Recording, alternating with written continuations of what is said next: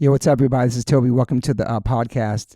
If you're a new listener, welcome. I'm going to give a big shout out to my day ones for the past 6 years, my subscribers, my listeners. I appreciate people who talk about this podcast, who share this podcast, who support this podcast, who write reviews for this podcast.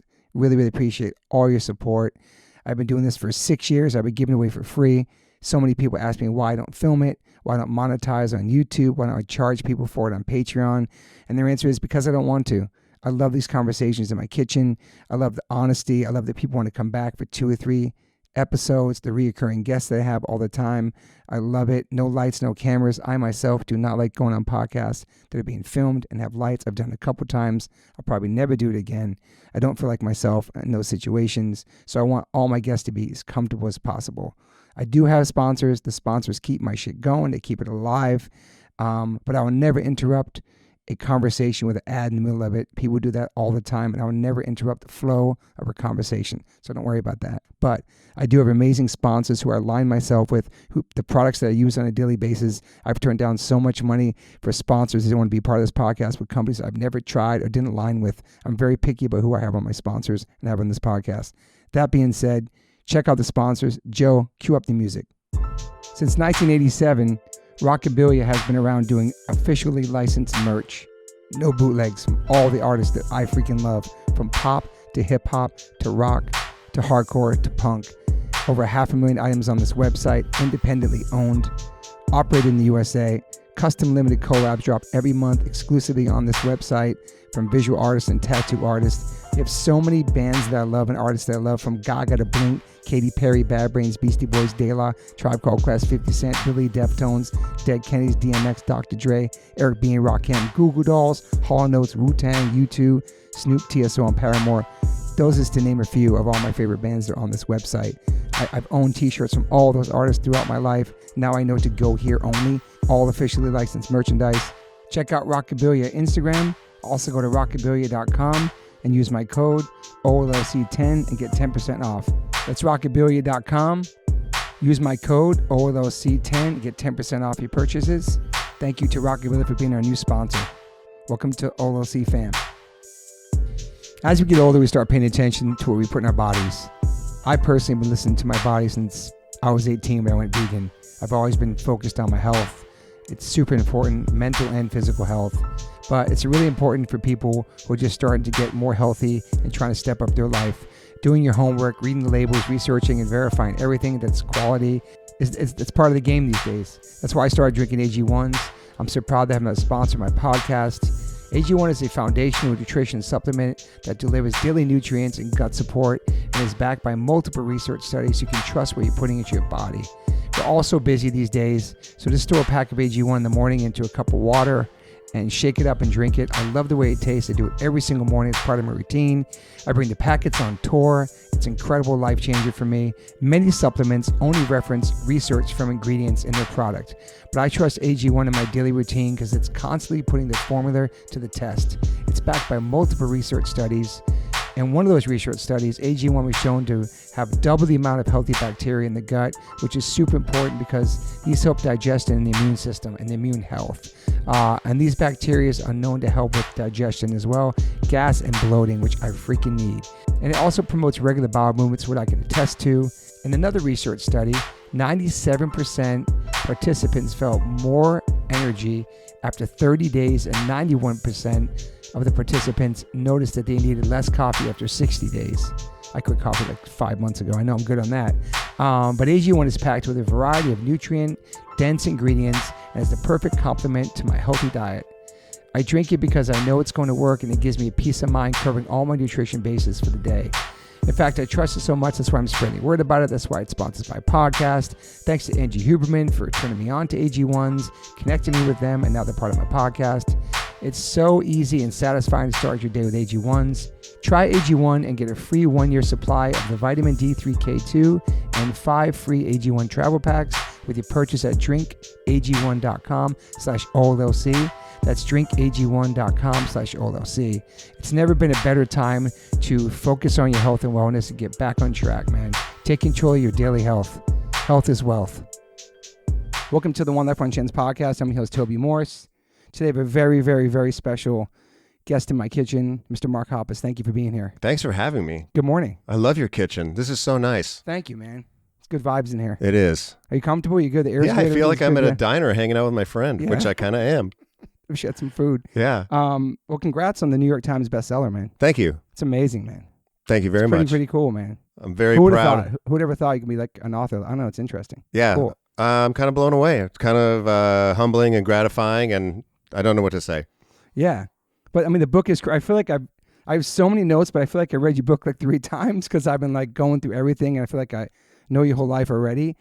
And I already thought I knew a lot about you until I read the book. Obviously, you see things, you talk to people, you know your stories, but then hearing the whole story there, it's an amazing journey, man. Thank you. Yeah, it's been a long, crazy road for you.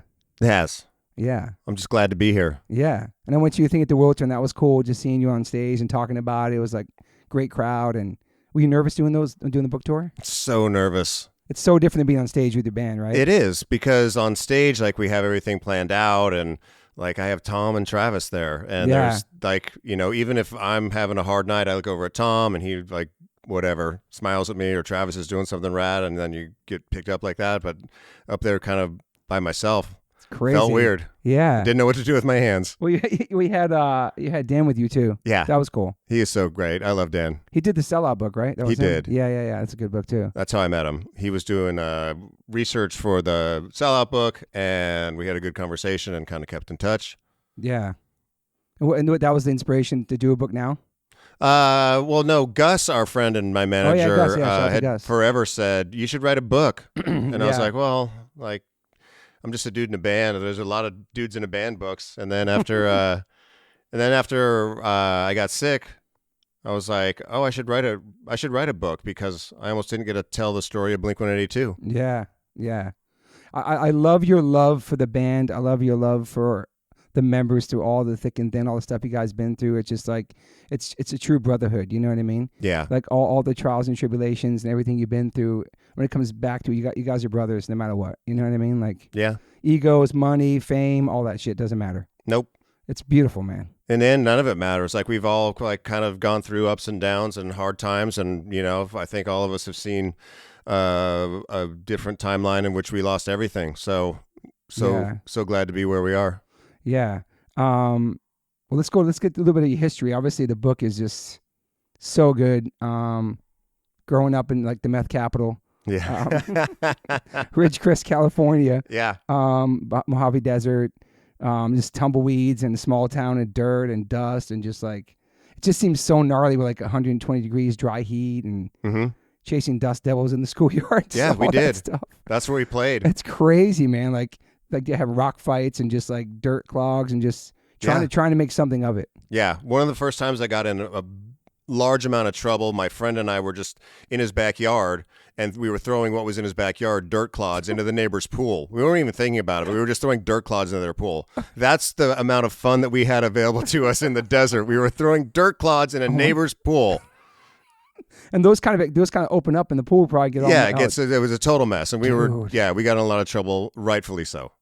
A lot of trouble, like grounded or something now. Whatever my version of trouble was. Yeah. Were your parents strict when they were together? Were they strict? Not really, no. Yeah. Were you a latchkey kid? You were on the streets all the time? All the time. Out there, like... Go outside and play, come home when the streetlights come on. Yeah, double wide trailer. We did.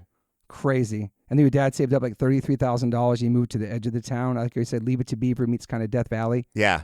We bought a house. It looked, honestly, like if you look at pictures of our house, like my dad made it a home for sure, but when we bought the house, it looked like one of those buildings that they use in nuclear test sites, where it's just like a building set on a bunch of dirt, and there's nothing else around that makes it look like it was inhabitable by real people. That's where I lived. Like on Breaking Bad and stuff. Yeah, totally. Scary looking, man. Yeah. So there wasn't much there, man, but you figured it out, and you got in trouble. You weren't a crazy bad kid though. No. You weren't like partying and stuff like that. You good in school? I was good in school. I did well in school. It kind of came naturally to me. I got in trouble mostly for being like making jokes. I got in trouble because I sang Jingle Bells Batman Smells in first grade, and I got my name on the board, and I had to talk to my mom about that. But other than that, I didn't get in fights really or anything like that. Yeah. Just the memories like driving to the dump on the weekends with your dad, listening to music, going over that bump and stuff, and like and just like all those cool memories, like childhood stuff. It's crazy, man. And yeah, your we mom listened to American Pie. We listened to like American Pie and Neil Diamond, and we were singing along with. I remember lots of songs. And then, and your grandma and grandpa were a big part of your life too in Riverside, right? Yeah, that's where going there a lot. That's where we went growing up. Like my grandparents lived in Riverside. That's where my parents had grown up and met. So we would go there for holidays and see the grandparents and go back and forth, kind of stuff. Easters and Disney and birthdays and all that stuff. Mm-hmm. Total suburban Southern California, Orange Grove, Sunshine, Orange County, all that stuff. Yeah. And you got a Space Invaders. That was your favorite thing, your Atari 2600. Yeah. One of your favorite gifts of all time. Yeah. It's awesome. And then also your mom taught you how to cook. You're doing scrambled eggs when you're 4 years old. That's crazy too, man. I can't even cook scrambled eggs. That's weird. Yeah. My mom never taught me shit like that. And she would let you take mental health days. She did, That's cool. Way before now. That's way crazy. Before now, yeah. She would say, like, I would tell my mom, like, I really don't want to go to school today. And she'd be like, okay, cool. Yeah. You know, within reason, I wouldn't abuse it. And I don't know, it made it actually easier. Yeah. Because I felt like there was that release if I couldn't, like, I just whatever. Some days I needed a day off. And she'd be like, okay, cool, stay home. Yeah. I love that your dad instilled, like, the importance of time management. Because today you were 5 minutes early. Yeah. So you'd never been late your whole life, really? I am rarely late. If I'm late, it like ruins my whole day. Really? It bums me out. So you pride bad. yourself for being on time. Yeah. Yeah. Like, but if not even that, it's not like, oh yeah, I'm on. It's more like I'm so afraid of the feeling that I get when I'm late. Like that guilt, like I'm letting people down. Like I said I was going to be there. I need to be there. This is disrespectful to other people's time. And that's one of the main things your dad instilled in you. Oh yeah, totally. Damn, it really worked, man. Yeah. I was impressed. You're like, oh, I'm on my way. I'm like, I could. Most people are always late. You also read a lot as a kid. That's really awesome. Encyclopedia Brown, Paddington Bear, all the kinds of books. And, yeah. And you and your sister got a tape recorder. You were making like radio shows and you wrote music and stuff too, which is cool. Yeah, we were just kids, obviously, and we got a tape recorder. And so somewhere I have a tape of me and Ann being like, now we're going to go to the weather. And my sister saying, oh, it's sunny outside, whatever it was. so dumb, but that's awesome though. But so fun. I think your sister was born. You're already 5 years old when your sister was born. Yeah. Yeah. That's cool. Did that change your life? That you excited to have a sister now? You're 5 years old, obviously, like the only child, and all of a sudden you have a sister. Yeah, it was great having a sister. Man, yeah, I liked having a sibling. My sister and I had always really gotten along. You guys still close? Yeah, still close. We text pretty much every day. It's like I have a text with her and my mom that we talk about. That's awesome. Crossword puzzles and movies and whatnot. And obviously later in life, was she getting into punk too as well? Yeah, yeah, totally. Yeah, Ann was totally a part of that scene, you know? Yeah. There's just a lot of stuff in the book, man. I have so many things highlighted, but like music was always in your house. The Beatles, Michael Jackson, Diana Ross, everywhere, Elton John. Just like a crazy diverse palette of music. Bee Gees, Donna Summer, Stevie Wonder, Simon and Garfunkel. It's awesome, man. Amazing music to grow up to. I love John Denver too. That was awesome. My mom played that too. Elton John. Yeah, man. That's it's pretty freaking amazing. All the music you know. And also comedy was a big thing too. The comedy records. Yeah. Which is interesting with the shit, piss, fuck, cunt, cocksucker, motherfucker, tits, the 7 words you never see on TV, which ended up being the family reunion song on the Short People, on the short music for short people, which I never knew. That's crazy, dude. Yeah, it's from George Carlin. I never knew you got that from there. I know, it's crazy. I wonder if people know that. They probably do now from the book. Yeah. But I thought it was just a song you guys wrote. It's no, weird. Some people have gotten it over the years. Some people understood that it came from fans. Yeah. Well, George Carlin's just one of the greats anyway. So punk. And so many things he was talking about back then are so relevant now. Yeah. It's crazy, man. Mm-hmm. He was like kind of like how Dave Chappelle is now with all the political stuff and the things he talks about. Yeah. It's really cool, man. Very smart. Yeah. So yeah, then you obviously a good childhood, everything's going good, and your parents start getting, they're having the fights, and then they end separating and all that stuff, and that's really heavy on you. Kind of changes your whole attitude, everything about like how you are in school, paying attention, all that stuff. Yeah. And it's crazy because one of the stories talks about how you kind of eavesdropping on the fight, and then you run into your room, you spill the apple juice, and that obviously fast forward to wherever the Adam song, and that's the lyric in the song. It's pretty awesome, man. Thank you. Just these gems in there that I'm just reading about. It's like, oh shit, that's where that came from. Because your parents separated like you were 8 years old. Yeah. And that really starts kind of your attitude and all that kind of stuff. And I love the different titles for the boyfriends after that, like the hippie, the absolute asshole, and then Glenn. He was cool. Yeah. Glenn's stuck. Glenn's still here. After my father passed, my mom was trying to like have new boyfriends and she got married once. And me and my 2 brothers, we would run every single dude out of the house. I feel so bad now thinking about it because my mom's alone now, but nobody was good enough for my mom. Right. Do you know what I mean? We were so protective of my mother after that. And then God came and said, fuck this guy. He's not my dad. You know what I mean? But now I'm like, damn, my mom's by herself. I'm like, shit. I love how like you painted your dad's girlfriend's house, and then in exchange, he bought you first. That's how I got my bass. It's crazy. Yeah. It's such a good. It's kind of a crazy deal, but it worked. Yeah. Yeah. Wow, man. That's a crazy first one. It was good, and I liked my first bass and started learning The Cure and all these other bands. And the Descendants too. That was a big impact on you, man. Descendants. The Descendants changed my life, dude. I love how you talk about that, because I kind of like for me hearing the Sex Pistols and all that stuff. I was like, this is cool. I can skate to it, but I don't know what a Sex Pistol is. I don't know what a Bullock is. But then you hear like Descendants, like, okay, this is melodic. I can skate to it. I love songs, like you said, suburban songs. Yeah. Eating food, just silly shit. Totally. Nothing serious about the government and all that stuff. You know what I mean? Anarchy and all that shit. Yep. I figured that out later with Dead Kennedys. But at first I was, this is too much for me. But you go back then, and then you can appreciate it. You know, it was an entry. It was an easy entry that made sense to me and totally spoke to me. Yeah.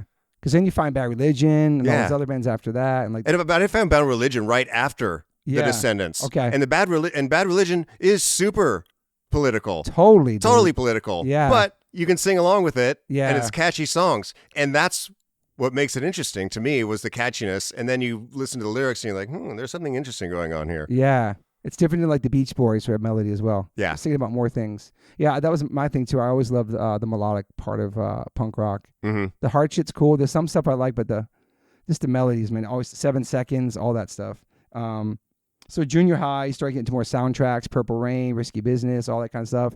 Like opening your mind more about soundtracks and different styles of music. I love that too. Those are some great soundtracks. I mean, Purple Rain's my favorite album of all time. So good. Favorite movie too. Great movie. Yeah. I can still watch and get super emo. You know what I mean? I still get emotional in that movie. Nice. It's freaking heavy. Have you been to Prince's place? I have not. Damn, I want to go so bad, dude. It's like a total bucket list for me, dude, to go out there. So can you just make an appointment and go? Or I think so, man. Do you have to know somebody? Is it open to the public? I think you can buy a ticket. Really? Yeah. Okay. I think that'd be I definitely have to go there someday. I heard it's awesome. His motorcycle from the movie, like all these things in there, and like he was like one of the greatest like musicians of all time. Yeah. Underrated guitar player too. I think he's one of the highest rated guitar players ever. But people put him their top though. It's weird. Really? I don't think so. Not that I've heard. Interesting. I don't know. People just think about as like as a singer. I don't know. The guitar playing, just everything, dude. He's like incredible. He's probably one of the best bassists of all time. Yeah, he plays all instruments too, right? Totally. Have you seen him live before? I have not. I seen him once. It was pretty cool. Really? He had an all-girl band. Yeah, it was pretty cool. So rad. And then we saw him at Jimmy Kimmel, and we were standing on the side stage. He was about to go on, and my wife was going to grab his butt. She was that close to his butt. And I was like, dude, please don't grab his ass. We're going to get kicked off the fucking stage and going to get beat up. And my wife literally had her hand out. She's like, oh my God, I love him. And I was like, dude, don't grab his butt. It was so bad, dude. I'm glad that moment didn't happen. So you class clown in junior high school. You started listening to Delirious and watching those movies, Beverly Hills Cop, all that stuff. Lived in Monterey. It's crazy. You had like so many different places you lived in before high school, man. It's wild, man. Yeah. It's moving all around. Yeah. And I love the teacher said, if you don't fix your smart mouth of yours, you'll never amount to anything. And you felt so vindicated at that moment, like in the movies. Yeah. Like, fuck yeah. That was the movies that I loved, where the school people are like, you're never going to be anything. And like, yeah, I'm going to be cool. You don't know me at all. And I'm like, yeah, it's happening in my life too. And it happened. I love that you dressed up like you get to pick your clothes out in 8th grade and you picked up Miami Vice fit, Tom Johnson. I did. Didn't go over too good, but you felt good when you had put it on at first, right? I did. I felt really cool going to first day of school in my Miami Vice clothes. Just people laughing at me. I'm like, okay, you're right. Fuck. Point taken. It seemed like your parents are super just supportive of anything, like doing that, wearing that to school, or just like they trusted you, I think. Yeah. I think parenting was a lot different back then. Also, I think it was way more hands off. Let your kids figure out their own way. Yeah. It's scary now. Yeah, it's it's kind of swung back very far the other way. Yeah. And then probably the right place is somewhere in the middle. Yeah, we just in the streets till like the sun went down, the street lights came on. Mm-hmm. There was no phones. You knew time to be home. It was really interesting. Yeah. Parents trusted you. Riding bikes around, you were safe. Totally. I'm still sketched out. My son goes out and he's 22. I'm still worried about him driving or just something in LA. You know what I mean? It's like, I don't know. It's just how we grew up again. It's different. I love how Thrasher Mag, like seeing the Thrasher Mag in the cafeteria at school kind of was a game changer, like the Bible, like looking at the Thrasher magazine, all the pictures and all the gear. It's just like, I used to have a subscription to Thrasher. It was like $2 an issue or something back then. Dude, Thrasher magazine was everything, bro. Mm-hmm. So it was a game changer for you. Yeah. And then your style and everything. I still remember the texture of the paper. Really? It was like this really like ratty, really? like bad texture paper. Like the printing on it was awful. Damn. Yeah. You get your fingers black, right? Almost, yeah. Yeah. It was like so cheap, but it was so cool. I know. Loved it. All the pictures. There was no videos back then, really. Yeah. I don't know if the Bones Brigade was out. Maybe it was. It was just starting. Yeah. And then Search for Animal Chin was the one. So wild. Was really like the first skate video that we got our hands on. Yeah. And that was so kind of artsy too. Mm-hmm. So different than Bones Brigade. That was super raw. But I love you had the first, you had the cab, the Dragon Deck, the OJ wheels, Indy trucks. Dude, classic lineup, dude. Yeah. Were you good at skating? Nah, I was decent. I could ollie pretty well. Okay. I never learned how to consistently kickflip. Okay. But I would ollie off stuff and over things, and that was kind of what I liked doing. Cruising around? Just cruising around. You get a boneless? Yes. Okay. I did boneless. Boneless is my favorite, man. Yeah. Do you still skate or no? I do not. I gave up skating many, many years ago just because I enjoy playing bass way more than I like skating. It's not worth it. Yeah. I never learned how to fall. The reason I was never really great at skating was I never learned how to fall correctly. When I fell hard and I hurt myself. Well, you were in pads and stuff back then? No, because we were street skaters. We didn't do ramp. Yeah. I love how like you find your tribe. You found your tribe too, and you find the skateboard culture and the whole community. Mm-hmm.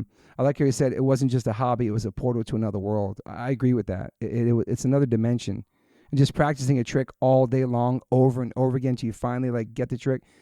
It's an incredible feeling, man. Yeah, it's hard to.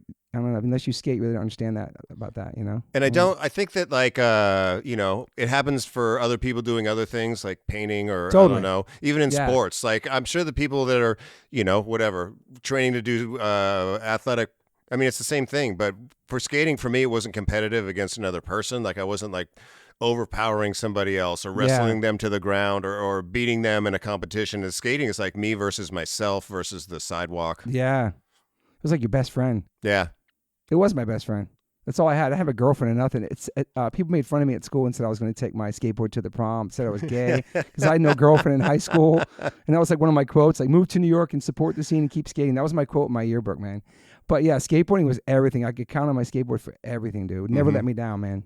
But nobody really skated where I lived. But Jimmy Z's, Vans, Powell Vision, Street, all that shit. That was like that was a uniform, dude. Yeah. So sick. It's crazy how Vans is still here and crushing, dude. Yeah. It's crazy how like they're bigger than ever and it's been around that long. Vans are just like ubiquitous. Yeah, it's crazy. All the different cycles it's been through. Mm-hmm. Then you end up moving to Virginia. Your dad's working at the Pentagon. Your friend Wendy gives you a cassette of Cure, Kiss Me, Kiss Me, Kiss Me. Yeah. Just Like Heaven's on there. All that's a game changer hearing the Cure for you. Yeah. Incredible band, obviously, and I remember hearing them too when I was young, but that really was it for you. You really loved Simon Gallup, the bass player, right? That was like your dude. Yeah. Yeah. I learned everything about playing bass from watching him and playing along with the Descendants. Yeah. And you started rocking the black hair, the black docks, all the clothes, change your whole shit. Start rebelling. You start missing school, drinking a little bit. Yeah. Have you for a cigarette at the Might Be Giants concert in D.C. Mm-hmm. The 930 Club. That's 930. Crazy. Yeah. What year was that? You were 16 then. 88. Damn. Okay, I was in New York then. But yeah, that's legendary. That was my first club. concert. So cool. Yeah, and I love the club, and I was just back there and just saw the owner. Oh, recently? Yeah, I was just back there last month on the book tour. Oh, wow. Yeah. It was grimy back then, though. It was, yeah. That area was way different back then. Oh, yeah. It was like... sketchy. So sketchy. It was so sketchy. I mean, we got lost one time driving to another show there, and we saw somebody get stabbed, and we saw... Damn. Yeah, it was just... Like, there was trash burning in the street kind of stuff. It looked like anarchy. But it was something about that was so exciting, right? Like, you wanted to... It didn't really not make you want to go to the show. It's almost like you intrigued by it. It's like you go into some grimy area, seeing some crazy... You feel like so cool. It's like going to a speakeasy. Yes. Yeah. I mean, they didn't have signs or anything for 930 Club with like a flashing, like a flashing sign with a marquee. Or it was just like a little. I know. You had to know where to go. But it's cool if you went to had a great show, made it home, you survived, you went to the show, go back again. Yeah, you said you started smoking that day. It lasted like 10 years after that. Yeah. Damn. I smoked a lot. Was it clove cigarettes back then or just regular cigarettes? Mostly regular cigarettes. Yeah. You know, I smoked Marlboro Reds for a long time. Dude, it was and hard. then I was like, you know what? I care about my health. I'll switch to Marlboro Lights. It's like a Diet Coke. Yeah. Did you go to Smash Records or like Command the Salamander? Oh, yeah. Dude. Oh, the Exorcist stairs? I've never been to the Exorcist stairs. Dude. Never. It's pretty sick. Yeah. I'm surprised not more band photos on those stairs. They're like so legendary. Yeah. But dude, Smash Records was everything for us because I lived in Maryland earlier on before I moved to New York. Command the Salamander, going to records. You were checking out flyers and all that stuff, checking the liner notes. Everything changes when like you find something you love so much, you get obsessed about it. And no internet back then, so you had to actually go and explore, which I love. Yeah, and find. Yeah. It was like fishing. Like you would go out and you wouldn't know if the store had anything, and you'd look through the bins and you'd find something and I never even heard of this song before. Or it'd be like, oh my God, an interview disc. Yeah, interview discs. You know? Forgot about those. Yeah. The liner notes with T-shirts doing on the back cover, flyers, everything. I had no idea what the Descendants looked like for years. Not a clue. Yeah. That's a good point. Because they didn't like my cassettes didn't have photos of them on the inside until the All album, and I think there was a live photo in there, but you couldn't really see what was happening. I was like, wow. Or Liveage too. Liveage has interior. Did you like All also, the band All? Yeah, but that was challenging. Yeah, that's a challenging She's My one. Ex though. Yeah, no, that's the thing with All. They have like dude. the best pop songs, and then they have songs that challenge you, like the most ridiculous Radiohead song, and you're like, you're right. There was a couple different albums. I had cassettes of them, yeah. But She's My Ex is that's a great so good freaking song, man. Yeah. It's a Descendants song if you think about it, but it's like Sour Grapes or Wendy or like Clean Sheets. Oh my God, dude. They're like I guess we could say, because people say Ramones are, I would say like, you could say Descendants are the first pop punk band if you really want to try to put it in a category. Yeah. I know Ramones had melody. The Clash has melody too, I guess, but I don't know. Real poppy love songs. It's Descendants, dude. Yeah. For sure. I can see the Descendants borrowed from Ramones, maybe, but I mean they're different things. Buzzcocks were around too then too. They had great love songs. Yeah. Yeah, the Ramones. I say the Ramones, yeah. But you got so inspired by then. You started writing lyrics and stuff and just going to more shows and like you kind of started like your first kind of band called I Like Eggs. Billy Crystal's album was from that or something. Yeah. And then you got a Cassie keyboard and learned all the Cure songs. Kind of self-taught. I think the I Don't Want to Grow Up tape was really one for you, silly girl, life changer for you. And we talked about it. You related more to that than all the other stuff. But yeah, Descendants is just, you like Everything Sucks too? Yes. So good, bro. Yeah. That's the sickest comeback record of all time, dude. Like 20 years later, they come back with that album. That's really good. Dude, it's so good. So I guess the senior year started going to more shows. Like you saw Nirvana back then with Sonic Youth, 9 Inch Nails. Listen to more music. Grades kind of going down a little bit. Then you had Pier 69, which covered like Social D and the Cure and Hendrix covers. I like that mix of songs you guys were covering. Yeah. It's so wild. Those three styles. It was just stuff that was fun to play on bass and guitar. Yeah. Yeah, it was easy, right? Not easy, but still, Social D. Yeah, Social D was great. Descendants, obviously great. Bad Religion we covered. And then Jimi Hendrix is just fun to play. Yeah. That's what I'm saying. Nobody puts fucking Prince up there with Jimi Hendrix, man. Really? I never hear him in the top 5 like that, bro. Okay. Give Prince more love, dude. And then you have Of All Things was the other band. Yep. What about the Attic Children? Is that a band? Yeah, it was just whatever. Okay. I mean, you know, the book, but I found that somewhere. Yeah, no, there's a thing. Like we changed our band name a couple of times. I don't remember. It's kind of a hard name, though. Yeah, the Attic Children. I came up with that. Okay. But Of All Things, that was your main focus once you graduated and going to community college. Yeah. Started just playing shows. Then you worked at the pizza spot before you worked at the warehouse, CD place. Yeah. And then, your dad's like, you're 20 years old, and your dad's like, is your son still living home now? No, he does not. Damn, how old is he now? He's 22. Yeah, my son still lives at home. He's still sleeping right now, this prick. But I like that. I like how kids are staying. I'm thinking about you moving out. Your dad's like, yo, it's time to kick rock, son. You're 20. Yeah. My mom kicked me out when I was 17. But I feel like in California, at least in LA, a lot of Max's friends still live at home because it's expensive to live on your own. Yeah. Unless you're going to college or something. Right. Jack did go to college. Okay, yeah. And then he got hired out of college, so he has a job, and he moved close to his job. Wow. Is that you have an empty nest now? Yep. Is that hard? No, it's great. Okay. It's rad. It's rad watching your kids grow up to the point where they become their own functioning people, and they want to go do their own thing, and then they want to come back and say hi and hang out. Then it's like a whole new chapter for you and your wife, because then it's like how it was before. Yeah. And you're just older now. So it's like now you have time together. All this. It's pretty cool, actually. It's great. Damn. Okay. Good. That's good to know. My son plays in my band now, too, so I don't know how long he's going to live in this house for, but it's cool to tour with him and do all that stuff, too. But he has a job. He does, he does his thing. What does he do? He works at Pura Vida. He's in acting school and improv school. He does modeling. He plays drums. He takes selfies of himself all day. He's a good kid. He growing up in LA, I'm lucky that he turned the way he turned out. Yeah. It's a scary place. Yeah. Mm-hmm. We're very, very lucky. So you start playing shows. Your dad's like, yo, it's time to go. Love you, but it's time to like make a move here. Let's do something. Yep. And you apply to Cal State and you get in. And then I like how like you're on your drive there. You're kind of like thinking about your life. What am I going to fucking do? You don't really want to go to college. You're moving with your mom now and your sister. And then, the first day you get there, your sister connects you with Tom, which is the craziest first day of moving there. Yeah. And you write Carousel, like the first day of hanging out with this guy, and like instant connection, instant brotherhood, on the same wavelength of everything, funny, all the different shit, totally connect, skateboarding, all that. It's just a crazy moment, because on the way there, you're just like, fuck, what am I going to do with my life? Mm-hmm. Like, I actually got to fucking grow up now and figure it out. Luckily, that didn't happen. And then you meet this guy, this crazy fuck, and then fucking game changer, bro. It's fucking crazy. Just your sister, just like, and I think your sister didn't get to go and see you guys jam or something. She's like, I don't want to introduce you guys. It's funny. Yeah. But yeah, she's the one who did that. It's pretty awesome, man. That's just like a game changer for you meeting Tom, dude. Yeah, it changed everything. Wow, dude. I finally felt like I'm somebody that really understood like where I was coming from, and felt like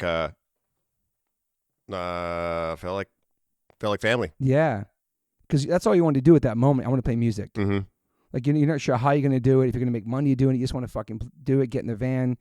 I didn't even think about getting in the van. I thought we were just going to like play some backyard parties. Yeah. That's true. So there's no thoughts of anything like that. Yeah, just going to fucking play with my friends, see what happens. But you get a job at the warehouse spot. But then you said you couldn't work weekends because you said you volunteer with special needs kids. I did.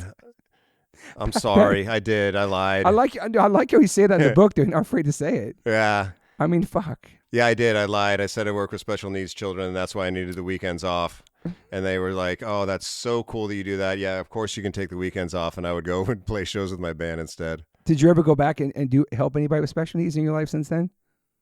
Just to fill that part. To fill that part, we do a lot of charity work. You do. I was going to say you do. You're doing benefits for the fires. You do all that stuff. Dude. Yeah, you gave back 100 million times since then. Yeah, but it's just funny when it wasn't cool to do to get the weekends off. It's crazy. But then when you read it, I was like, holy, because I heard about that and I read it. I was like, oh shit, it's kind of something you would do back then as a kid. Of course you know what I mean. You want to play music. That's a good lie though. It's pretty fucking. You can't say no to that lie. Yeah. And then you're skating all summer with Tom, and then you guys skate. What's that pro skater you guys skate? His name's Dan something. Dan Rogers. Yeah. You had a pro skater friend. That's awesome. Yeah. You skate with him all the time. Oh, all this every day. Every day I would like go to college, like knock out whatever classes I had to do, and then I would go hang out and skate. Yeah. Did you enjoy college at that moment? Or just trying to get through it? I was just trying to get through it. Yeah. It was changing at that point because at one point I was like, okay, yeah, I'm going to be a teacher. I'm going to be an English teacher because I really like English and I love lit. So that's what I want to do is pass on this love to people. And so I was actually trying to do stuff. And then when the band started to like be a thing, yeah, then it morphed into like, well, no, I want to be in a band. What am I doing? Yeah. That's cool. Yeah, you could have been a teacher though. Yeah. It's pretty awesome. Do you love that? So you love school in that way? I did. Like English and all that stuff? I did, yeah. I really enjoyed that. I really enjoyed, like, there was a teacher in high school who taught Shakespeare. I've always loved reading, but, like, whatever that teacher did was, like, one of those movies like Dead Poet Society or something where he, like, unlocks something in your brain and you're like, that's what it means. Oh, that's really cool. That's awesome. Yeah. Did you like math, too? Were you good at math? I was good at math. Because my dad's like an actual scientist. That's right, so literally my dad, I remember walking around with like a slide rule at one point. Like he had a slide rule to program missiles and bombs for the Navy. But yeah, I was decent at math, but I really liked literature. Yeah, that's right. Your dad's a rocket scientist at the Naval Air Weapons Station. Yep. And he worked for HARM, which is high-speed anti-radiation missiles. Yes, he did. So your dad was a legit rocket scientist, dude. Yeah. Crazy. Yeah. Super smart. Super smart. Did you get to go there? There was like no bring your kids to work in on that stuff. No, I had to, like, if I went to work with him, he'd have to sign me in specially, and there were places I couldn't go at all. Damn. And yeah, he's like has a crazy job, man. Crazy job. He had to testify before Congress before, and wow. Yeah. And then he worked at the Pentagon. Obviously, when you guys lived in Virginia. Yeah. Yeah, that's crazy, dude. Mm-hmm. I love the flybys too. This thing called flybys you guys do. You run as fast as you could at somebody down the beach, and then they would see you coming. They get totally nervous, and as soon as you get close, you guys run right past. Yeah, run straight past them and go into the water. Yeah, I don't know why we didn't get our asses kicked. We should have, time and time again. We deserved it. You guys, we were fearless, we were invincible, we were immortal. That was your vibe back then. Mm-hmm. Did you guys ever get beat up or chased down like that, or no?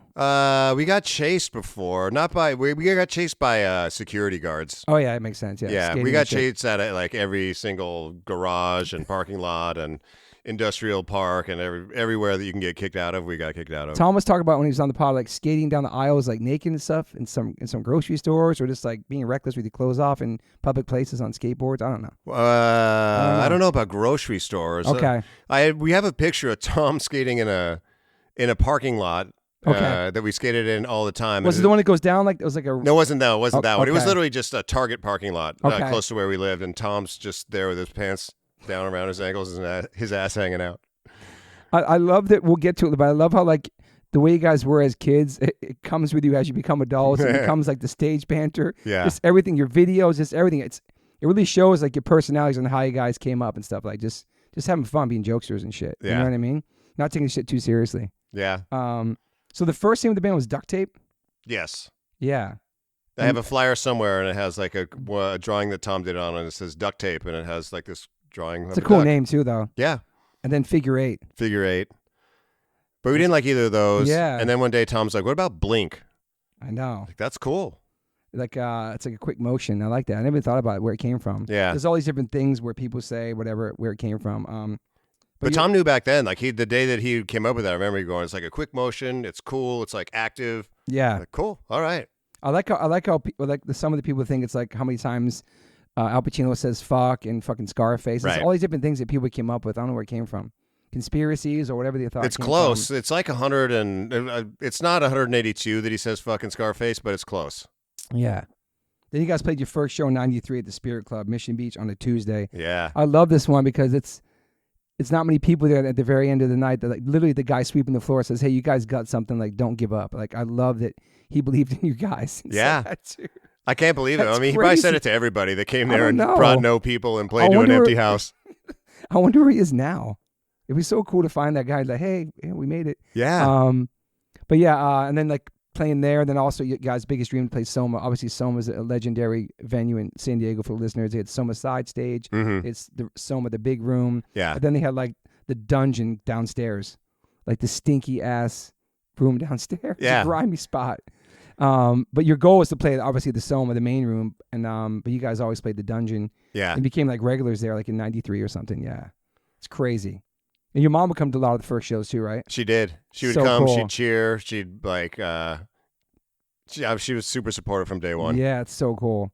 It's crazy from that show there, and then me seeing you guys headline sold out 70,000 people a year or two ago at SoFi Stadium. Yeah. That was crazy, bro. It's bananas. That's crazy. I don't know how that happens. Do you get nervous at that show? Yeah. At the SoFi show? It was crazy. Yeah. Yeah. Yeah, people are trying to come up and talk to me before the show, like backstage, like friends of ours that I haven't seen in a while, and they're starting to make small talk, and I'm like, I have no idea what you're saying to me right now. Yeah. I have to go out there and play in front of a stadium. Bro, it was so crazy. That's when Metallica plays, dude. Yeah. That was an amazing play. I was so happy to be there and see that. It was so crazy, bro. It was awesome. How do you calm me nervous for something like that? How do I calm myself? Yeah, before you go on. Pardon me. I do my vocal warm-ups, and I stretch, and I pace, and I have like this whole thing that I do that's basically just keeping my mind occupied so I don't think about going out and playing in front of all those people. Yeah, it's crazy. It's hard. Like once you get on stage, once you get on stage, you see Tom, you see Travis. Okay, we're just gonna play. Once I cross that barricade into this, like the lights come on and Tom's there and Travis is there, everything's great. Yeah. Fucking wild, man.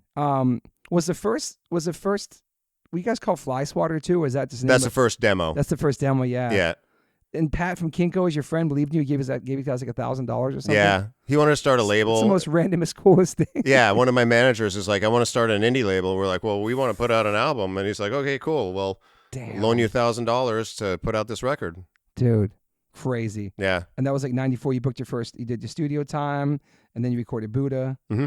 And that picture's just a friend that brought that back from deployment from Japan. This is the Buddha. He took a picture. That's our cover. I like how easy it was back then. It's like, oh my God, what's the cover going to be? What's the art going to be? What's the whole layout going to be? Like, took a picture of the Buddha. That was it. Yeah. It's fucking awesome. Because there was so limited. Like now, it's like, what do they call it? Paralysis of analysis. You can do anything. Bro. You can get any AI. information. You can do AI. You can look for something online. You can get whatever. And so you just did it, and you have Photoshop, and you have like all this different stuff. For us, it was like we had to go to Kinko's. Yeah. Okay, we're going to do the album art tomorrow. So what do we got? Are you like this picture? Sure, that's cool. Okay, great. It just works. Yeah. And then you distributed all that shit yourself. You like totally delivered all that stuff, all the records. Yes. So just the DIY, I mean, just the hustle, man. People don't know what it's like back then before the internet and all that, just trying to get your name out there and the word and giving people demos and flyers and making stickers before you even have a song. All that hustle, dude. Yeah. It's a lot, man. And then Scott drew that rabbit, that legendary rabbit in front of the circle and shit. Mm-hmm. And that was just a sticker. And then you finally play it in 94, the main stage with Face to Face at Soma. Yeah. Sick. Great band, Face to Face. They were great. They were super nice to us. They helped us. We broke down our van. Broke down one time. It was actually not our van. We borrowed Unwritten Law's van. Oh, shit. Drove all the way up to Reno. And they told us before they loaned us the van, they said, hey, you can't turn it off because the starter's broken. So once you get it started, you cannot turn off the engine. So we were driving up to Reno and filling up the gas with the thing running. And we got there, and like we had to go play the show. We're parked in this alley in Reno. We're like, well, we can't just leave the van running. No. Somebody will steal it. So we had to turn it off, thinking, okay, well, whatever's going on, it'll start like once, or we'll push it. And we could not get that thing started. And Face to Face's drummer came over and fixed the starter for us. And then we drove back from Reno to San Diego. That's amazing, dude. It's good he had skills like that. Yeah. Fuck. It was a good show? It was a great show, yeah. It's your main stage debut. It's like playing that room. That's crazy, man. Also, the importance of like, from Fluff, how he was for your band. That's I never met him, but I know he was a legend. He did a lot for a lot of people, and Fluff was a very well-respected, influential band. But he was like a big influence and importance of you guys, right, back then? Yeah. It was great. He championed us when no one else cared at all. Yeah. And then also your friend Brahm, whose dad owned Cargo Records. Yeah, his dad owned the label, and O was one of the big bands on that label. Yeah. And so between the two of them, they pressured the owner into putting out our demo. Yeah, Brahm put a Blink cassette in his dad's car. Yeah. So sick. That's crazy street promotion. And then you guys signed, and you signed to like an imprint called Grilled Cheese or something. Yeah. Yeah. $1,500. It's crazy that the Cargo guy put a bet against you guys that you wouldn't sell more than 1,000 copies. Yeah. Then he ate his words later on, which is amazing. But that's crazy to do that on somebody you signed. Like, I'm gonna go against the band that just signed. I mean, he basically gave us $1,500 so his son would leave him alone, and O would stop. He's like, fine, I'll do it, but I'm not going to put it on my actual label. I'll put it on this other thing called Grilled Cheese, and then like crazy. Whatever. So $1,500, leave me alone. Damn, go away. Dude. Fucking wild, man. And then Chester Cat was made. And I realized that was from Alice in Wonderland, so I started doing research too. Oh, and Brett Gerwitz's studio, right? At West Beach? Yeah, West Beach. Yeah, we recorded that once a long time ago. Yeah. Shout What's there now? I don't know. Probably an apartment complex or something? Probably, yeah. Yeah, he had that thing for a while. He does his own publishing. Shout out to Brett Gerwitz, man. Yeah. Legend, dude. Hero. Total hero. And then you guys did, I think your first tour might have been with 7 Seconds and Sprung Monkey. Uh-huh. It was a Good Times tour based off that like surf video you guys were in. Yep. Those are so important too. They were. Those soundtracks. It's you can't really understate how important those were. Overstate how important those were. Was that through Rick Thorne back then? I mean, not Rick Thorne. Sorry, Rick DeVoe. Yeah. Rick DeVoe was friends with Taylor Steele. Yep, Taylor Steele. Yeah. And said, hey, can you put this band on one of your parts? And I put it on Kalani Rob's part. Crazy, man. And everything was kind of coalescing right there in San Diego, kind of right place, right time. The surf, like extreme sports industry was blowing up. Surf, skate, snowboarding was really blowing up in popularity. And we were in San Diego in Southern California playing punk rock, and it was blowing up. Perfect timing. Yeah. And then you do a tour for that, which is kind of sick, doing a tour for like a video. It's interesting. Yeah. I think that was Rick's idea. I think that he and Taylor came up with that, and it was very smart. Yeah. And then I think Tom got arrested on that tour. He did. Is that famous picture of him in the back of the car? Yeah. Halloween 1995. He was just drinking outside or something? Yeah, he grabbed some beers. He went outside to try and talk to this girl, and he was holding 2 beers, and he literally like walked 1 foot out the venue, and there was a cop standing right there, and he said, "Oh, guess who's going to jail?" And handcuffed Tom, put him in the back of the car, and we were all laughing and carrying on. Tom's laughing with us, and then the car takes off to go to the police station, and Tom looks at us like, "Oh my God, this is for real?" Oh shit! Was that his first time getting arrested? Do you think? I think so. Yeah. Damn, he's like, this is all fun into a drive. Yeah. Did you have to go bail him out or something? We did. We spent all night at the Jacksonville police station trying to bail him out. Bro. He was super bummed because I guess you're supposed to grab a roll of toilet paper to use as a pillow, and someone took his toilet paper. Jesus, dude. Yeah. It's like a bad movie. Yeah. Toilet paper for a pillow? That's crazy. I love this quote from you too. Like, to tour in a van, you really got to want it. Yeah. It's such a real quote. It's such a true thing. Being in a van is brutal, but also it's awesome. You have so many memories. And when you finally graduate to go into a bunk on a bus, dude, life-changing, man. Yeah. Dude, but all those years, like in like a cargo van or in a fucking car or sleeping on somebody's floor or at a fucking venue, all that shit. It's part of the journey. But yeah, van tours are grueling. I mean, we have a 15 passenger now for the tour we're doing, and we're like 55-year-old men in this van. It's a nice Sprinter, but it's still like even like a 3-hour drive. I'm like, oh my God, it's so crazy as you get older and you're still doing the van stuff. But just vans in general, it's really grueling back then. Especially it's like stinky, it's dirty, people are getting sick. Yeah, you know, you're driving or people are fucking being annoying, but like it's a real grind, man. It's a grind, and you have to figure out your way. You have to find a map. Oh yeah. There's no map quest. There's no map quest. Big actuating we maps. had one of those Thomas guides. Yeah, that's right, dude. And you'd have to maybe buy a map on the way into town if you didn't have one to try and figure out where you were going. Dude, Thomas guides, bro. Yeah. We'd bring those back. That was crazy. That's what you had to do back then. Or like somebody would send you directions or you have from a venue or something, but it's like pirates roaming the open seas. I love that, dude. Yeah. So true. When did you guys go into your first bus? I think our first bus ever was Warped Tour, probably 97. Yeah. I think we got, but it wasn't. Oh shit, it's not. It's 96. 96, sharing a bus with Kevin Lyman, the BMXers, and all the production. Totally. So we got a bunk, but I don't know if that was an upgrade. Like we were in a bunk with Kevin Lyman and every other production person on the like people were sleeping on the floors and partying all night long, and like you got a bunk, but that was it. Yeah. He's just gonna shut your curtain and just like put earplugs on or something. Totally. Damn, dude. And didn't Fletcher get you guys on the Warped Tour? Like try like you got to get this band on the Warped Tour or something. Yeah, like Fletcher. I mean, we wouldn't be where we are without Pennywise. They paid to take us on tour in Australia. They took us on shows. They put us on tours. They did everything for us. Yeah. Shout out to Fletcher. Shout out to Pennywise. Yeah. Man. Great band, man. Great Incredible band, dude. So yeah, you're on the bus. You're on the Warped Tour in '96. Limp Bizkit's on there. 311 strung out. Poop bags. Poop bags. People don't know about the poop bags, man. Brutal. You can't shit on buses. I wonder if you can shit on a 2025 bus at this point. You can. You can. Yeah. Damn. We used to shit in the bags, and then if it's at night, I'd throw them out the roof. Yeah, people would throw them out the car windows or the bus windows. People driving shit back. It's so bad, bro. It's so bad. But you have to go, man. It sucks. Yeah. Because you don't want to be the guy that says, can you pull, it's like 1 a.m, can I take a shit? Can you pull over? Like, you don't want to do that. I don't know. It's weird. So now you can shit in the bus. Wow. You have to pay for it. What do you mean? Pay extra to shit in the bus? I think so. Weird. Yeah. You can shower in the bus, obviously. You can shower in the bus. Now I can afford it. Now I have a showerable, bathroomable bus. Bathroomable bus. Yeah. You get your own bus, too. Yeah. That's sick. Bring your family out. Mm-hmm. Damn. But, dude, you guys grinded, man. Just reading this book. But even like recently, Tom and I shared a bus for a leg of a tour, and still, like, you got yeah. It's great.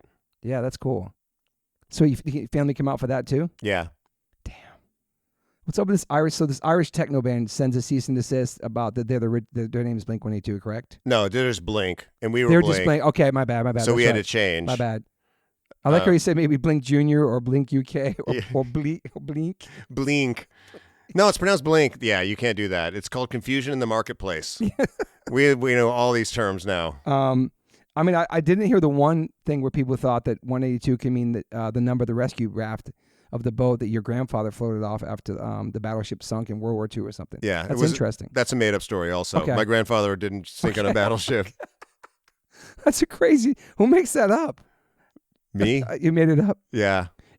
Are you the 1, the 8, or the 2? You think out of Blink? I'm the 2. Really? You thought about this before? No, I just thought about it right now. I think Travis is 8.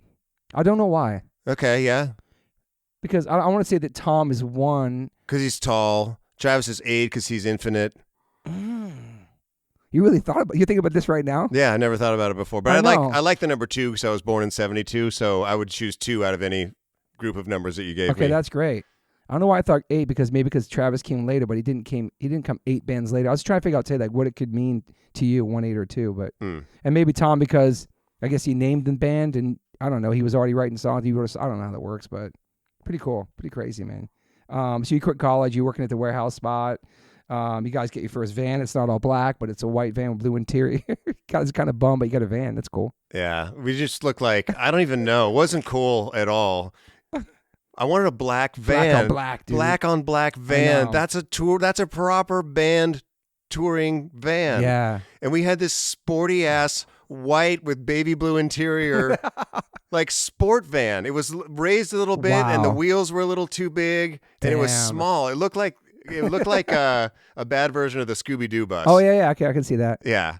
You want a black van like yeah. You seen Diary of a Wimpy Kid? Loaded Diaper, remember that? No. It's like an all black van. It's sick, dude. Loaded Diaper is a cool name of a band too. That's a hard name of a band, Loaded Diaper. That's right. That's some shit you guys would come up with back then. That's so good. It's a good name, right? Yeah. Obviously, then you guys got Rick DeVoe, and you guys put on a desk punk rock melodic. You just punishing Rick DeVoe to pick you guys up. Oh, everybody got to the Lemmings, all that shit came out, Warped Tour, all that shit. The thing about the Warped Tour for listeners, it doesn't matter if you're Blink-182 or Limp Bizkit. You might play at 11 a.m. in the morning. Yep. Like you don't know till you wake up the next morning. You get the time slot. You can play on a flatbed truck. You can play last. You can play, and I've seen like Sum 41, the biggest song on the radio, playing on a flatbed truck. Yeah. I mean, 20,000 people watching, but it doesn't matter, dude. There's no favoritism. No. That's what I love about it. Yeah. Everybody's equal. Mm-hmm. But I'm sure you guys had some, even if you had to play early, you guys had some good shows on there, right? We had great shows. Yeah. I mean, just being on the Warped Tour was an experience. And I think Dude. I think that the bands that have toured Warped Tour come up a little bit differently because there's such a camaraderie and such an ego check and such a, like you do the hard work yourself. Totally. Like, you know, when we did our first Warped Tour, we had no one with us to help set up equipment or haul things. No crew. No crew. You on the crew bus? Yeah, we were on the crew bus. Yeah, so I think you have to do it all yourself, which is where we came from anyway. Totally. So, but living on the Warped Tour definitely checks your ego at the door. You wake up, you go to the production office, you look at the sheet. It's like, did I make the team? Like, okay, we're playing at 11 o'clock in the morning. All right, that's in an hour. We have to go find our gear. Bro. We have to go load it up. We have to get ready, find water, find new hot strings. out. It's hot out. Okay, oh shit, we got to set up our merch first. Somebody run and set up merch. You know, all that stuff. It gives me anxiety just hearing that shit. Or you're like, okay, we play at whatever, 5 o'clock in the afternoon. That's in 7 hours. I have 7 hours to do fuck all. Drink this water out of a box. Yeah. Try to find a place to shower. Yeah. Catering food. Brutal, dudes. Out all day in the sun. Yeah. Yeah, the shows are good. I mean, I think that's really built a lot of bands. It built and broke probably a lot of bands being on that like 8 or 9 week tour. You know what I mean? We shared a bus with 7 Seconds once. That was sick. We went in a van on that. We broken down Winnebago on that. Yeah, it's grueling, dude. Yeah. But I mean, it makes you a better band. It teaches you so much, and you meet a lot of people on there. Like you were saying, how Sid was like tattooing people on the Warped Tour. Yeah, that was sick. I remember the thing we were playing in DC, and it was like this complex, and there was these weird like caverns or like whatever. I just remember a lot of brick. Yeah, it was like London in the 1800s or something, and literally like around one corner, Civ, you turn the corner and there's like one light, like one bulb hanging low, and Civ's tattooing somebody. Dude. So cool. Yeah. And people are getting tattooed. That's crazy. People working out out there. I remember Joe Gittleman had like, it's called Jittery Joe's. He had a coffee stand on the Warped Tour from the Mighty Boss Stones. Rad. That's cool. Yeah. That's a cool hustle. Like have your own thing out there. That was like, yeah, but the Warped Tour, man, fuck, dude. Anyway, so I guess Rocket from the Crypt, you guys really love them. And they're great. They were signing to a major. You guys were kind of on the fence about it. But obviously back then, sell out, all that shit. Like it was considered like aligning yourself with the dark side and the forbidden fruit of punk rock, sowing your soul, all that shit. It's so crazy how that mattered back then. I know that like it was kind of actually back then, if you were a Fat Records band or Epitaph band or a Victory band or Revelation, a lot of people bought your music because of those punk rock compilations like the Punkaramas, the Warped Tour, the short music for short people. Those were so powerful for people to find out about your bands back then. Yeah. And then the major label thing was like, it's like, for me, the whole sellout thing I never understood, because you want your favorite band to succeed. You want them to not sleep on floors. You want them to have success. You want them to make money, make a living doing something they love. But it's always like the people like, I like them first when they played to my base in the basement, New Jersey, to 10 people. Like, because you get like, that's my band. Yeah. And the minute you do something more than that, like, fuck that band. I never understood that. And I was so happy for my friends who made it. Yeah. And so back then, to sign to a major label was like, it's fucking over. No matter how great your record is, you're going to be judged before it even comes out because it's a major. Yeah. You know what I mean? Mm-hmm. I'm glad all that shit's gone. But back then, it was like a big deal for you guys, right? And Eminem was already on the charts already, and you guys were crushing it on the independent label. I like you guys were going to sign to Epitaph, which is awesome. But then Cargo ends up doing a deal with MCA and kind of gets bought out, and they buy you guys out too. That sucks. I didn't even knew that, Teresa. It's crazy, dude. Yeah. Because Epitaph is the move back then. It was. And I felt like, all things being equal back then, we look at Epitaph and we look at a major label and we're like, Epitaph has everything that this major label has for us. And we trust Brett, and it's like from our scene and our people. Totally. And we trust them with everything. And going to a major label was like a big leap of faith. And so then when Cargo got bought by MCA, we're like, we're going to MCA. And luckily we made friends with great people at MCA that loved bands and loved music and were there for all the right reasons. And we latched onto those people, and they really like guided us through the building and that's cool. had our backs. Wasn't the guy's name Gary? I think he passed, the A&R guy. Gary Ashley was the A&R guy who signed us, Yeah. And Newfound Glory too, I think, back then. He did, yes. Yeah. That's crazy, because we ended up signing to MCA also. Back then, you guys were on there as well when we signed. Yeah. Because we left Epitaph to sign to MCA, which is crazy. We got a lot of shit for that too, but you have to try. I know. You have to make a move and do it. You guys did it. It's crazy though, because I guess you guys are outpriced for Epitaph to buy you guys out from that deal. Yeah. Damn.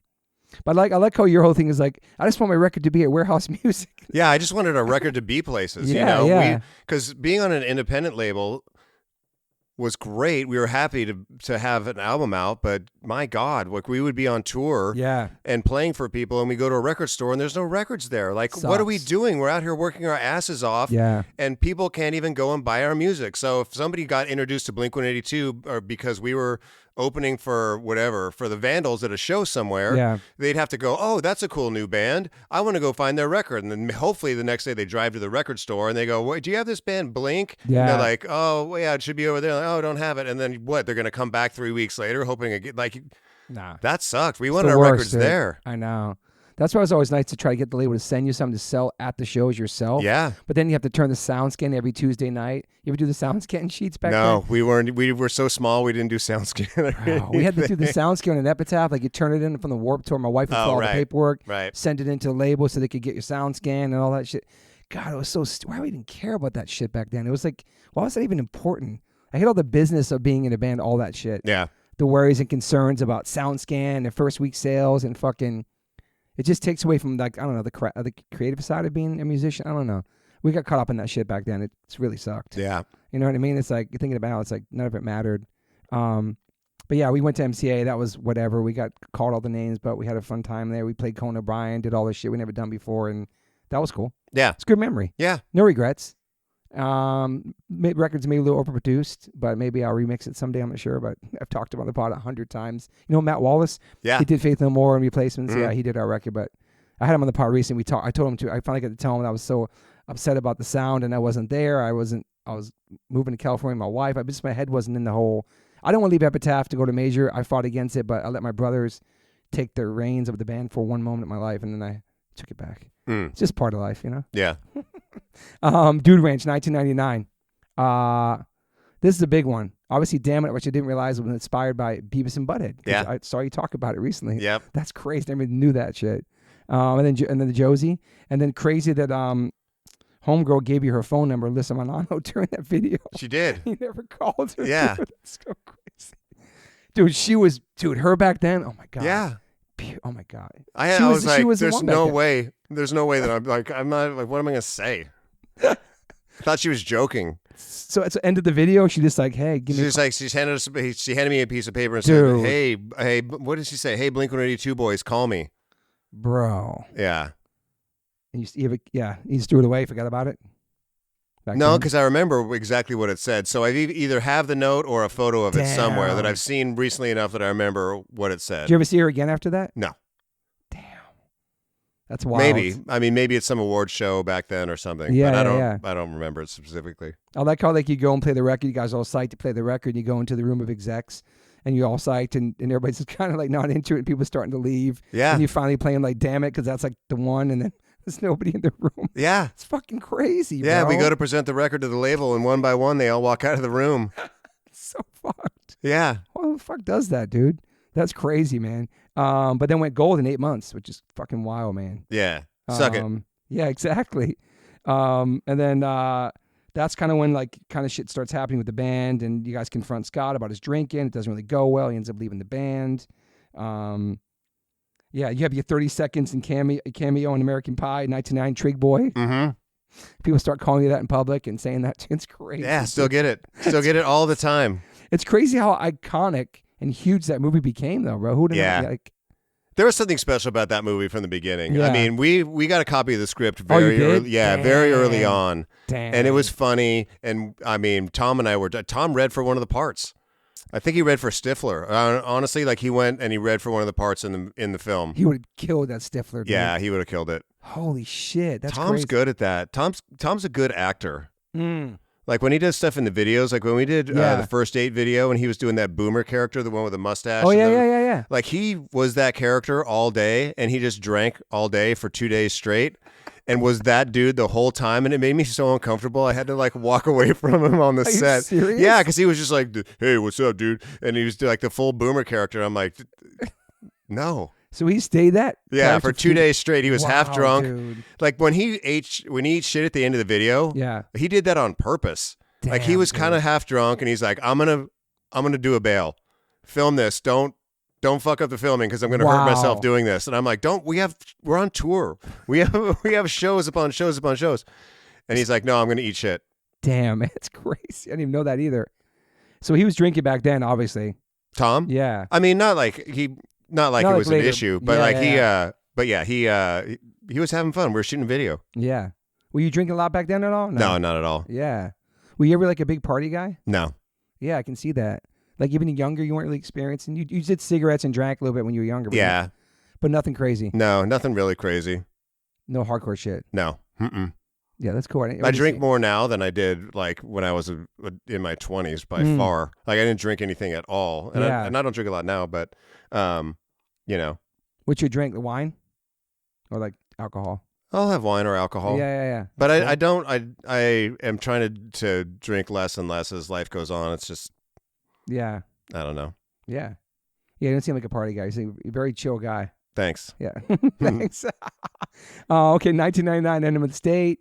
What's My Age Again? My friend Marco Siega did that video. Shout out to Marco Siega. He did the Civ video. Wait 1 minute more. So good. Now he's doing Dex. Now he's doing TV. He's killing it. Yeah. Dude. Oh my God, bro. Worked his way up. Yeah. He's doing so many cool movies. Did Bad Monkey with Vince Vaughn recently. Yeah, he's done so much shit. Yeah. So happy. He's a Queens dude. He was in a hardcore band called Bad Trip. It's crazy. Anyway, that shit goes crazy. TRL, the power of TRL back then. K-Rock, 58 weeks on the charts. You guys start being known for a naked band, which is crazy.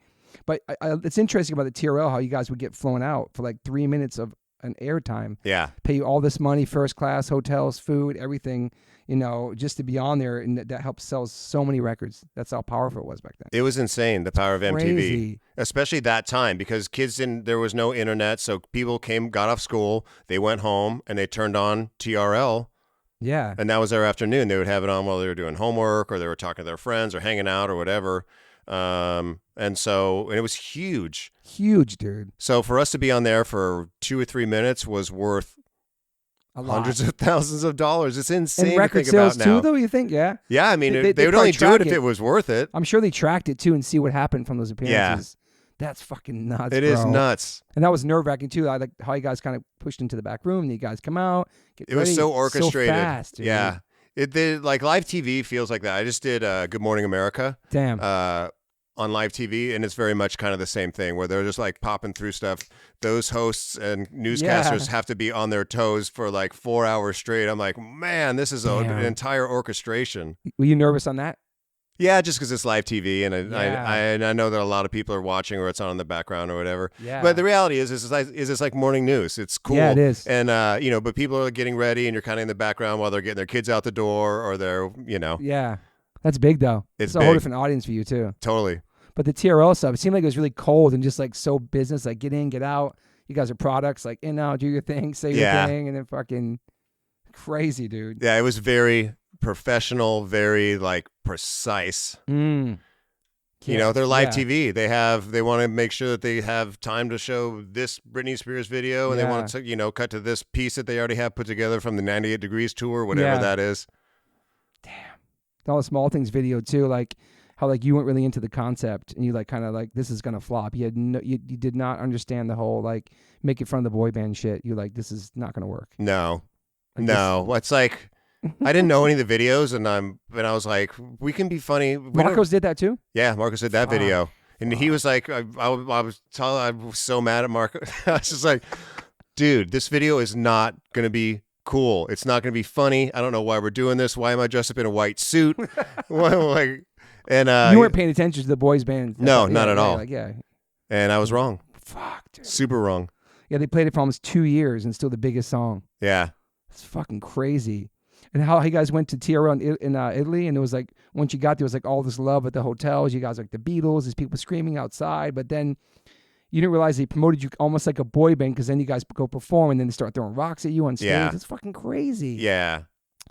They actually thought that's crazy. They really marketed us as a boy band, cute, handsome guys, funny. Here's Travis, he's the bad boy, like whatever. I don't know what they did. Yeah, tattoo guy. Yeah. But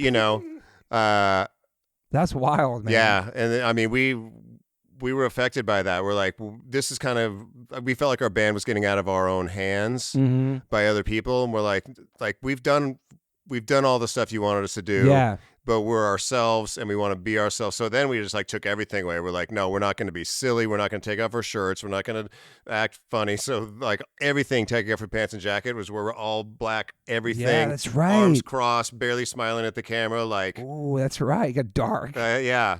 Damn.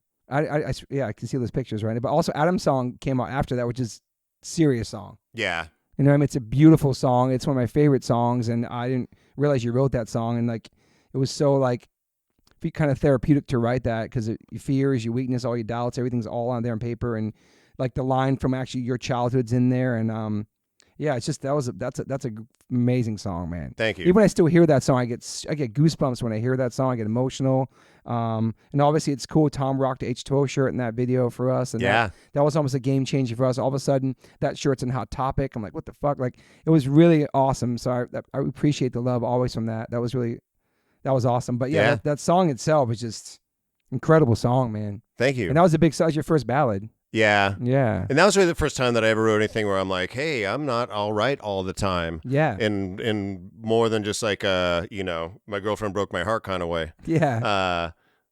And it felt good to say it. On the other side of it, I was glad that I said it, and I felt like I needed to say it for myself and for other people, I guess. Yeah. I don't know. Dude, it was that was a strong, that helped a lot. I'm sure it helped a lot of people, man. Probably still does, man. Thank you. It's beautiful. And then you guys get an award, and I think Dr. Dre announces your award. You guys were in shock. Yeah. At the VMAs. We were in shock, of course. It's crazy Dr. Dre's giving an award first and foremost. Yeah. Dude. It's crazy. Like legitimate rock stars and like huge A-list actors and important people are walking like right next to us. We're like, we just came from a garage in San Diego. Were you getting starstruck at that point, meeting people? Would you ever get starstruck back then? Yeah. I mean, I was just still do feel very much like an outsider. Like, I'm not supposed to be here. Really? Yeah. Damn. What's that called? Something syndrome? What's it called? Imposter syndrome? Yeah. You have that? Nah, I just, I don't know. I live a small life, and I like that. Yeah, you do, but then it's crazy seeing you play to 70,000 No, yeah, totally, and that's. But I love that about it. That keeps you humble. That's just Yeah. You're a dad. You're a husband. We get to do some really cool stuff and meet amazing people, but to continue like with that full time, I think would overwhelm me. Yeah, you guys went hard for so long, man. Yeah. Like these records are this like shit's just going fast for you, right? Like you remember buying like your first house, like getting your first money, all that during all this stuff. Is it just so much? So much changed in a very short amount of time. Yeah, you're like, yeah. Where was you first? When did you buy your first house? Like I bought my first house album cycle in '97 on Dude Ranch. Okay, sick. Damn. Okay. And that was a stretch. Okay. But I took the money that I got from the advance of the Dude Ranch album, and I was like, I don't know if I'm ever going to make another dollar from playing music, so I want to have somewhere to sleep. Damn, dude. That's amazing. So you bought your first crib then? Yeah. Fuck. I mean, this is... Enema of the State ends up... Okay, look, selling 5 million records in the first 8 months. That's crazy, dude. That's nuts. Like that's like really. It's a lot of records. This is the most randomest shit. I was gonna say about. I saw you talk about it. I don't know what this means or whatever. Just it's such a great night. You're at the VMAs. Everything's good. You guys win. Blah blah blah. But then you go back to the hotel and then your wife felt sick and her vagina exploded. So I just had to say it on the podcast because it's in the book. It's in the book. And then I watched you say it. I watched Scott, the audience. Yeah. Watching you say my wife's vagina exploded. Actually, what it was an ovarian cyst burst. Oh shoot. Which is gnarly and super painful, and it just happened on the night that we won an award, and it was a big night. And then there's no explanation for it in the book though. It just says my wife's vagina exploded. Yeah, I liked leaving it. It's kind of cool you did. Yeah, I like leaving it out there. You can just imagine whatever you want. It's too much information. Yeah. Was she bummed about that in there? Nah. No, not at all. Not at all. We're gonna get to this guy later. She's a G though. The whole Jay-Z. Oh man, your wife's a G. Thanks. So obviously when this happened, this is all in your books I can talk about. I'm not saying anything that's not true, but yep. No, but as you become successful and you start doing really well, and there's other bands that put you on, other bands that gave you your first show. I'm always gonna be haters before the internet, whatever. But you talk about Fat Mike in here and how like on the Warped Tour everything was all love, love, love, and then once you guys got success, you heard rumors. He always talked about every band. So if you get talk shit about Fat Mike, then that means you're doing something good. Mm-hmm. So you're one of the bands, whatever. But he had a song that says crazy. I never fucking knew that song. But then I'd like how like Travis actually confronted him when he came to see you play. Yeah. Face to face. And then after that, everything kind of got squashed, like until it didn't, but until he said it again. But that's just the nature of his style. I had him on the podcast before. Just like his style of talking crap, and that's what supposedly he does. But at the same time, it's like you got to feel something from that because this is somebody you loved and somebody you loved his band and was a fan of his band. And I don't know, one of the reasons maybe he wanted to be an Epitaph because he was one of the bands. But then these people, they get like, it's interesting how that works. Obviously, you guys are friends now, but it's when your peers or people like that start getting, and that sucks because all you're doing is doing the same thing you were doing, just like on a different level. Yeah. You're still taking out punk bands on tour. You guys just took Turnstile out a fucking year ago. You guys are still the same people, but you're having this success, and it's like, I don't know, I'd be psyched. I was so happy like the year punk broke and like Offspring, you guys, Green Day, all these bands blew up because it only helped my band. I was on Epitaph. All that love and all that support of punk, it trickles down to all the younger bands. So I always thought like, fuck yeah. Punk rock's winning. I was never like, I was psyched for all the bands, even people I didn't know. Yeah. But this is like a cool moment where like Travis confronts him and he's like, okay, I think that's awesome. No, it was a good moment actually. And it Travis has taught me a lot in my life, and standing up for yourself is definitely one of them. Yeah, I can see that. Yeah. So yeah, I was like, oh yeah, that's what you do when you're mad at somebody. You don't just like vibe them and like give them a dirty look or whatever. Just confront them. You're like, dude, that bummed me out that you said that. Why would you say that? You're cool to us to our face, but you go on stage and you talk shit about our band. Yeah. And Mike was like, yeah, sorry, I'm sorry, dude. And it was a good moment. That's nice, man. Yeah. And you're right, like. When Fat Mike makes fun of other bands, I'm like, tee hee hee. I'm like laughing off to the side. He makes fun of our band. I'm like, how dare you, sir? I know. But yeah. Also, you had Macbeth, you had Atticus back then, all that shit, dude. You guys put Hurley on the map. Yeah. Bro, let's talk about Hurley for a second. Dude, I don't even know what the fuck Hurley was till you guys started wearing it. Yeah. It's crazy. You guys really, I don't know if you guys gotten shares from that shit or a part of that company, but you repped it so hard, man. We did. And that's why it was cool when you guys started your own shit. Yeah. You Macbeth and Atticus shit, which was great. Mm-hmm. You could promote your own stuff, but Hurley was like, I never knew that. There was people probably all around the world wearing Hurley in different countries, dude. Bob Hurley yes. and Paul Gomez, they ran Billabong in the United States, and they took us on also through Rick DeVoe, who introduced us to them, and they gave us clothes, and we were worth nothing. And, when Bob was breaking off to do Hurley, he asked us to come with him, and we're like, well, you're the people who we're supporting here anyway. It's not necessarily about the name on the front, it's about our friends. So when he started Hurley, we went over there, and they treated us great. It's awesome, man. Yeah, you guys really did a lot for that company. It's awesome, man. Yeah, thanks. But then you had your own stuff. You know what's so weird? My son's his whole life, he always said he wanted to get a black dead bird on his face for his first tattoo. Maybe because he saw the Atticus shit back in the day, but his whole life he kept talking about a dead bird. I'm like, where the fuck's this coming from, man? Yeah. Maybe it's the logo back. I don't know. Probably. That was fun. Yeah. No, it was fun. Doing a clothing company was different. It was like our own thing. The shoes were vegan too, Macbeth, I think. Yeah. Yeah. Uh-huh. Those shoes were uncomfortable. Did you rock? You know what I noticed about you? You're rocking Adidas, Nike. You're always rocking some fly sneakers, like that's good for support and good for your back. Yeah. Like I see. Tom still wearing Sambas and Vans. I know. It's like it's gonna fuck your. He wears Converse All Stars, like walking on TV guides.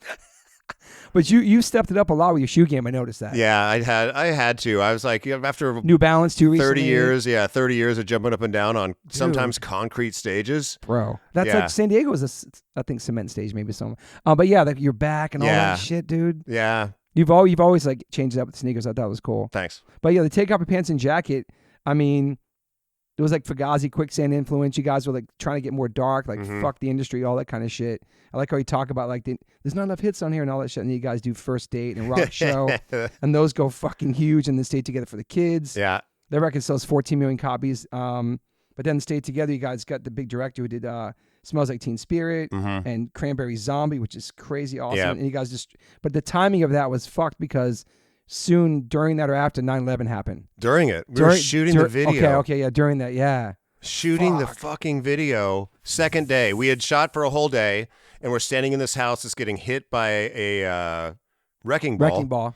And they have this, movie prop ash dust stuff that they're shaking on us as if the building is demolishing around us as a metaphor for a divorce. Yeah. And then 9/11 happens, and you see the images coming out of New York with people covered in this dust, and it's horrific. And I'm like pulling people aside. I'm like, this video is never gonna be seen. Never. Fuck. Like this looks exactly like that. No way. Timing's terrible. Yeah. Yeah. So then what happened with that video? Nothing. Well, we shelved it. You changed it up or something. We right? tried to change it up. Yeah. Because the video was so expensive, and the label's like, and it was like, they're like, we're going to try and change it up. We're going to re-edit it. We're going to, make sure that people know that it's about divorce. And they had a card at the beginning of it, and they showed it to the people at MTV, and MTV is like, absolutely not a chance. Damn. In fact, I can't believe you showed us this video. The first video by Blink that got denied. Oh, yeah, rightfully so, for sure. Yeah. So we reshot the video, and instead of it being like the home's being wrecked, we're playing in front of a house, and there's leaves blowing everywhere. That's right. But like, that was just one of those things where the world had changed so much on that day. Yeah. That who cares about a music video when that shit's going on, Yeah. So everything just kind of dropped and whatever. Fuck, but yeah.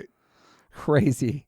And then you guys hit that tour, and that's like huge production. You have that famous fuck sign Travis has at the studio still, the big fuck sign on fire, fireworks, huge shows, huge money, just going for it. The funny thing is the fuck sign is that it was such a great idea. I remember driving home from the studio and calling Tom. I have this idea for the beginning of the show, and so we have this big sign that says "fuck" on it. On fire starts the show. It's awesome, amazing.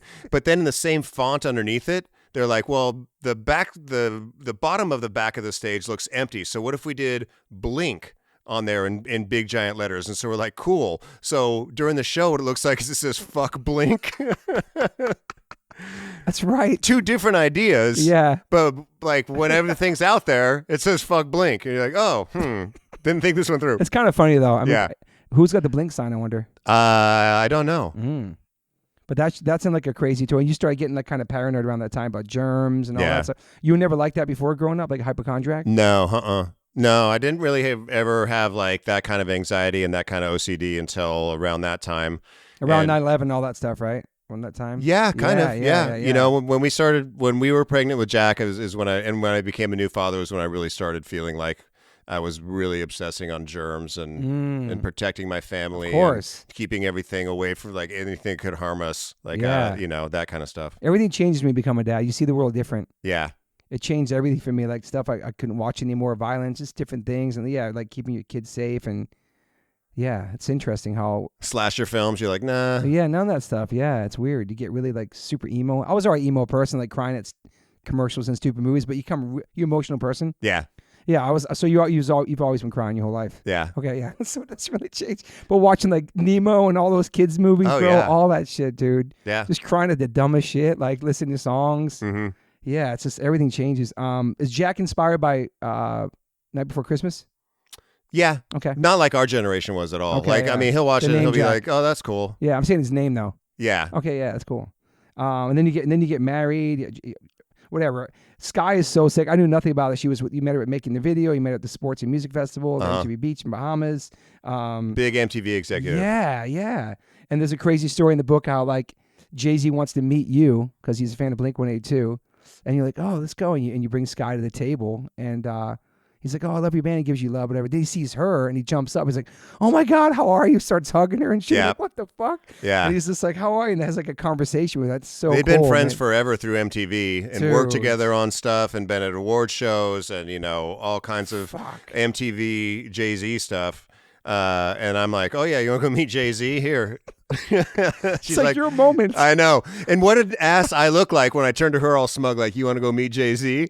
She's like, sure. And she didn't say, she didn't say anything. No. She's like, oh, I'll show this son of a bitch. That's a crazy moment, dude. That's so cool. I love it. I love it so much because it's such a flip on my arrogant ass. What a fucking awesome she's like, oh, moment. That's crazy. And that's just cool that Jay-Z, I don't know, it's awesome. Jay-Z loved Blink. It's awesome, man. Yeah. We like met a lot of people. We surprised that liked your band or come out to see the band even I'm still surprised. Like, you know, when Blink broke, I remember one show I look over and Huey Lewis is watching us. Wow. Like we were like baby band. Like this was like we were playing a side stage in San Francisco. Must have been on Damn It. Damn. Like that's how old it was because we weren't even on the main stage for this radio station thing. It was a side stage. I look over and Huey Lewis is watching us. Fuck, that's amazing, dude. And like, you know, meeting people now and they're like, oh yeah, I grew up listening to your band. You're like, that's crazy. It's crazy, man. And it's like the younger generations of new artists that like inspired by you. But you know what I mean? Mm-hmm.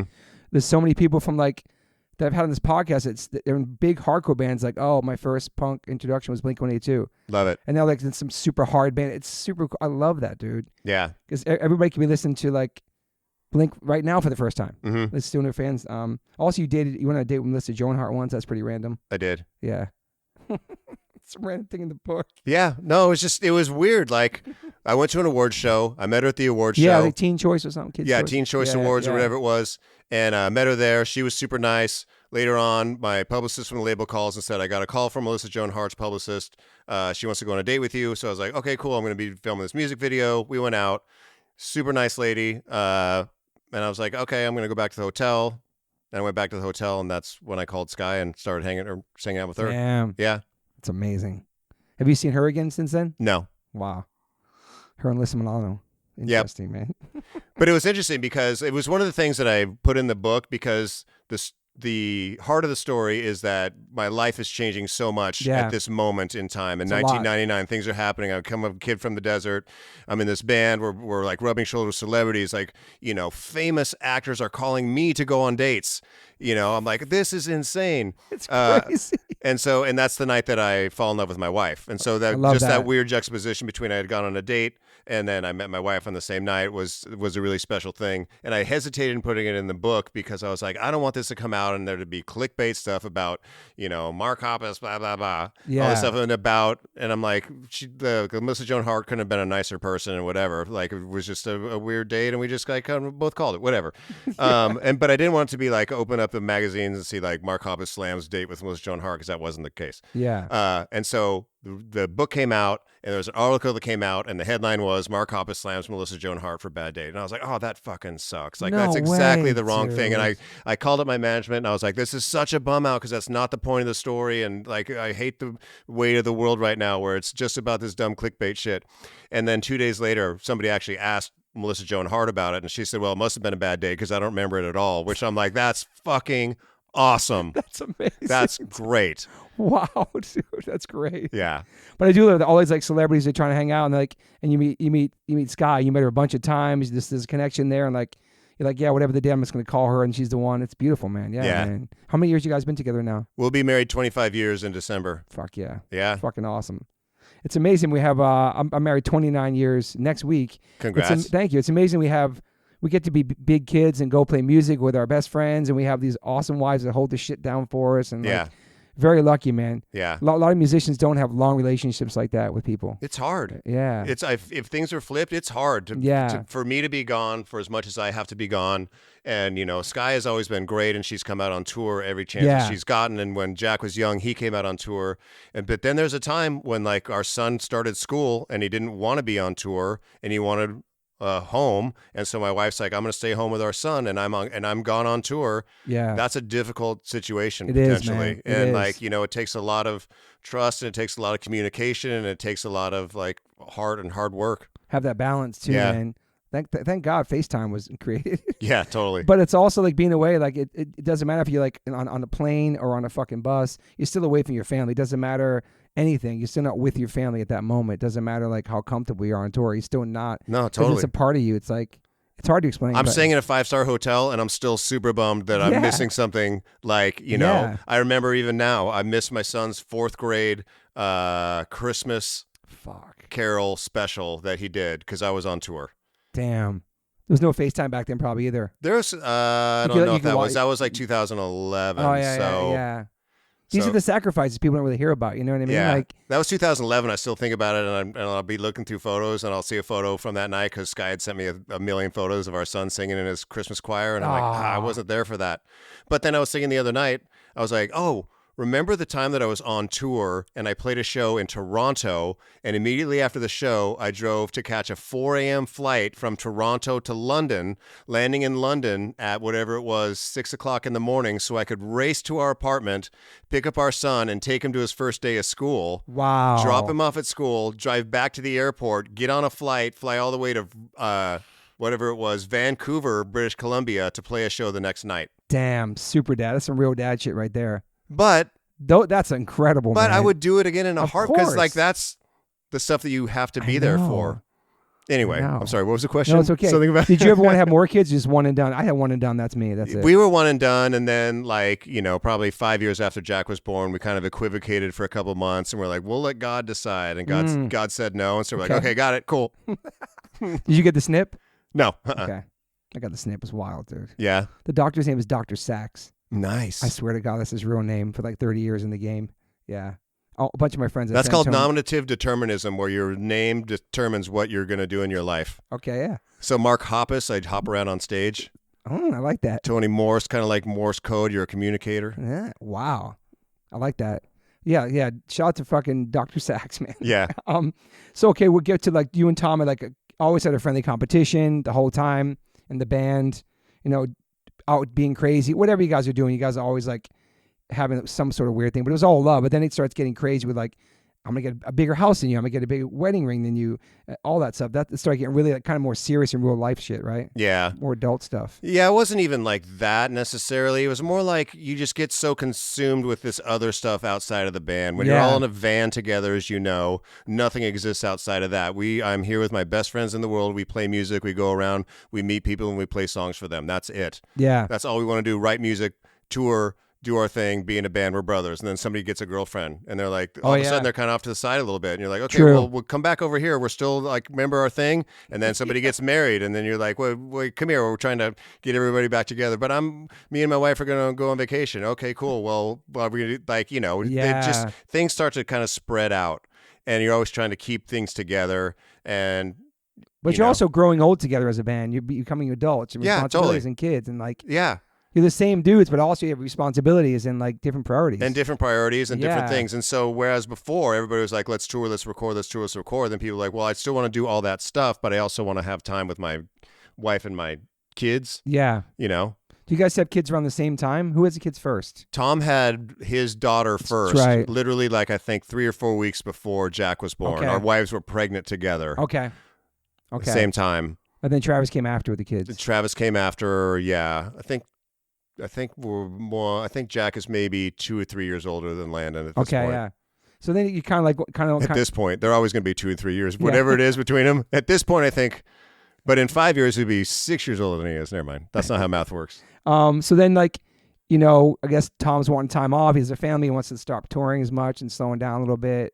And then he's talking about maybe jamming and playing some new music, and it's like acoustic with friends. And then fast forward, it becomes Boxcar Racer. Yeah. And I love how honest you are in the book about how like heartbroken you were about this, and how like you're like, how can Blink not be your only number one thing? Because it's my number one thing, and like how much love you had for this band, and it was your main number one focus. And it was so hard for you to kind of understand that he wanted to try something different, or maybe even branch out and do something that wasn't with you and Travis. And just your honest words in there, it's beautiful. And it's also sad because it's like just you hearing these rumors about him playing, and all of a sudden it's with Travis, and all of a sudden they're on fucking the Bean Show, and he's like, you know, how come Mark isn't quoted to be in your band? Yeah. Just all that shit. Same label, same agent, same management. I'd be devastated too, and just I didn't realize it went down like that. And I actually was on that. We opened up on that Boxcar Racer tour with The Used. But yeah, just hearing that whole part of that whole time for you, and like, what the fuck, like, that's a crazy moment. Yeah, it was hard. It was really hard back then for me. I felt betrayed, and I felt let down. I felt like, you know, what's going on here? And it was a giant learning experience for me about what people thought about what being in a band is. Yeah. You know, and I think that it took and almost like a loyalty you had to the band. Like, yeah, totally. And it was something that I didn't really understand, because Tom had originally said, like, I need time away from music. Like, I need to sit and chill. And then he started this thing that grew up into Boxcar Racer, and then they were going on tour and doing like an album and music videos and through a major label and through everything else. I'm like, well, that's not really taking a break from music. But, you know, I don't think that was what Tom needed a break from. I think, you know, on whatever it is, 20 years later, looking back, obviously Tom needed a break from the spotlight, and needed a break from feeling the pressure of Blink, and needed a break from feeling whatever. A lot of things, A lot of things. And it probably escalated into something that he hadn't originally thought, but then he got, you know, that's how Tom is. He gets excited about something, and he dives all in, and he puts himself into it. And even things that he's like, I think I might dabble in doing a graphic novel, and then all of a sudden, like, he's like, I have a 6 you know, whatever, 6-book arc of a character that's going to go on and be a movie and do this other thing. And that's who Tom is. Yeah. Back then, I didn't understand it, and it hurt my feelings. Looking back now as a grown adult, you're looking back, okay, I get it now. But back then, you're in your feelings, you're in the moment. Yeah. I would feel the same way too. I feel like totally left out. Like, I didn't realize it was like that, you know? That's how it felt, and it took me a long time. It took years of, like, you know, trust issues with that, that nonsense. But I mean, we're in a great place now. Yeah. It's just humanity. It's just people. Yeah. Plus, it's 20 years ago. Yeah. Whatever. Yeah. But still, looking back, and now you get it, and you get what he was thinking and all that stuff. And obviously, what happens in the future from that shows you guys are brothers. But I like the Pop Disaster Tour, Green Day, and how it's kind of competitive vibe, and like you guys have all this pyro ready, then last minute they want pyro. You're like, what the fuck? And then it's just that kind of energy. And later on, they said in a magazine that was like their chance to like reclaim their place on the punk throne. Yeah. And you kind of felt that energy on that tour. Did. Yeah. It's cool that, like, coming up, you guys are both headlining Riot Fest. Yeah. That's pretty awesome. No, it's great. And I love Green Day. I know it's all love. Yeah. Totally. That tour definitely felt like we came to, like, have a good time, and part of, like, we came thinking it was going to be like this summer camp where we're like playing with our friends in Green Day and like hanging out with them and doing stuff. But like, they were literally working out backstage before the shows. Like, damn. Like weight bench, you know, crushing free weights. Like they came to play. Fuck. And we were like, oh, okay. I guess we have to take it seriously now. So they opened up for you guys? I mean, it was billed, like everything was billed as a co-headline thing. Like the font had to be the same size, on the same line, all the same stuff, you know, co-headline, everything's like 50-50, but we were closing every night. Was it hard to play after them at sometimes? Yeah, totally. Yeah. I mean, they're a great live band. They are meticulous. Their thing is, you know, I grew up loving Green Day. You know, I grew up, I wasn't a child, but when I heard Green Day, I was probably whatever I was, 17 or 18 years old. Loved, you know, I was so stoked on Kerplunk. I waited for Dookie the day that it came out. Loved Green Day. And it's interesting watching them from early shows where they would just go bananas doing whatever to like a show now that has that energy and that vibe, but feels like a gigantic punk rock Broadway show. Yeah. You know what I mean? They actually did Broadway too. Yeah, totally. I mean, it makes sense because their show is like meticulously orchestrated and theatrical and like planned out and not a lot left to chance. Yeah. I don't mean that to sound like a dig. I mean, their show is like a Broadway show. Yeah. Yeah. But I feel like Blink is the tightest it's ever been now. I don't know what it is. I don't know. Thanks. Like seeing you guys at Coachella, I didn't go, but I almost went. Travis hit me last minute. I ended up watching on the live stream, but even that was just like, fuck, just so excited. And you could tell that Tom had not stopped playing guitar, and all the writing shit he did after that with Angels and all that stuff made him a better guitar. I don't know what it was. There's something in all that. It's just like, I don't know. I just feel like Blink is bigger and sounds better than ever. You know what I'm saying? It's weird. Thank you very much. Like this way late, and it's crazy, man. I feel like there's an urgency and an immediacy in our band again. Like we want this. We're not doing this because of any other reason than that we want this. Yeah. You still love it. You're still hungry. You still love playing the songs and all that stuff. Is there songs you like? I forgot what song Tom's. Is there a song that you get sick of playing, or you have to play it? Yeah.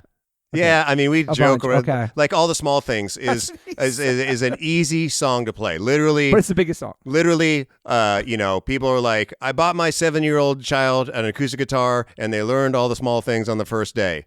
And like you're like, okay, so yeah, I get it. It's a simple song, but that is a great song. And even though we've played it at every single show for the past 26 years, never not played it. Yeah, never not played All the Small Things. You play that song, and people love it, and they're singing it, and like you cannot help get sucked into that and feel the joy and the love. And like that song defines people's summers, or that song defines like I fell in love with this girl in high school at this point, or even whatever. Like I've listened to that song for the first time 2 weeks ago, and I love that song. Yeah. So true. I mean, it's the biggest song. Yeah. You can't deny it. But yeah, I know what you're saying, playing the song. Yeah, we have some songs we never not play because people like it. But I mean, it's part of your, I don't know, part of your career. Green Day, not Green Day, Pennywise has to close with Bro-Ham forever. Yes. Forever. Oh, yes. And they may be tired of playing that song, but that is a beautiful song. Beautiful, dude. Beautiful song. It is such a special moment at every show. And, Huge, bro. So, yeah. They play that shit all the games, all that stuff. Yeah. They have to play Bro-Ham, dude. Mm-hmm. Damn.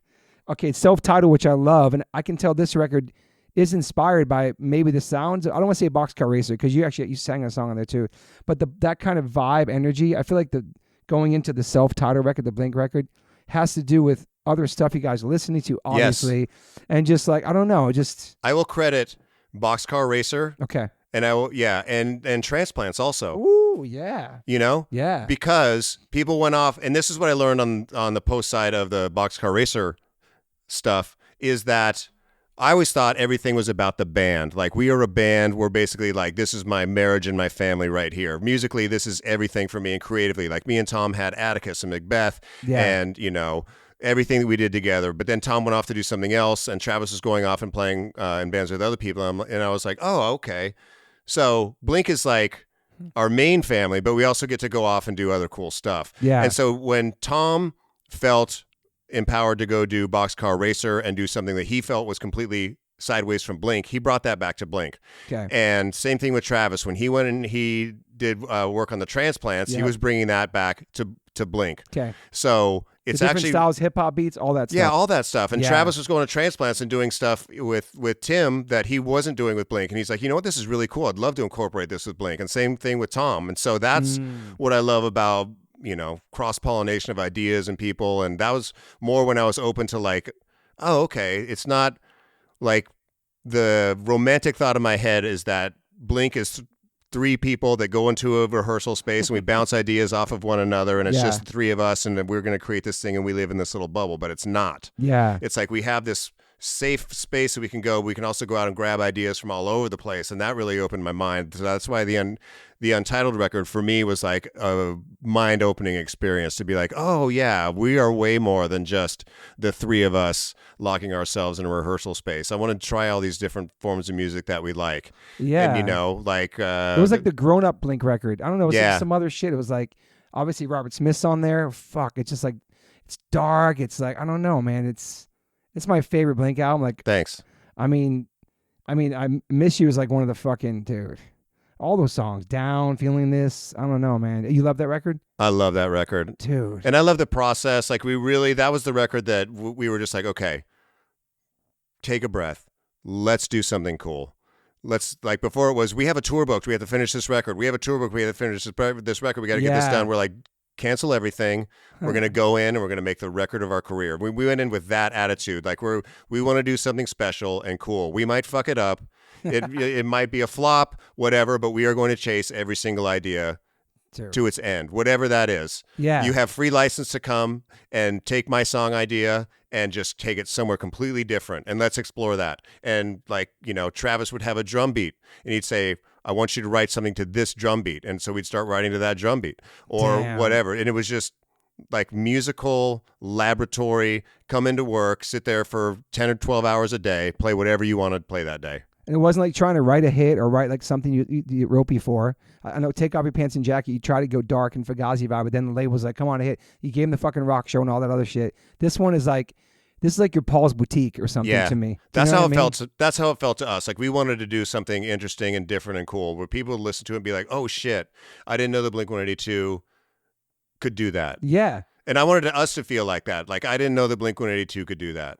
Yeah, it was surprisingly, shockingly beautiful. And I think that seeing that the fans loved it too, it was kind of different for you guys. But I remember people fucking just bucking out on the songs because they were you guys, but they were different and they were so catchy and they were like bouncy and dark. I don't know. It's hard to explain, but it worked, man. You did what you want. You weren't trying to please the label or please the audience. You're pleasing yourself and just being creative, man. Thank you. It was very expensive.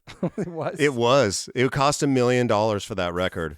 More than the last one, Take Off Your Pants? Oh yeah, it cost easily twice as much what Take Off Your Pants did. Wow. Like for some reason I have in my head that we had like, I might be totally wrong. I thought we had like a $500,000 budget for the last record or maybe $350,000. And on this one we spent easily $1 million. And it took us a year and we were in fights with our label. And one of the presidents, I don't know. Yeah, the book you talk about. Yeah, one of the presidents was there and then was gone and like this whole thing. And somehow I felt like we made something really cool. Damn, man. And when it came out, the response was great back then, right? It was, I don't remember. I was sitting here trying to remember, was the response great? I mean, it did well. It did well, and we were doing cool stuff. Yeah. That was the first, like, that's when Blink turned a corner, and I felt like creative and cool and artistic, and I felt like we were the Beastie Boys or something different, that we were charting our own path. And Travis had this idea, let's do a tour where people come and they pay $1. And let's play tiny venues. Let's play the smallest like clubs, the coolest clubs in every city, and charge people $1. And like everybody's first reaction is like, but you're gonna lose so much money doing that. And Travis is like, who gives a fuck about the money? It's cool and it's fun. Let's go do it. And then we're like, yeah, let's fucking go do cool, fun shit. I think I maybe did that. Yeah. Yeah. I think you said Tom asked M. Night Shyamalan, whatever, to direct that Miss You video or something. Literally, we're right up to him. This is, as you know, Tom, we're at the Park Hyatt Hotel in Tokyo, the one where they shot Lost in Translation. Yeah. And we're at lunch, and sitting at a table next to us is M. Night Shyamalan, sitting with what's her name? Ron Howard's daughter. Okay. Bryce Dallas Howard. Okay, actor from doing the Village press. Okay, for the movie The Village. And Tom goes, "That's M. Night Shyamalan." I'm like, "Yeah." He goes, "I wonder if he'd do a video for us." And he stands up and he just walks right over and literally sits down at their fucking table. Wow. And says, dude. "Hi, my name is Tom. I play in a band called Blink-182. I want to talk to you about directing one of our music videos." Bro. And luckily, I think that Bryce Dallas Howard had heard of Blink and said, "I know Blink," or maybe he did. And Tom sits down, starts his pitch. Comes over back like 20 minutes later or something, like so long. What are you fucking talking about for that long? Sits back down. He's like, he's coming to the show tonight. We're going to talk about it some more. Dude. So M. Night Shyamalan shows up at the show that night, hangs out backstage. We have shots with him. We're all hanging out, having a good time. They came to the show the next night at a different city, and we came back to LA and we were talking with him, and he's like, "I have this idea," and he presented this whole thing. We're like, "That's really cool." We show it to the label. The label's like, "This video is going to cost whatever it was, $5 million. We're not shooting this music video." And then they're like, "Whatever it was, we will give you $400,000 or whatever it was." And so, which is a crazy amount of money still. And we call him back. We're like, "We can only do it for $400,000. And then he just stopped calling us. Damn, that's amazing. And nobody's ever saw him since either, probably. I'm sure Tom has seen him at some point. Oh my God, dude. That's crazy, dude. But he would have shot a dope video for sure. Oh yeah, that'd been sick. Yeah. The Miss You video is great though. I love that video. I know, it's Gus a great video. fucking hates that video. Damn, really? He says it's like the bad German expressionist cinema. Who directed that video? I forget, what was his name? He was a great director. He's a Swedish director. Really? I might have it in here too. Let me see who directed the video. Who directed Blink-182 I Miss You video? What's his name? I forget. Is that ChatGPT on the podcast? Jonas Åkerlund. Okay. Jonas Åkerlund, yeah. Great director, super cool guy, really. I think he's Swedish. Okay. He's definitely Scandinavian, long hair, like kind of has a magician vibe to him, Nice, or like a wizard vibe to him. Like he just was weird, and we said, make us a weird, creepy video, and he like, I got you. Did he do other videos you guys liked before that or something? Yeah, Okay. he's done a lot of videos. Okay. You just talk to ChatGPT right now? I just did Siri. Oh, you on ChatGPT as well? No. It's wild, dude. You know what that is, right? I do, but I am not there yet. I'm trying to go the other way. I'm really trying hard Get a flip to phone? do. I think about it all the time. Damn.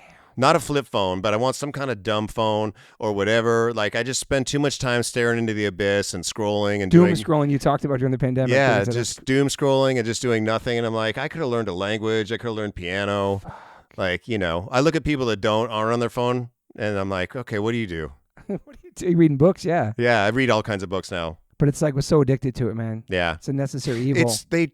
There's science behind it to try and keep you on as long as possible. That's how people make money, is for you scrolling and seeing an ad. So they're going to like, whatever it is for this person, I want Toby. What's he interested in? He's interested in music, and he's interested in working out. He's whatever. So they're going to send you all that kind of stuff, but only the stuff that makes you keep scrolling, because if you stop scrolling, okay, he's not into that part of working out. He's into this part of working out. It's fucked, dude. Yeah. We're so fucked. So fucked. I also didn't know you went to that TV show trip, and you went with MTV with Cameron Diaz. Yeah. You went there for 2 weeks. Me, Eva Mendes, Redman, and my wife. And there's a crazy moment where you guys find out Oh Dirty Bastard died, and like Redman does a prayer and hangs a flag on like the top of this mountain or something. That's crazy. Yeah. Man. It was, I mean, there were cell phones that were pretty much kind of ubiquitous, but like they didn't work everywhere. We had this special phone that was a big deal that we had that you could make. It was connected with a satellite. It was about the size of a phone book, or maybe one of, like, you know, this interface here. And there was a message, and Redman had to call. It was heartbreaking, man, because like it was like he couldn't hear, and he was trying to get the news, and we found out that Old Dirty Bastard had passed, and it was heavy. And it was a heavy trip just in general. It was hard to get there.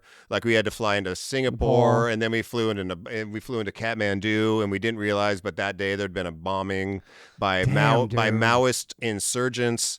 And like we get hauled out to the jungle in these jeeps, and these park rangers literally had a 50 caliber machine gun trained at us at this one point.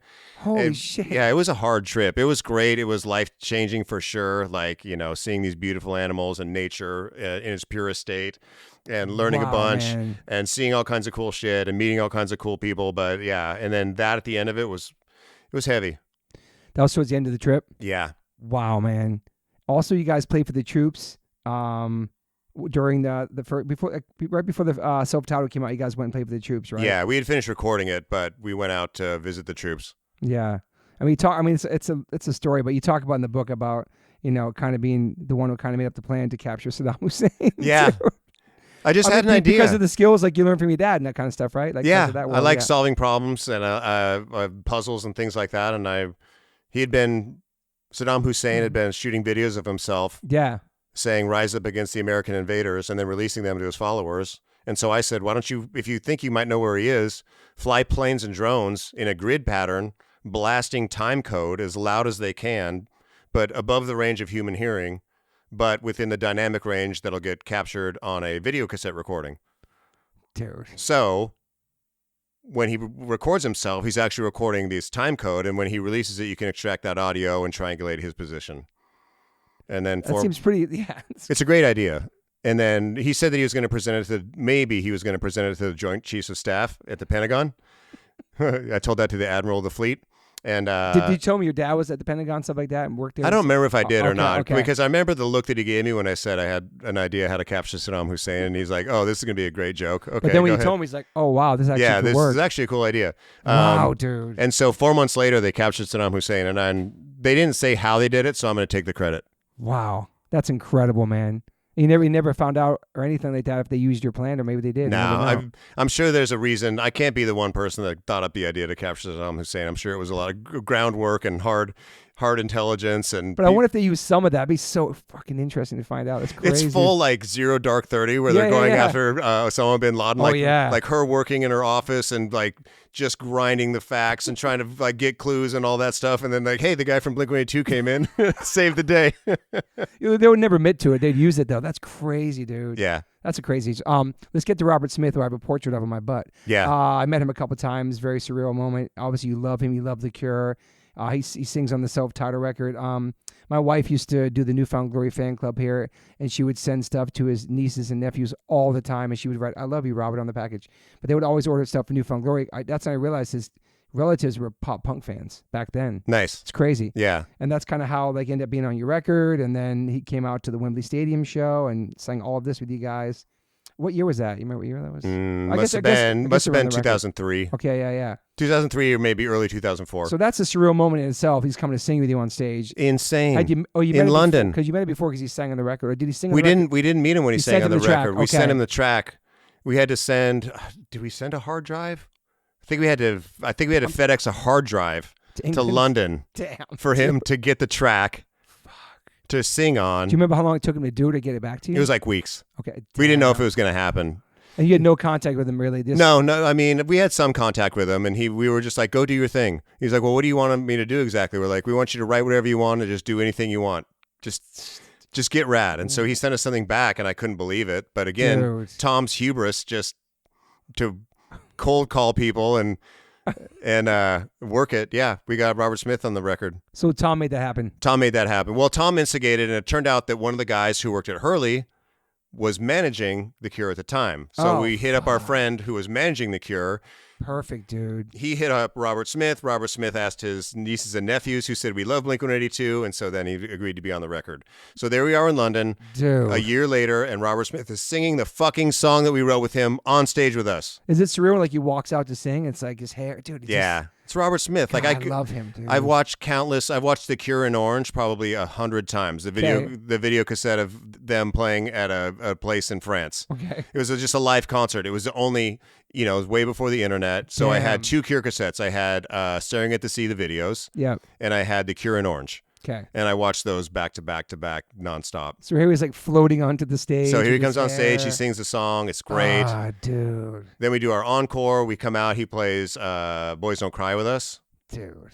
Which was insane. That's insane. And then we're at a party in my dressing room afterwards. Yeah. And it's packed and people are hanging out and drinking and talking and me and Sky are holding hands. And I go, let's go back to the hotel. And I go to give Robert a hug and he tries to kiss me. Yeah. So he goes in for it. Like he goes in for it for the kiss. And then you're like, I thought he was going in for the bro hug. And I was just like, man, thank you so much for being here tonight. It's such an honor to play with you. I can't even, and I go in for the bro hug and he went in like almost like our faces like were going the wrong way at each other. And so he kind of got me on the cheek lip. And so I kind of pulled back. And so I kind of pulled back and I was like, yeah, thanks again, man. He said, no, come in and do it proper. And then I realized do it proper. Yeah. And then I realized what was happening. And I was like, oh, stop being silly or whatever. And he grabbed me and tried again.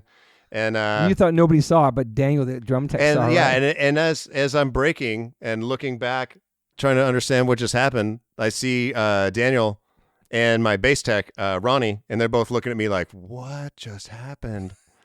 And I got back and then we get in the car and Sky's like, oh, you must be so happy. What a dream come true. Why are you acting so weird? I'm like, you didn't see what just happened? She's like, what? I'm like, Robert Smith just tried to kiss me. She's like, no, he didn't. Stop it. You're being silly. I was holding your hand. I'm like, you didn't see that.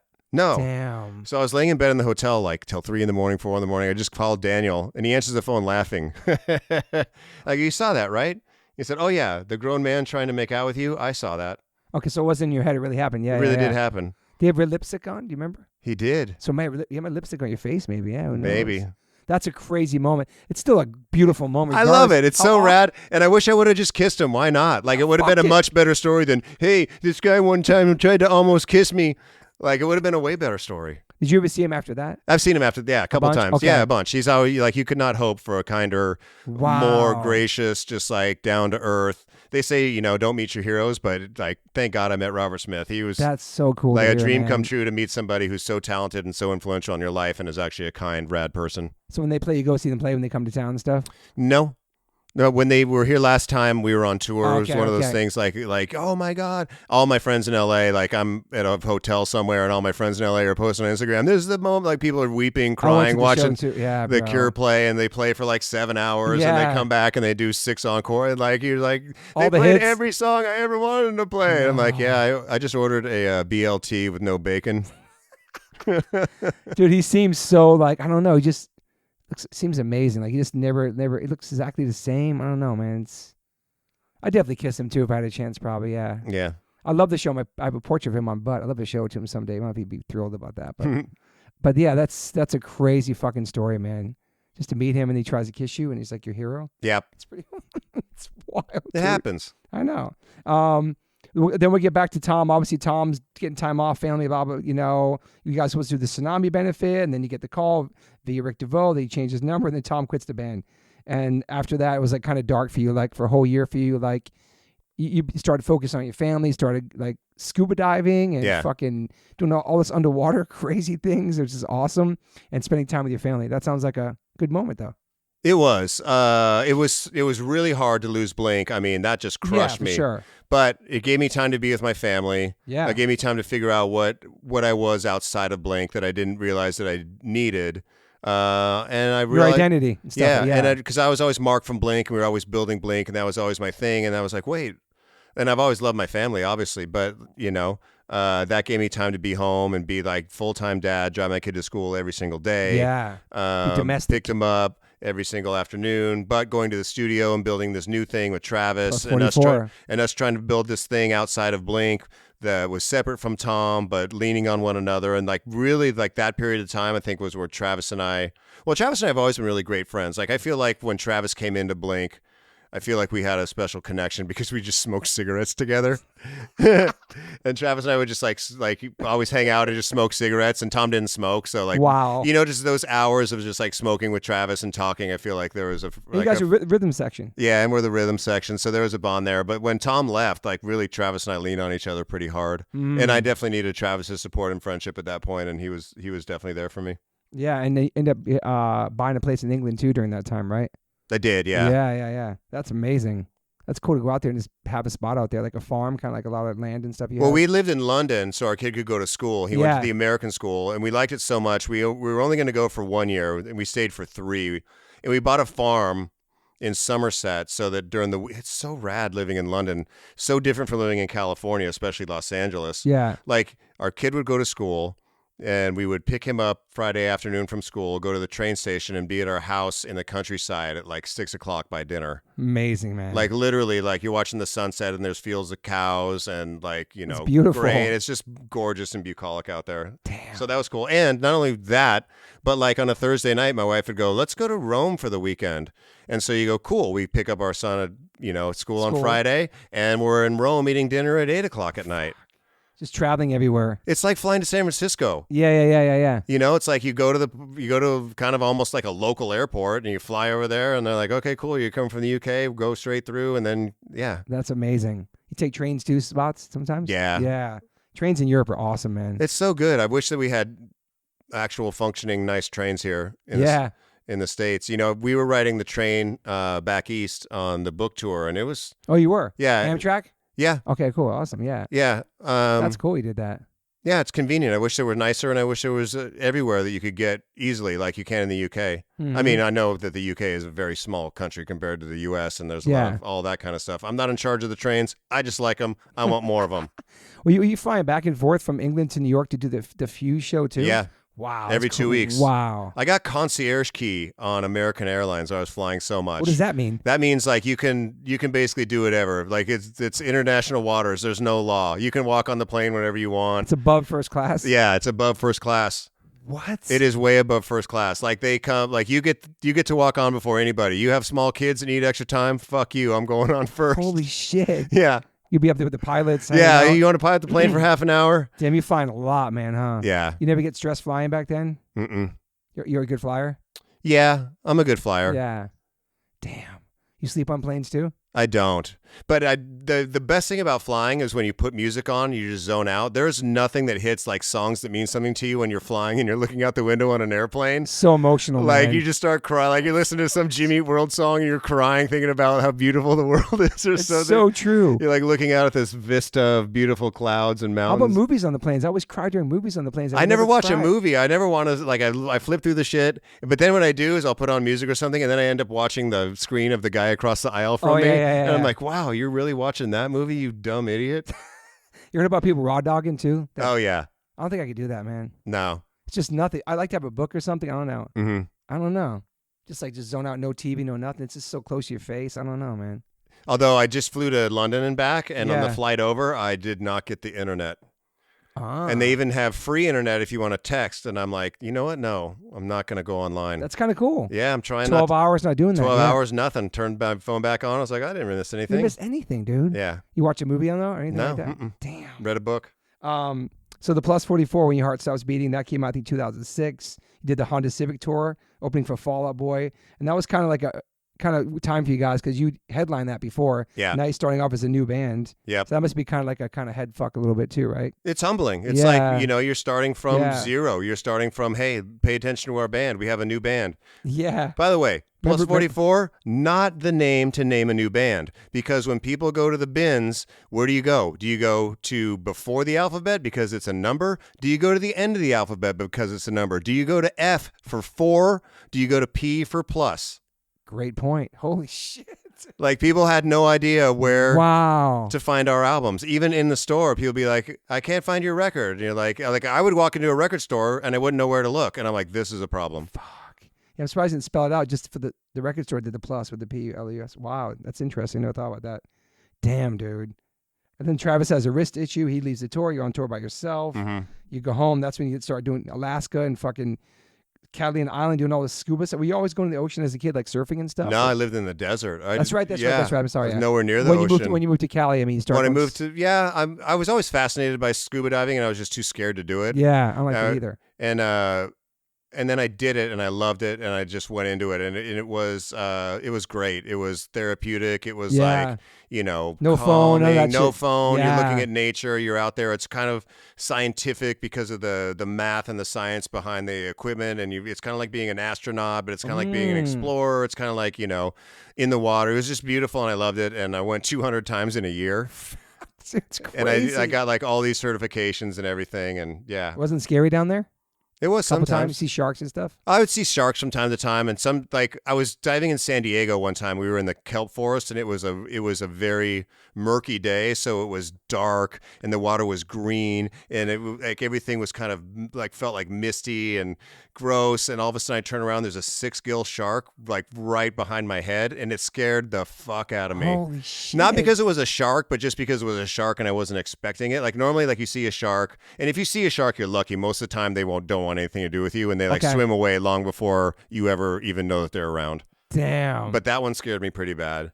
And then there was another time when somebody that I was with panicked and was going to try and swim back up toward the surface, which is a bad that's in the idea. book. That's in the book, man. That was no, that's a different lady. The woman who passed in the book, she was a different lady. Dude. But yeah, there's been a couple things underwater that were kind of scary with other divers. It's scary. Have you been diving as of lately?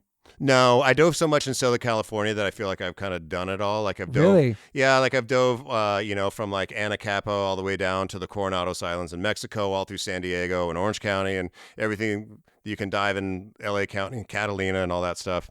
You did it already. I did it a bunch and loved it, and it was great. But it's cold. And it's a lot of work to dive in Southern California. And so now I'm spoiled and I just want to dive. Like if we go to a nice vacation and it's convenient and you don't have to leave the hotel to do it, then maybe I'll do it. So you're done doing it. Pretty much you should go done. to some warm place somewhere. Yeah. You did it in Hawaii too, right? Yeah. I did it in the Maldives. It was insane. The diving in the Maldives is the best I've ever seen. Wow. There's no bucket list place to go and do it at this point? I mean, there are so many amazing places to go scuba diving around the world that I haven't gone to, but I don't know that I want to travel that far just to scuba dive. Yeah. So you guys are back in the studio. Then Travis takes that flight to South Carolina. The plane crashed. That was a crazy fucking moment. I remember getting a text about that when it happened. I forgot what the fuck I was, but that's a crazy moment because you guys are literally in the studio. He takes off to go do something with DJ AM, and then you go straight to the hospital, and that's a crazy moment. Yeah. It was awful. That's crazy. Like the whole scenario is just. It was awful. Still to this day thinking about it. Yeah. That was a wild. Yeah.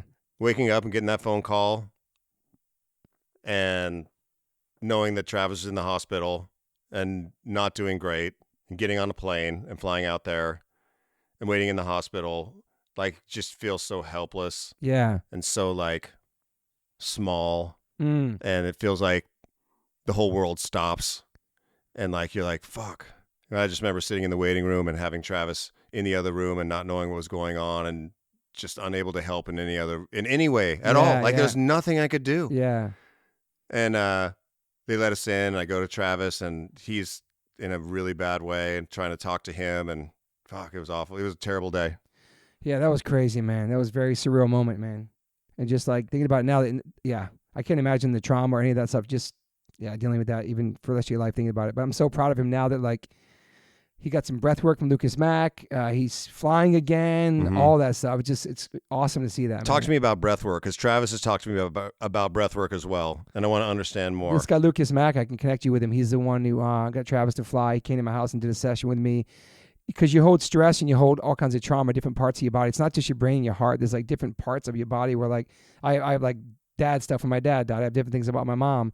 And the guy came and did like an hour breathwork session, which I'll set you up with. He'll come to your house and it's like he takes you, shut your eyes, he takes you through your whole entire life. And he's like has this kind of like rod thing. He's like touching your body and pinpointing different stuff as it leaves your body. I couldn't explain it to you, bro, but I woke up and I was bawling. And the first thing I said is, I forgive my mom. I have no more resentments towards my mom. It's the first thing I said to this dude. And I'm in the living with this guy I just kind of met. And I'm crying so vulnerable in my living room, but I feel like I want to hug him because he's like this magical human. And this guy's name is Lucas Mack, and he's from New Zealand, and he's incredible, and he travels all around the world and helps people. And I'll connect you with him. It's just the breathing so intense. Your conscience, you're breathing so heavy. So you just flooding your brain with oxygen, or what's? Yeah. All this shit, and you're awake, but you're not. It's weird that you're awake. I know he's right next to me, but I'm also I can see everything he's telling me. Like, think about your dad. Right. You hear everything he's saying, bro. You should try it. I think you'd love it, man. Okay. I'm scared. I was scared. I'm intimidated. I got to be honest. It sounds a little overwhelming. I was so scared. I did it by myself in my house. Like I just started getting therapy for the first time last year about my dad, like doing all this shit I was scared to do. But it's an interesting, it's kind of out of body experience. But Travis swore by him and he's mentioned it a few times to me. Dude, it's only going to be good for you. Okay. Like it's just like anything you can talk about all the stuff you've been through, everything, man. It's like I don't know. And now I do it when I'm on the plane because I'm a terrible flyer. So I do this breath work on the flight before I fly. Like you do it any time of the day. Like, I don't know. You zone out, you know? Okay. I feel like you're open-minded to shit like that. You know what I mean? Yeah. I mean, if it worked for Travis to fly, I'm like, holy shit. I don't know why this is one thing I took away from this, but you guys get called to go to the Grammys. Like, we're back, and you guys aren't really kind of back yet. You're kind of like getting used to be around each other again, and you go to the Grammys, and fucking you have to announce you're being back. But you gave Coldplay the award last night. That's the only thing I took. It's my favorite band in the whole world. You give Coldplay the award. I thought that was sick. It was great, but it was just a weird day. Like it was supposed to be this big triumphant thing, but it wasn't. And it wasn't. It was very anticlimactic, and like we didn't get any prep at all. They just like took us, and we were standing backstage, and they go, walk out that way, and you'll see your lines on the screen, and the microphone's going to come out of the floor. And so we're walking, and we don't see the microphone, and people are clapping, and I don't see the microphone, and it's coming out of the floor. It's on this tiny, like the size of the thickness of a coat hanger. Yeah. And a tiny little microphone on the top of it. And we almost walked straight into it. And so I stop, and then like we kind of it was just a bad day. Damn. It was a bad look for us to try and come back. We're like, we're back. Yeah. We're just we're back. Nobody. Yeah, I think Travis said something too. Like you weren't all psyched to do it. They kind of found out you guys were hanging out again. Yeah. Let's get it together. This big announcement. Yeah. None of us seemed excited. None of us seemed like okay. We looked like we were like hostages or something. But then you guys make Neighborhoods, which one of my favorite songs is Up All Night, and that's one of my favorite Blink songs off that. I mean, in general, but I like that record too. Thank you. That was 2011. But that tour seemed like it was kind of crazy. Tom was really hanging with you guys. He was only showing up to stage. He had this whole mod life thing he was pushing. He was like on his own whole nother level. I mean, vibe, and you guys are trying to keep it together, and you know, it was good. Like we were Did very it feel happy. Forced? Or no, I didn't feel forced. Yeah. It just felt like I love that record, and we worked really hard on that record. And I think that everybody was still a little gun shy from one another because we put each other through fucking hell during that band breakup. Like we really did. It was hard on all of us, more than I think that any of us realized or anybody's ego would let us admit. But I think that was really hard on all three of us. And so when we got the band back together, we really wanted to do it, but also there's just everybody was a little protective of themselves and a little too polite to one another. Like you have to get to a point where you kind can of tippy-toeing around each other? Yeah, like a little tippy-toeing and a little like, I'm not willing to put myself out too far because if you say you don't like it, then I'm going to defend. Like, I don't know. There's it's on edge kind of, a little bit of an edge to it. But when we were hitting, it was great. And Travis, on that record, I remember we had tours booked, we had everything. Yeah. I was in London, I was looking for houses, and Travis called me and he said, we have to cancel the tour. I said, what the fuck are you talking about? We have dates booked. And he goes, dude, this record is not there yet. Damn. We don't have the songs. And I was like, I think you're right. And so we went back in and we wrote like 4 more songs for the record that really brought it together and kind of saved that record from being mediocre into being something that I think is a great record. It is a great record. But the tours were kind of grueling on that. The tours were grueling, and it was like too many dates in a row, and it was too hard, and like, I don't know, there was just weirdness backstage, and that's the tour that I drank a lot on. Okay. I wouldn't drink before the show, but after the show, like the second we walked off stage, I started drinking Jägermeister. Okay. We did this thing, we were called the Deer Hunter Society, and we would just do shots of Jägermeister, and yeah, it was a hard tour. Damn. And then you dropped the Dog Eating Dogs EP. That was good. And you're in London. Yeah, that's a good one too. Got the house. And then the Reading Festival, which I saw you talk about, the 100,000 people. Like Tom whispered to you right before you on stage. Like, this is like a big moment for the listeners. Like, the Reading Festival is fucking huge. It's 100,000 people. Yeah. And he says before you walk on stage, like, I'm basically saying he's wasted. Yeah. And you and Trav are fucking bummed about it. But the show goes on. You guys have a great fucking show. And then it's time for the encore. And he's going to come out and you leave him on stage for like 2 minutes. Yeah. And you have video footage of him just like kneeled down, sitting by his, I don't know what the fuck, his ski pad. Yeah, it's called a Taurus pedal. Yeah. So we send Tom out, and he does this thing where he's like, when I go out for the... Sorry, can I grab a water? Yeah, man. Let's pause. We can pause. Idea for the encore where he was like, okay, show ends, walk out on stage, everything's black, it's just me, I walk out, one spotlight right on me, I walk up to my pedal, I hit this button, called a Taurus pedal, it's just like this bass pedal thing, and then he has a filter and he makes it sound all cool, and it's gonna be like this big Radiohead moment. And then Engineer's vibe, yeah. Yeah, and then Travis is going to come out and start the song, and then I come out and we kill the rest of the set. And Travis is like, that sucked that he was drinking before the show and putting the show at risk, so he just left him out there. We didn't walk on stage for 2 minutes. That's a long time. Stand in front of 100,000 people by yourself for 2 minutes. That's what you said the other night when I saw you talking. I was like, and then you made everybody like be quiet or something for 2 minutes. I was like, fuck, 2 minutes is a long time. Yeah. Well, we watched the video of it. Yeah. So good. Who filmed that? That's crazy, man. That was the official BBC broadcast of the festival. Was he bummed or now? He didn't realize it because he was drunk. I don't think he realized it because he was drunk. And maybe he actually enjoyed it. Maybe he was like, it's about time 100,000 people stared at me for 2 minutes straight. But he's like not even standing there doing the crowd, just like, what's going on? Yeah. Nobody's booing or nothing. It's the funny thing is, at the show in London, somebody came up afterwards and was like, I was at that show. Oh, shit. I didn't know what the hell was happening. I remember standing in the audience being like, why is this happening? It's going on forever. Maybe they thought Tom was fixing something or something. I don't know what he thought it was. Yeah.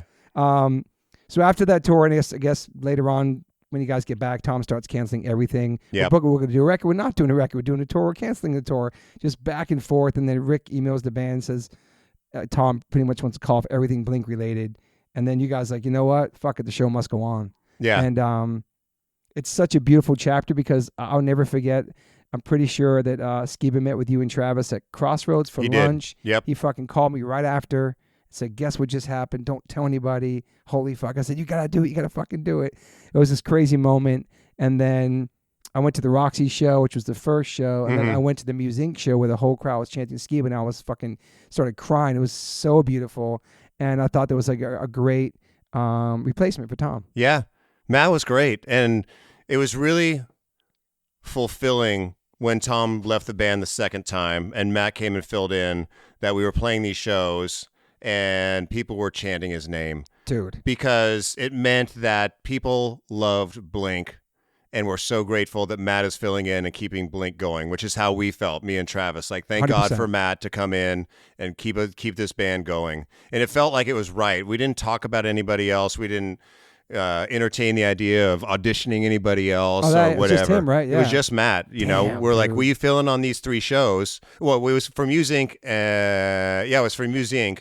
and another show. And then we were like, well, let's do a warm-up show. And so, you know, Matt came in, learned the set, played the one show. We went the next day to go to San Diego, and people were chanting his name there in San Diego, you know, where Blink is from, where Tom lives. Like, I was like, okay, this is really cool because this means that people love the band. And want to hear the songs. And they want to hear the songs. It's more than just the 3 of us. Blink is this thing that is special to people, and Matt is helping us keep it going. It was great. Yeah, what did that feel like when they were chanting? You're like, holy shit, like we picked the right guy. Like, yeah, this is for fucking... sure. Because that's how we felt. We were like, yeah, Matt was great, and it was great to have somebody excited to play and happy on stage. And yeah, and they toured you guys before in the past, Trio. Yeah, and fucking... you know, when we had talked, Matt and I had talked about doing music together for years ahead of that. What was that one weird band name you guys were into?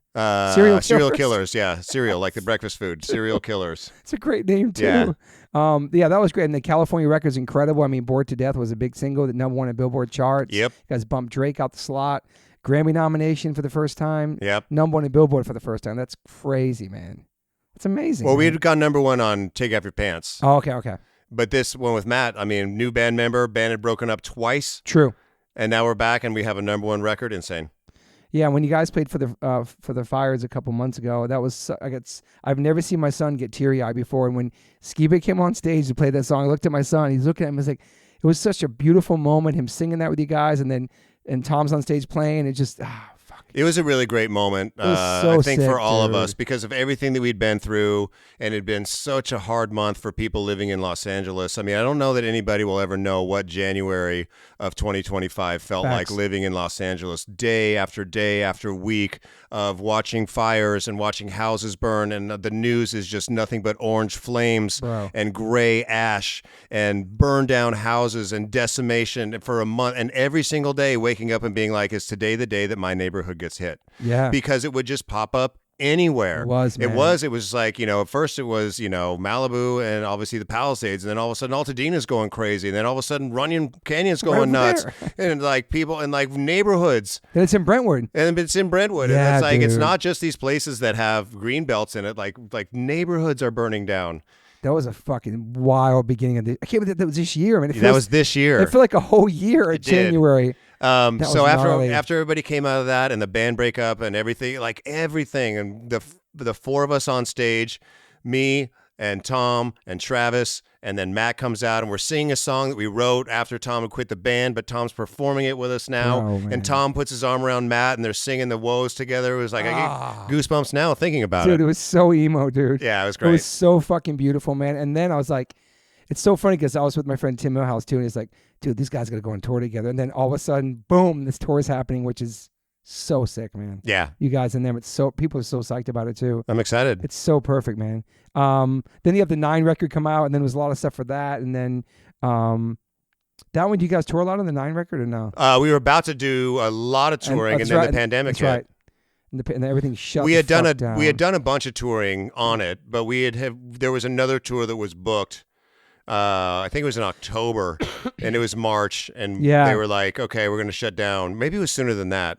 Maybe I think we canceled everything when it got to October because they kept pushing it back. Like, we're going to push everything back 2 weeks. We're going to push everything back 2 weeks. That was so brutal. And then they'd spend 2 weeks rerouting an entire tour, and then they'd be like, "Okay, it's another 3 weeks." So reroute the entire tour a third time. That was the worst.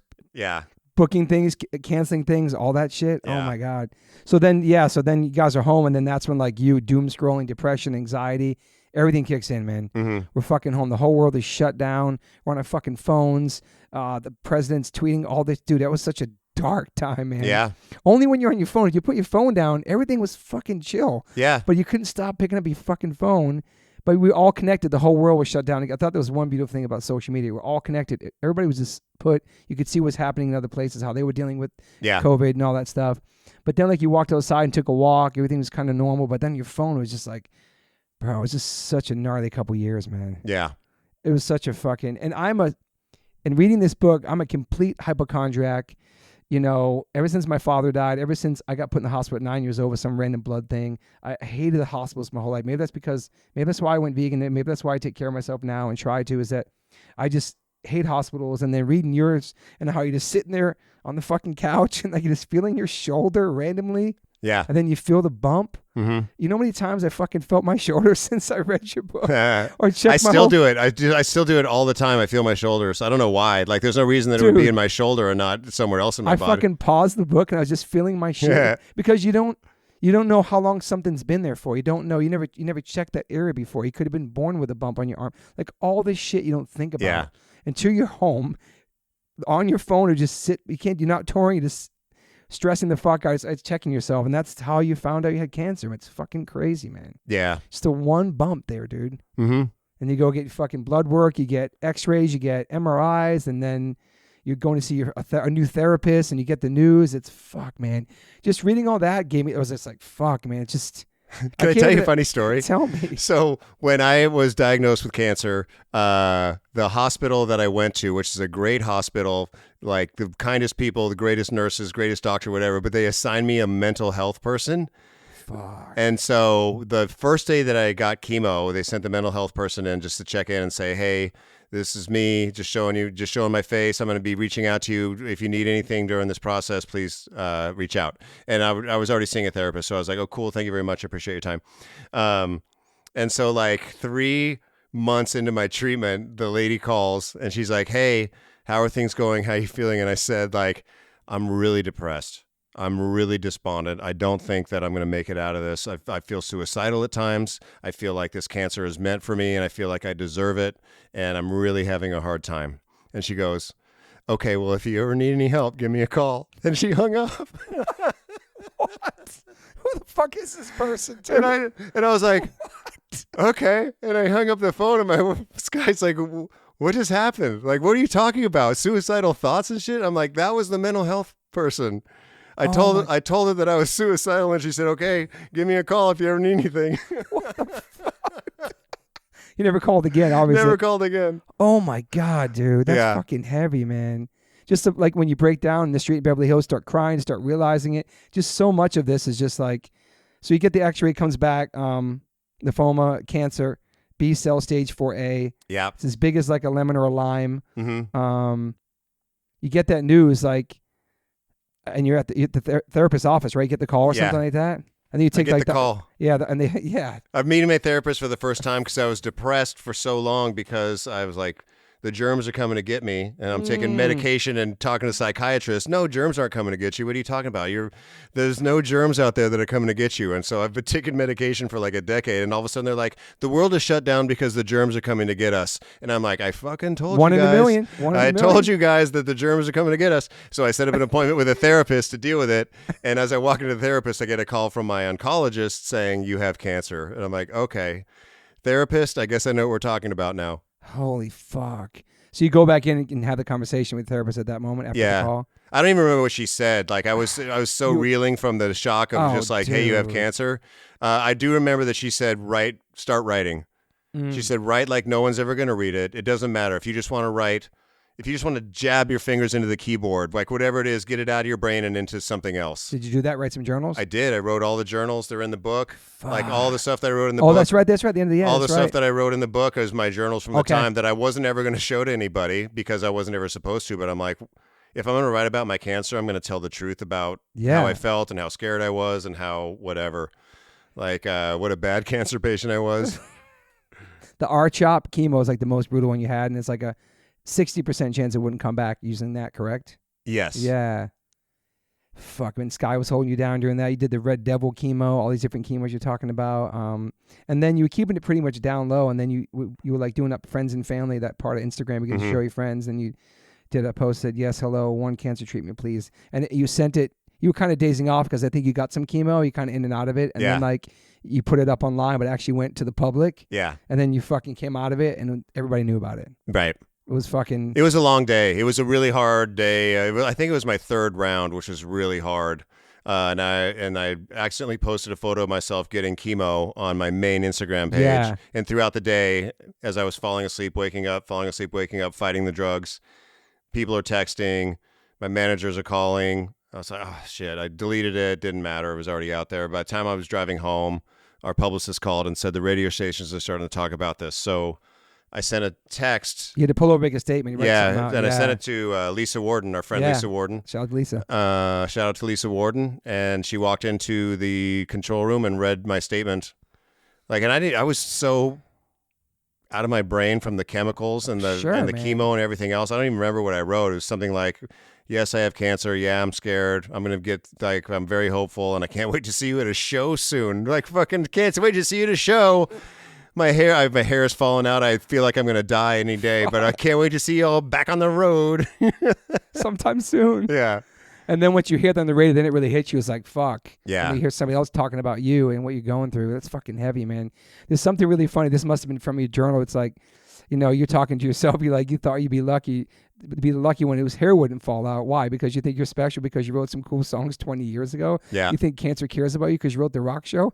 Maybe you got cancer because you wrote The Rock Show. Yeah, that's it. That shit's crazy. That's how I felt. I felt like I've been lucky for so long. Like Blink has done things like no bands get to do what Blink has gotten to do. Yeah. Like I have an incredible wife for 20 something years at that point. Yeah. You know, like what else could I possibly want in the world? Like this is the other shoe dropping. Like this is the come up. This is the payment for your blessed life. Yeah. But because I wrote The Rock Show, that was like, yeah. I can't get cancer. I wrote The Rock Show. But these are some of your journals, though, right? That's stuff, right? Yeah. Yeah. You make you do the I guess you had how many treatments did you have? 6. Yeah, 6. Yeah. Yeah. And then the cancer is no cancer left. And September 2021, you're cancer free. And then GQ named you the Man of the Year for your bravery. Yeah. And like you say, like I wasn't brave. I was fucking scared. I was just sitting there getting the chemo. So funny story. So the party that I talk about, the GQ party, it was a bravery was the theme of the Man of the Year. And so it was me. Andrew Garfield was one of them. There was another. I think there were like 4 different people or whatever. So there's a party for us at the Edition Hotel in West Hollywood. Okay. You know, red carpet, all this shit. And we walk in and we're talking with Andrew Garfield, but there's music pumping.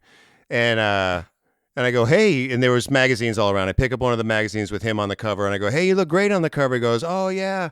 You know, he's trying to talk to me, but the music's pumping and I'm kind of like, yeah, got it. But I don't really hear what he said. And so Sky's talking to him and he goes, my husband's a Man of the Year too. And he goes, oh, okay. And she goes, yeah, he's been sick with lymphoma.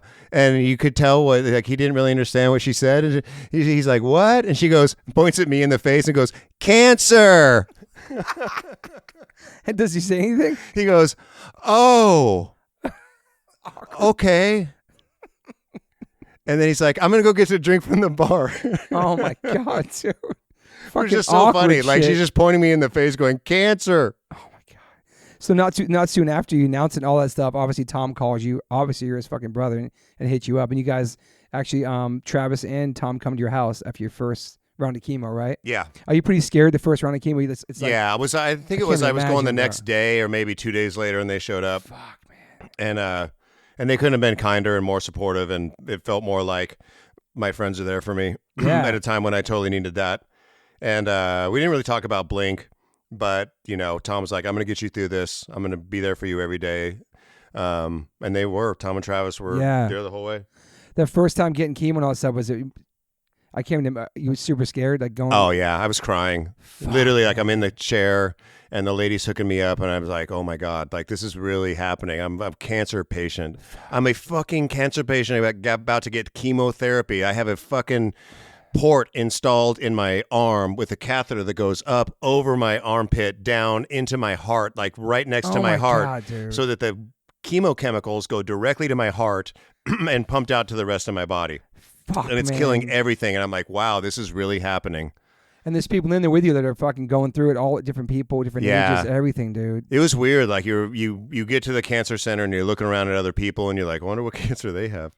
I wonder, like, you know. Are you talking to people in there? Like, no. Okay. I tried one time. There was a woman wearing Social Distortion t-shirt. And like, it's weird because like everybody has their own little private area. Yeah. And you can close the curtain. But everybody left their curtain open and like watched people as they walked past. Yeah. And I didn't want to like walk. I didn't want to see other people and whatever. Like I was suffering, but other people were just like getting chemoed up. and walking past people. And so, like, you know, I'm walking past this lady, and she's looking at me, and I'm looking at her, and she has a Social Distortion shirt, and I go, Social D. And she goes, what? And I go, your shirt, Social Distortion. And she looks down, and she's like, yeah? And I'm like, oh, I like that band. And like, I have my, you know, I have my IV stand, and she's hooked up to her chemicals, and we're like, all right, cool, big gulps, see you later. That's it. Yeah. So there's moments in there. Obviously, Sky was your rock, dude, because you were probably like fucking like I'm dying. Like I would be doing the same shit. Like I feel like anytime even like a man gets a cold, we're like the biggest bitches. Yeah, man flu. Yes. Man flu. Yeah. So let alone you're going through real shit, but also your wife's got to hold it down in the house with your son and all that stuff. But like, it's got to be so hard. I can't imagine sleeping, just all that stuff. You talk about being in the shower and like your fucking pubes are coming off, just like all this shit, dude. Yeah, I was washing my hair, washing my body, and all of a sudden I have a Muppet in my hand. This is just pubic hair. It sucked. Holy fuck. But it lasts, how long do you have it for? Like how many months do you have? So I found out, I think in April I found out that I had cancer, and then I was cleared in September. So it was whatever that is, 6 months or something. It's pretty fucking, it seems long, but it seems kind of fast too. And I don't know the length of like how long people have cancer for, but yeah, I mean, there's people that fight cancer for years and years, and years. Like I know people that have had cancer since I had cancer and are still fighting it. Wow, man. You know, and I have friends that have passed from cancer. I have friends that have beat cancer. I've had, you know, we have friends that are fighting every day. Yeah. Did you erect your vocal cords too, you said? It did. I had to relearn how to sing, how to talk. Fuck. Yeah, I thought it was cool, and then we were getting ready to go on tour, and, you know, I'd been recording with Blink, and we'd been recording the One More Time record. Yes. And it'd gone pretty well. I felt like I was having to work a little harder singing, and I'm like, well, of course, I'd have to work harder because I haven't really sung in the past couple of years. Yeah, or played bass either, Or right? played bass or anything. And then, so we recorded the album, and then I went to a vocal doctor right before we went on tour to check my vocal cords. And I was like, I just want to make sure everything's cool. And they looked at my vocal cords, and they're like, you have a blood vessel on one of your vocal cords that if that bursts, you're done. You're not singing anymore for a long time. Dude. And I was like, oh, shit, what do I do? And he said, you need to go to a vocal coach. You need to learn how to sing properly to protect your vocal cords. And so now I'm neurotic about that. Like, oh my God. Even before I came here today, I did 15 minutes of vocal warm-up. Your voice sounds great. Thanks. I try and do it literally every single day just to keep my voice ready to tour and talk to people or whatever it is. But are those called noids? What's it called? Like, it's not a node. Node. Sorry, it's not a node. It's actually a blood vessel on the cord. Fuck. Yeah. But you can see it because he showed me video of it because they snake a camera down your back of your throat. Fuck, dude. And they film it. Have you never done that? No. You've never gotten scoped? Only in the butt from a colonoscopy. Well, yeah. But that's just fun. That's elective. I do that electively every 6 weeks. But down your throat, they have to do camera shit. Now yeah. Damn. Now I've done that. Fuck. So then obviously you guys are like, okay, you're back. I mean, we beat the cancer. You guys are back together. We're gonna make a new record. We're gonna tour. Then you're the one that hit up Skiba and said, hey, just so you know, he's coming back. Basically. Yeah. I called Matt. And he was a gentleman about it, obviously. The classiest. Kindest, classiest guy. Yeah. And could not have been more gracious and cool about the whole thing. And he's like, I feel like people are back where they belong. I feel like this is right. I'm so stoked for you guys. Yeah. I'm the biggest fan of Blink. Like, I mean, you couldn't ask for a better bandmate and friend than Matt. Yeah, it's fucking awesome. And you were telling some funny stories about him being late, missing the flights, or his passport, just getting to the airport, going straight to the shower at the airport. Like, you just came from your house. Matt, I wish I lived in Matt's world because it sounds so fun and interesting. This is his own world for sure, man. You know? He's up there. He's by himself. Like, yeah. Yeah. I check on him all the time. But yeah, he does his own time. Skiba time. Yeah. But dude, the One More Time record is it's phenomenal. I love the record. I know Travis produced a lot of that record. Oh, yeah. I mean, the song One More Time is an incredible ballad. It's fucking awesome. Terrified was a Boxcar Racer song that made it to the record. And then the Fell in Love has a Cure vibe. I think you guys gave credit to Robert anyway for that, right? Oh, yeah. Because it had so much. Yeah, I mean, you listen to that song and you're like, oh, yeah, that sounds like a Cure song. Close to me. Yeah. But yeah, More Than You Know, when we were young, all the Turpentine. And then Turpentine is the genius of Tom DeLonge. Dude. That song is ridiculous. Like, nobody writes a song like that. The lyrics are bananas insane, and they're so awesome.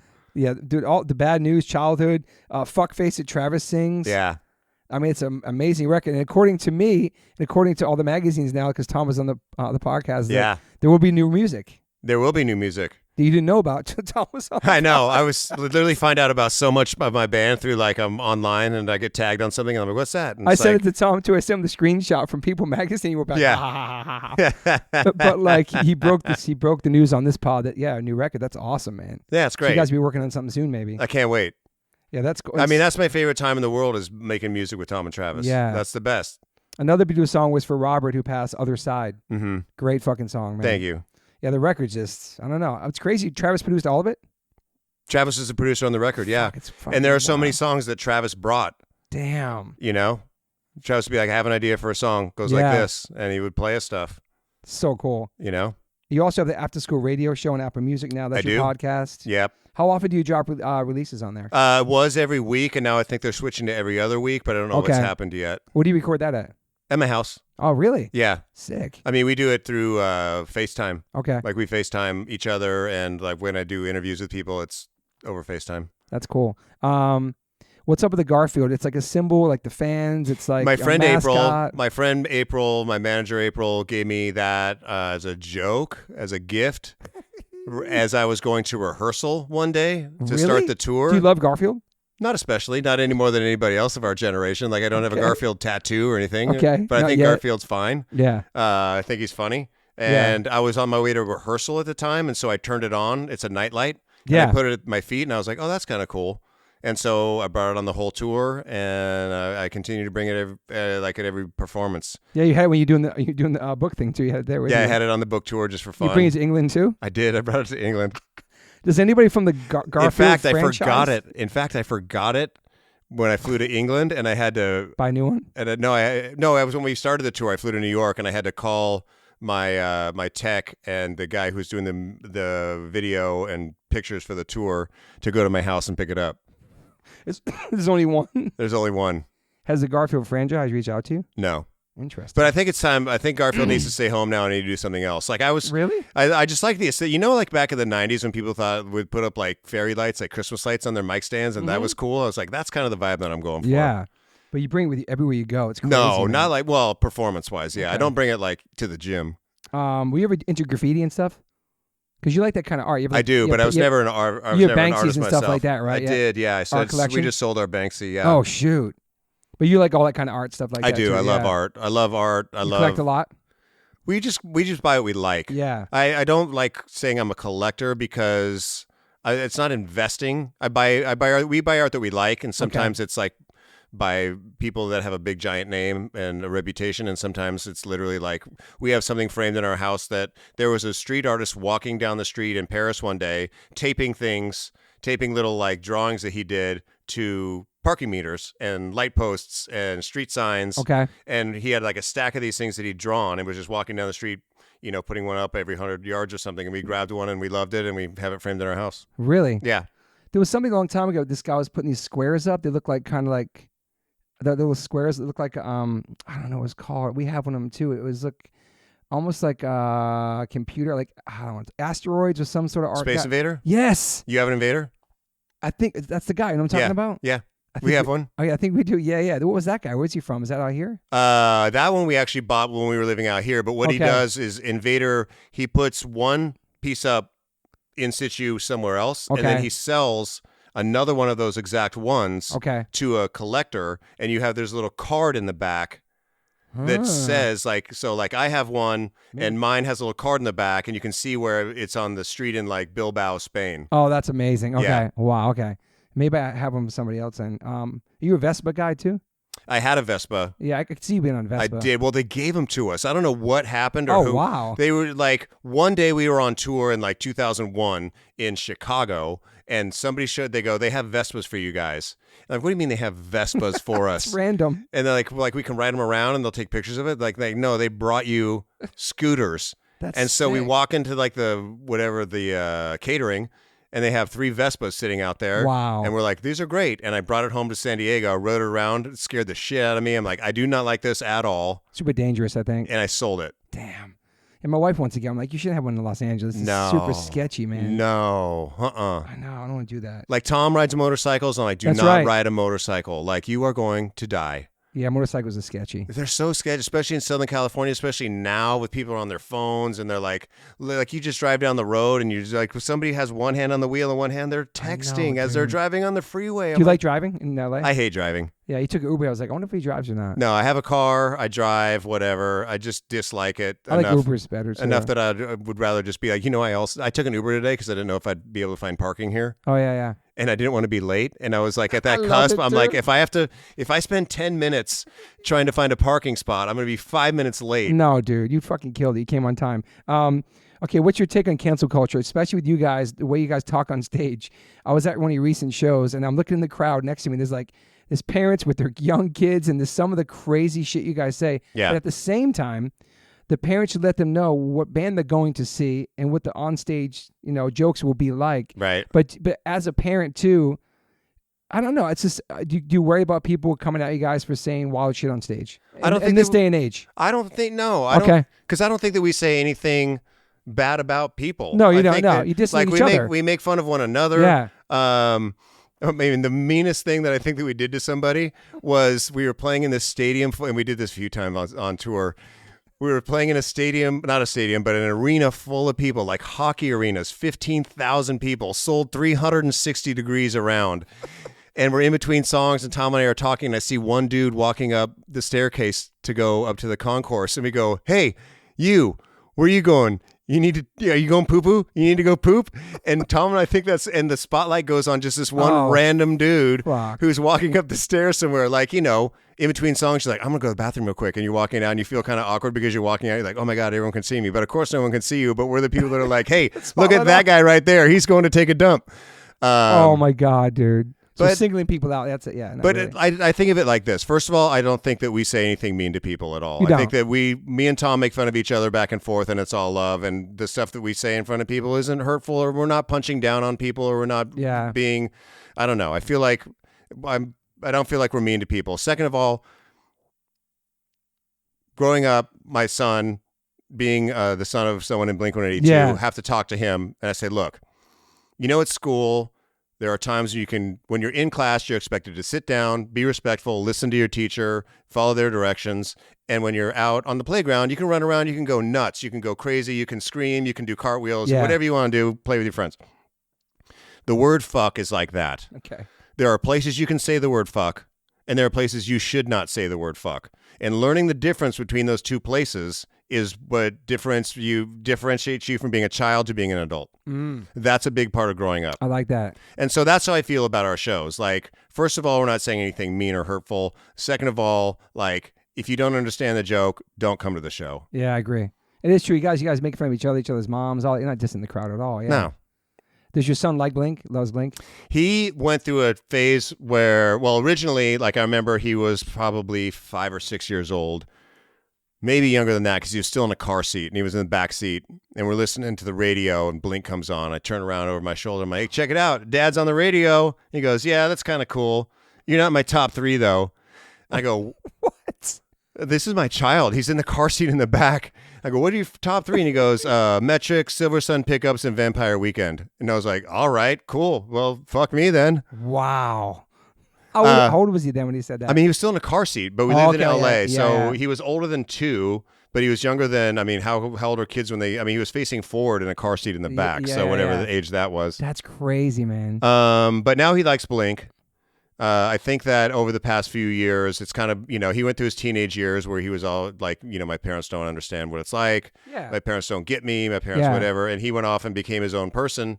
And now he's like, "Oh, I like my dad's band because I think it's cool now." That's awesome. Like, he came to us on his own terms. It wasn't just like baked in that he was going to like Blink. Yeah, 100%. What about Every Halloween Hurts? Every Halloween Hurts? This from Bobby. He told me to ask you. Oh, Every Halloween Hurts is a group chat that I have that Bobby is a member of. Okay. And it's just a bunch of dudes that are kind of in the industry or industry adjacent and are friends, and we just kind of chop it up. It's just our group of dads and cool dudes. Sick. And then what about the octopus? What does that represent for you? So you have merch and stuff. Yeah, the octopus. When I started scuba diving all the time, I went with a good friend of mine who scuba dove a lot. Also, He was nowhere near as voracious as I was. Yeah. But we made a joke that we were like this explorer society, and he came up with this logo that was this octopus, and I thought it was cool. And then I was like, hey, can I use that when I do like production work or do like whatever? It's just like I just want to use it as a logo for me. And so he's like, yeah, totally. We just did the logo as a joke. And then I started a clothing company. I was like, that's what I want the logo to be. And so we used that logo. You still have the clothing company? Yeah. What's it called? It's called Hi, My Name is Mark. Oh, that's right. Yeah. Did you have a podcast called that too? Yeah, I did. Oh, that's right. And like my publishing company is called Hi, My Name is Mark. And I considered titling the book Hi, My Name is Mark, but I didn't. So on the back of the book, it says Hi, My Name is Mark, and this is a book about my favorite band, Blink-182. Amazing. Did your band ever get band therapy together? No. Like Metallica? No. Okay. I don't think that it would have worked. I think that people have come to the studio okay. to try, but not therapists. I think people have come to the studio with an intent of like, I'm going to sit down and I'm going to talk to the dudes and I'm going to work out whatever the thing is at that time, I'll just make something up. Like we're arguing about the title of a song and it's gotten contentious in the band. Yeah. And like, people have kind of stopped talking with each other, whatever it is. And people go, okay, I'm going to go in, I'm going to talk to them. And then they come in and we just make fun of them and make them feel dumb. And then they walk away and then we figure it out ourselves. Yeah. What's your thoughts on therapy? You back it? You've been in therapy before? I have. I think that, I don't know. My thoughts on therapy are, I think that you do the work yourself and that the therapist helps guide you in that direction. I feel like, I know some people who go to therapy and it's basically just somebody that says, yes, you're right to feel that. Yes, you're right to feel that. Yes, you're right. And like, I don't know that that's helping somebody. Like if somebody's doing something that is destructive to them, somebody needs to say, why don't you think about it in like this instead of like that, rather than like, you're right to feel that way. True. Like not everything that I feel is correct. I might feel that way, but I might be wrong in it. And then, so I think that what I'm looking for more is somebody that can talk to me and be like, but have you thought about it this way? Here's where I think that you might change your thinking a little bit. Yeah, that's a good point. And not just somebody that's like, you go to somebody and they say, you're right to feel that way. And then they go about their shitty behavior and they tell their friend, spouse, parent, whatever it is. Yeah. My therapist says that I'm right. That I think that you're too like whatever. You can't use it. You can't use it in that way. Like a therapist is between you and yourself. Like that is you working out your own shit. Unless you go to couples therapy, and then you have to abandon yourself to that process. And I haven't done that either. Yeah, me either. What was your last real job? The Warehouse Records. Warehouse Records. Yeah. Wow. What year would that be? That was 93, maybe 94. It's the last boss. Might have been as late as 95, but it was definitely like not 96. That's amazing, man. Thanks. Just music since then. Yeah, to think I haven't had a fucking That's great. anybody to answer to in 30 years is ridiculous. Except for wifey. Yeah. Are you an optimist or pessimist? I'm an optimist in my soul, but a pessimist in my mind. Okay. I like that. You always been like that? Yeah. Like my brain is always trying to figure out what's wrong, what can I fix, who needs my help, what's potentially coming over the horizon that I can forestall by having the foresight to be like, okay, this is going to happen in 2 weeks, so I need to make sure that I'm doing this to whatever that is. Like my mind's always thinking like that, but my soul is like, I just want to make art with my friends and do cool shit and see cool people and travel the world and do what I love. I love that. What are some daily rituals you have? Daily ritual. So now you a coffee guy? I am a coffee guy. Okay. This is my ideal day.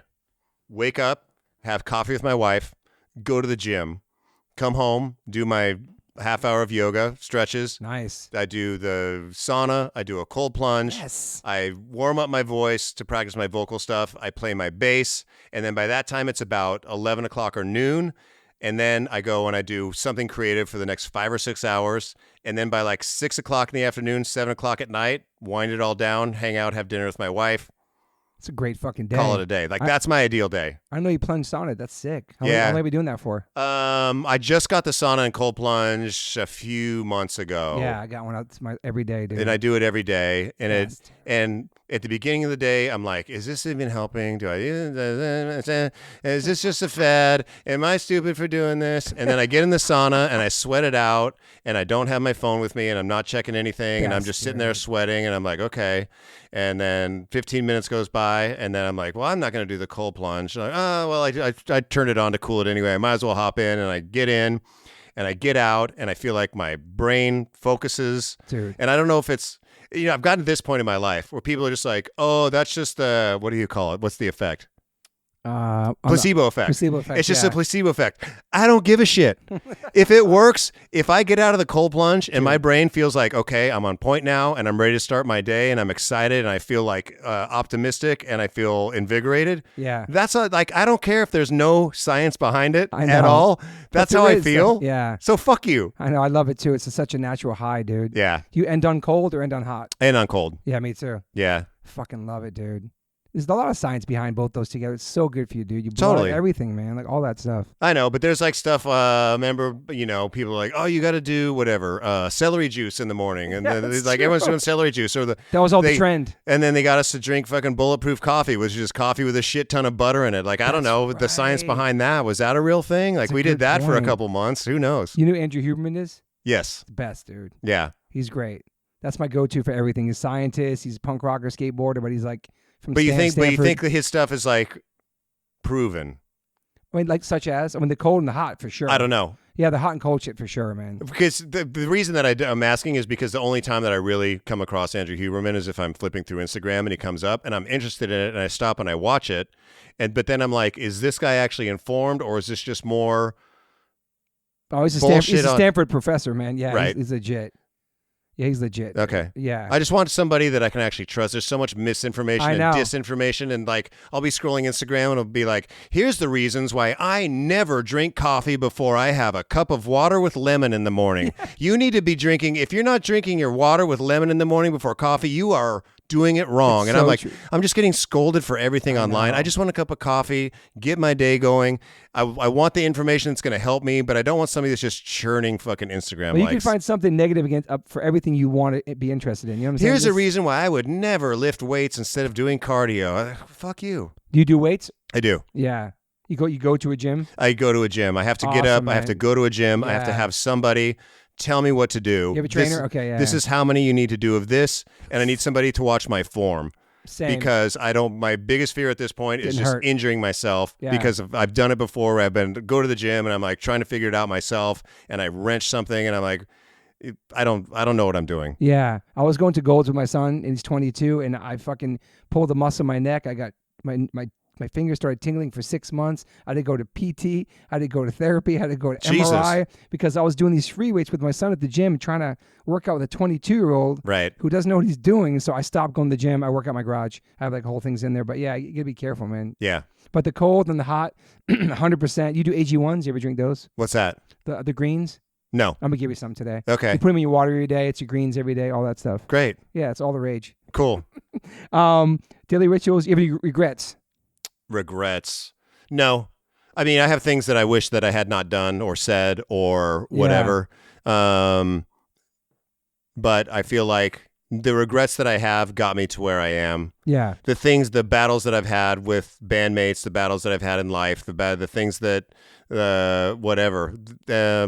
When you think that you are going to die and you think back on everything and, for me, it was months of being convinced I was going to die, and every day like having these thoughts going through my head of like, how are my debts going to be settled when I die from this cancer? Like, what have I done that I am proud of? What have I done that I wish that I had changed? And you kind of start thinking that way because I was laying on the couch for hours and hours and hours, dude. And so you just have these dark thoughts and you're by yourself.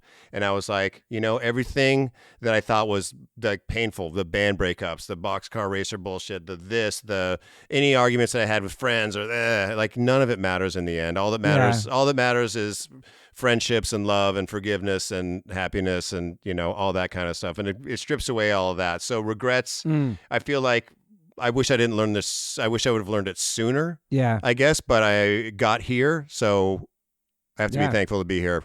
No, that makes sense. Yeah. You listen to new music? You checking out new bands? I try all the time to check out new bands. You guys seem to be taking, like, you put Drain on some shows, Turnstile on some shows. You guys are putting young new bands on. Yeah, cool. I love that. I love finding a new band and being excited about it. Yeah. I work with a label. We work with a band called Beauty School Dropout. Oh, nice. Who have a new album coming out that I've been working on them with, and I was actually listening to mixes today from them, and their album is going to crush.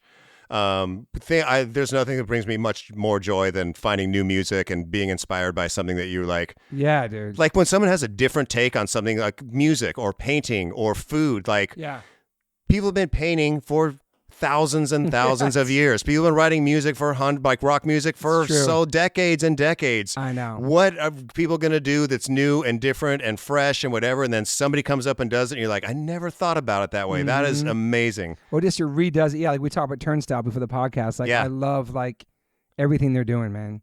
From the art to the performance to the music to everything, you know? Yeah.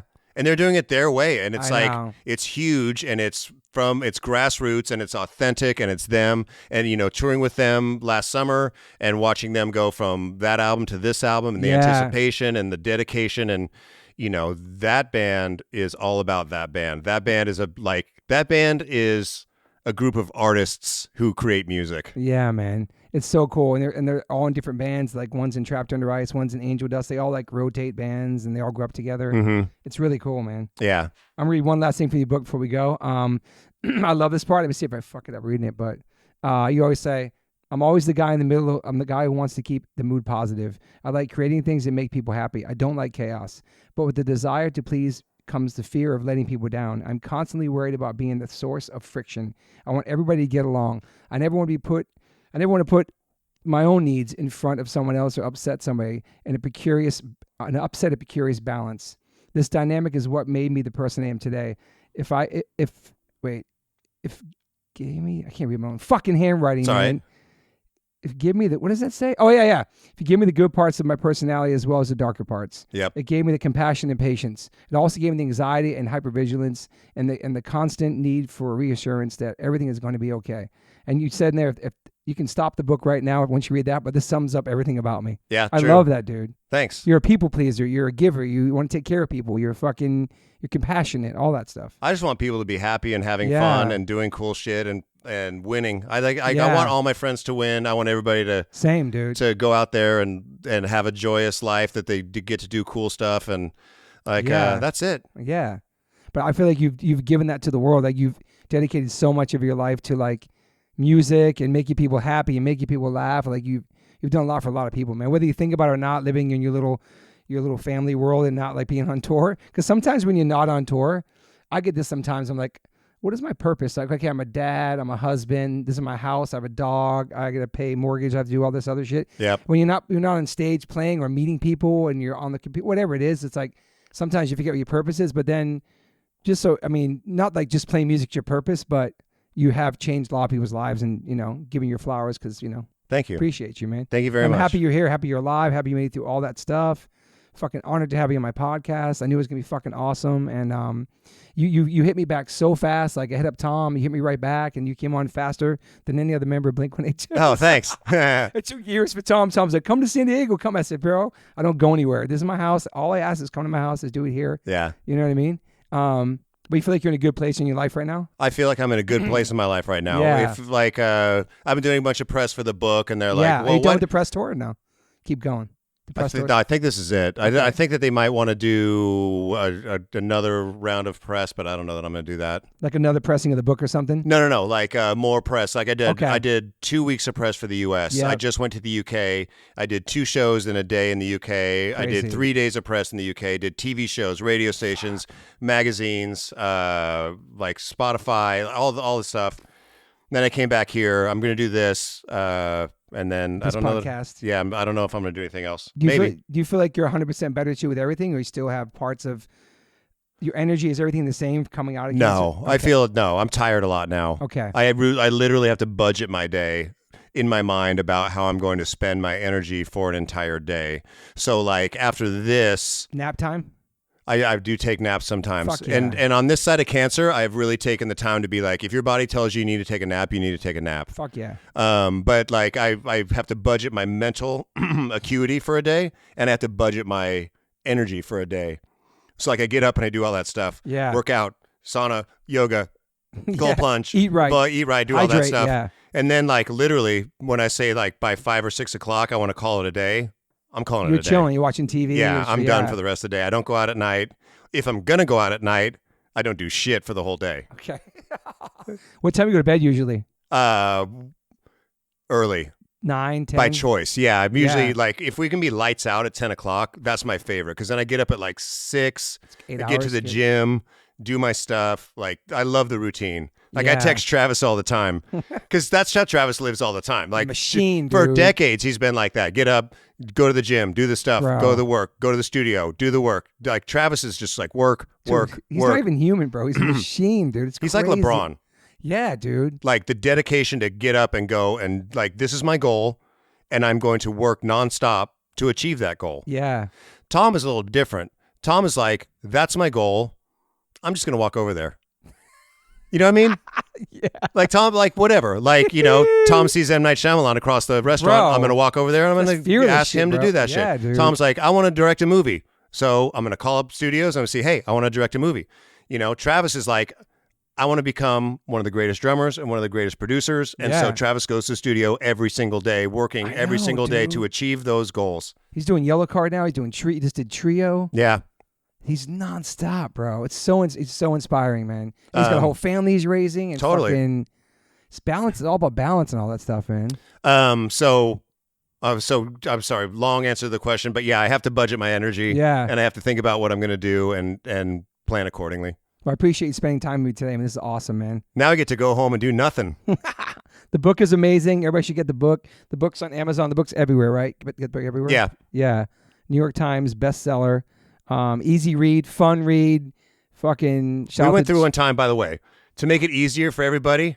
I spent a day, and me and my co-writer went back through the entire book, read every single word, and we cut 10,000 words out. Really? And and the entire book now is 70,000 words. So we took out sentences that didn't help the story. We took out buts and ands and howevers, and we made it readable and fun. And it's easy read. It's super fun. To be honest, I haven't read books in a while. I had to read Josh's for the pod. I read yours for the pod. It was really good. Did you do the audiobook too, right? Yeah. Is that annoying? Because Josh was saying it was really... It's painful. It's a pain in the ass sometimes doing the reads. It was. Yeah. But it was great. I worked with a great producer, and I actually read Josh's book and I listened to the audiobook of it. Oh, sick. Awesome, because that's normally how I end up doing it. I end up buying the actual book because I love the romance of actually reading a book. Yeah. And then I'll just have my phone with me somewhere and I want to read. So, but download the Kindle version of it and I'll read it on my whatever. Yeah. And then I like listening to it also. Yeah, his was good audiobook too. Yeah. And it was a great audiobook. But yeah, I sat in a studio, and there wasn't even a studio. It was like a quarter of the size of this room. Damn. And there was a control room, but my room was like, I sat in a chair and there was a music stand in front of me with a microphone and an iPad with a book on it. And for 5 hours a day, I would just read. That's tedious. My hands would get sweaty. I was so nervous the whole time that I was doing it wrong. I've never read an audiobook before. Like, how am I supposed to, just read? One take, or did it a bunch of takes? No, I'd be reading and I'd be like, here. Open up the book. Sorry about that. Do a little. I'll be like, oh shit! I don't read about Jerry Finn's death. Hang on. There he was, my musical hero. The reason I picked up a bass. The reason I wore black all through high. The reason I wore black all through high school. Like, that was how I would do it. So they could punch in, like, just doing a song, same kind of shit. Yeah. Damn. But I would just do it myself. Because I would try and edit myself, and then sometimes my producer, who was great, because I suck in the booth. When I'm singing in the booth, I suck. Really? I just want to get out of there.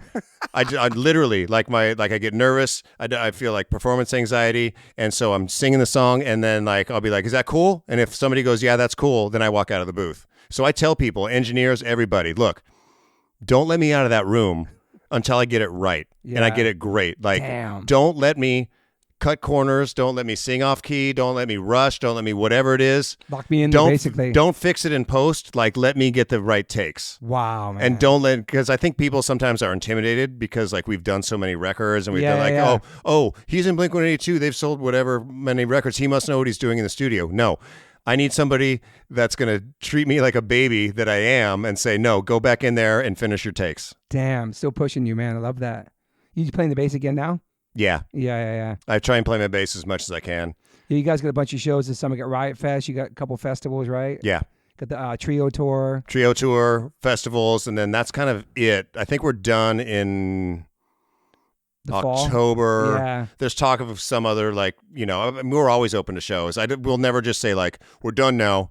But we are going to take some time off, and Tom's going to do some movie stuff and whatever. Maybe some new Blink, though. You never know. New Blink for sure. Damn. I called Tom the other day. I'm like, what are you doing? He's like, oh, I'm playing my guitar, thinking about new songs. Really? Yeah. So he's legit about it. He's not just, Damn, that's awesome. Yeah. And then sometimes I'll call Tom. I called Tom like 2 weeks ago. And what are you doing? He's like, well, right now I'm not doing anything. I'm literally just sitting in my yard looking out. I'm sitting on my porch looking at my yard. Dude, I tried sending him this book from Josh like 4 times. He kept getting sent back to my house. Like, oh man, I forgot to tell you, the post office doesn't deliver to my house. It has to be shipped UPS. I'm like, oh fuck. I didn't know that. Yeah, I kept thinking I was getting the thing wrong. It sucks so bad living in Rancho Santa Fe. Like just living there because you don't get mail to your house there. Why? Because it's so private. I don't know why. Because originally it was like this like horse community. Horse properties, and they were so spread out, and I think they just had a central post office that people had boxes at because it was probably too difficult to deliver by mail truck out to all these different places. And then they're just like, oh, now we're too cool. It's kind of like Carmel. You know that Carmel, California doesn't have addresses? Really? Yeah. The houses don't have numbers on them. Why? Because they just started as this little artsy-fartsy community, and then they got too precious. Do you love them? You love LA still? I do. You've been here for how many years? 20, let's see, we moved here in 2004, so 21. Yeah. I mean, it's gotten so crazy the past couple of years. We were driving around last night, and the abject homelessness problem in Los Angeles is heartbreaking. It's horrifying, man. It is so upsetting. It is so unhealthy for everybody. Like, it is, we went to the Dodgers game last night, and we went to go see, the artist Wes Lang? You know the name, yeah. Yeah, we went to his studio, which is really awesome. But it's way downtown. We got lost on the way there, and we had to drive through these places. And I'm like, fuck, LA is such a beautiful city, and it's so dirty and depressing right now. Like we live in one of the greatest cities in the world where literally the guy that's serving you coffee one day is going to sell his dream script to a major studio that's going to become $1 billion franchise 7 years from now. True. And it happens all the time in Los Angeles, and I feel it slipping away, and it's breaking my heart. All the jobs moving out of LA, all the studio production, all the music production, the movies, everything is draining out to other places. I'm like, so many people that we know, that I know, live in Nashville now. They do, I know. Because that's where you can afford to live, and it's a nice quality of life, and same with Austin, and people are leaving, and they're like, no, LA fucking rules. Could you live somewhere else? I have. I mean, England, I know, yeah. But I love it, and I would live there again in a second. Yeah. But like Nashville or Texas, I don't know. I don't know if I could live in Nashville or Texas because I haven't spent enough time there. I love visiting there. Austin's an amazing city. It's great. But then I'm still in Texas. I don't know. Yeah. And then Nashville too. I really love California. Me too. I grew up here, and the fact that you can literally go snowboarding in the morning and end your day skateboarding and surfing in the same day, it's crazy. Is insane to me. I know. And the opportunities here and the beauty of nature here, there's nothing like the difference between Death Valley and Big Sur and the forests and the beaches and the palm trees. Like, I love California. I know. I wish I didn't feel like it was crumbling beneath our feet. It really is. Hopefully it's going to be some change soon then. I don't know what's going to happen, but it needs to happen, dude. Yep. Downtown, all that, everywhere around, there's like homeless encampments in Beverly Hills, everywhere, man. Yeah. It's really sad, man. It's like so much money being put into other things. I wish I could take some people off the street, and I don't know, man. We got to figure it out soon, right? There has to be, I understand that there are brilliant people trying to solve problems, but there has to be somewhere between the giant high-rise buildings that are sitting empty and graffitied. True. And these thousands of people living in tents and squalor on the street. Yeah. In filth. Like, it is just not healthy. Like, I know. We can't let people fall to these levels. We have to lift people up and get them off the street and give them purpose and joy in life and fix that somehow. I'm not the guy to do it. I mean, we could play a bunch of homeless benefits, but who knows? I mean, I don't know what we can do. Our part, if you look at I don't want to become a politics, whatever. You could say it. But there are billions and billions of dollars that have been in the LA budget that just go nowhere. And it's earmarked for homelessness. And there are billions of dollars that they can't figure out where the money actually went. Yeah, it's true. That's true. And it's like friends of friends who get hired to do something in consulting, and the money just kind of disappears out into the ether, and nobody knows where it goes. You're like, it's fucked. It's so true, man. You pay attention to politics and like local stuff and all that stuff? More local politics, yeah. Yeah. I mean, just because I care about our city and I want to know, like, I'm not a politics guy and I don't I try and not be knee-jerk reaction to everything. I know that every single headline that's fed to me is meant to piss me off, tailored specifically to me. And I know that people who disagree with me politically are getting their news tailored directly to them to make them as mad as they can be at me because it's what gets the clicks. 100%. I understand that. So when I read a headline, I try and go further. If something is triggering me to be angry, I'm like, okay, what's the real story here? Yeah. And I've literally changed my news sources to try and get to something that's nonpartisan, just the facts, like what's really going on. It's hard to find. I know, man. The internet's fucked, man. How many hours a day on you? You check your hours around that? Probably a lot. Yeah? I'm probably way too many. But you shut off at night when you go to bed, right? Obviously. You're not on your phone in bed, right? I am. That's so bad, bro. It's so bad. Dude, I just sort of think that's the worst, because it's like you're oversensitized. Yeah. Like your face. It's right. So literally yesterday. Dude, Mark, that's bad. I know. Because here's what I find. So I have my phone and I put it on nightstand mode, right? And I put it far away from me. Okay. At night. But then I wake up in the middle of the night, I'm like, what time is it? And so I'm waving my hand in front of my phone and it's not showing me the time. So I take my phone off the thing to see what time it is.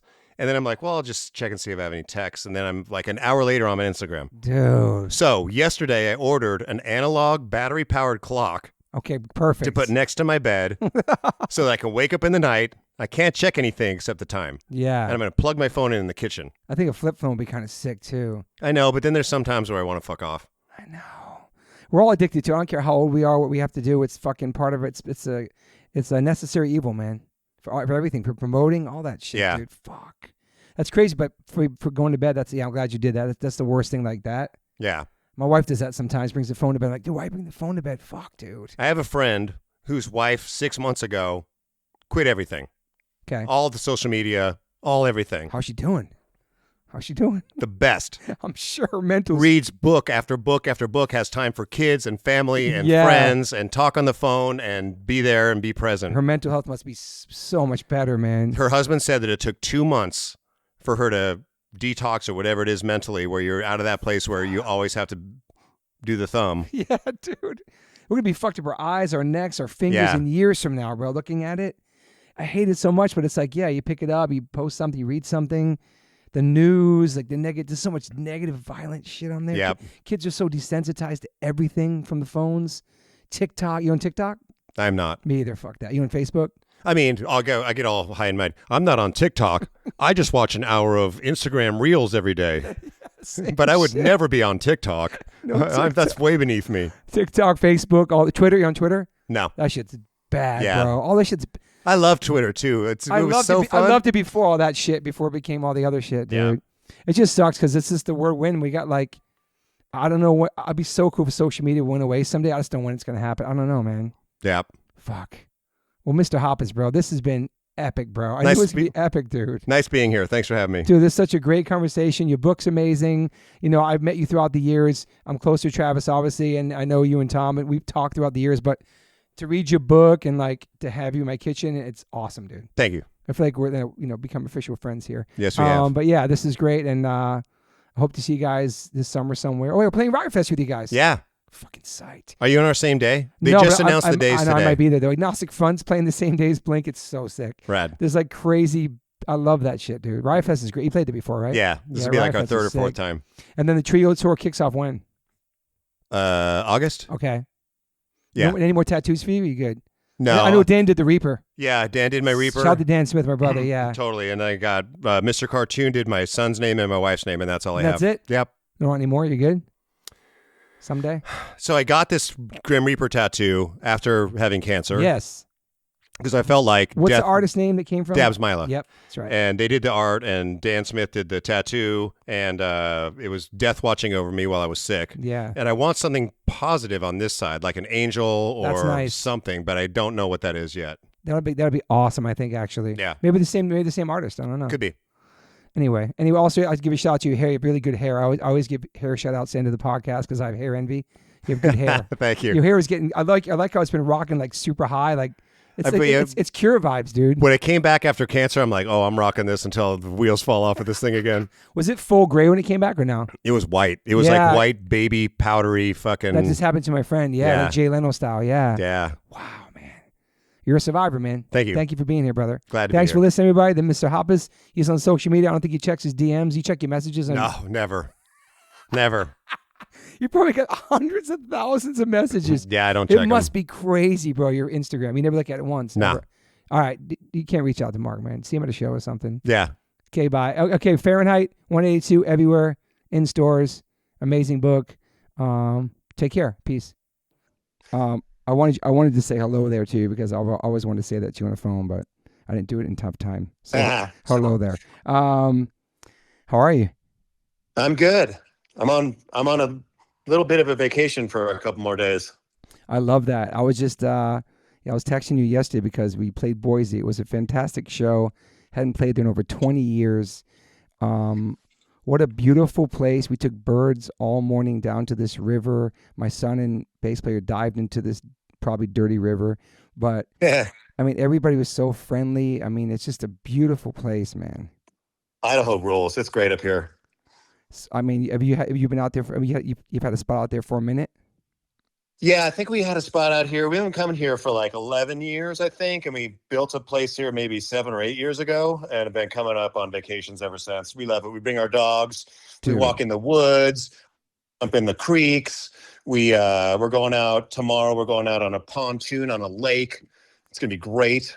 Dude, yeah, it's so chill out there. It's like, I don't know, man. The people were so nice. Like we ate at P.F. Chang's, and like after the dinner, this couple bought us our whole entire meal and said, "Oh, we're fans of your band. We've never seen you before." And they brought us a meal. After the show, I met some dude at an ice cream spot. I was like, "Oh, I found out about H2O through your podcast. And I'm a school teacher. I like to buy you and your band ice cream." He bought us all ice cream. I was like, "What is going on in this town, man? It's like Pleasantville vibes." Yeah, it's so great up here. So the other day, I almost got talked into buying $1,000 custom-made cowboy boots, and then I was trying them on, and like I was just so into the whole Idaho thing. Yeah. And then I got like probably 80% of the way through the process, and I turned to the salesperson. I'm like, "I'm sorry, I'll never wear cowboy boots. This is not me at all. I love Idaho, but there's a line. I'm not going to wear cowboy boots in front like I'm a cowboy." Dude, $1,000 cowboy boots is crazy. It'd be so crazy if you pulled up on stage with oh my God, man. I don't know. It's crazy. Yeah, no, I stopped myself ahead of time, but I love it up here so much. I'm like, I'm going to be the part. And then I was like, whoa, no. Yeah, dude, it's, yeah, I mean, I don't know. My wife's talking about getting property there someday, or who knows? My whole entire band, that's all we talked about. We got to the airport. It was so small.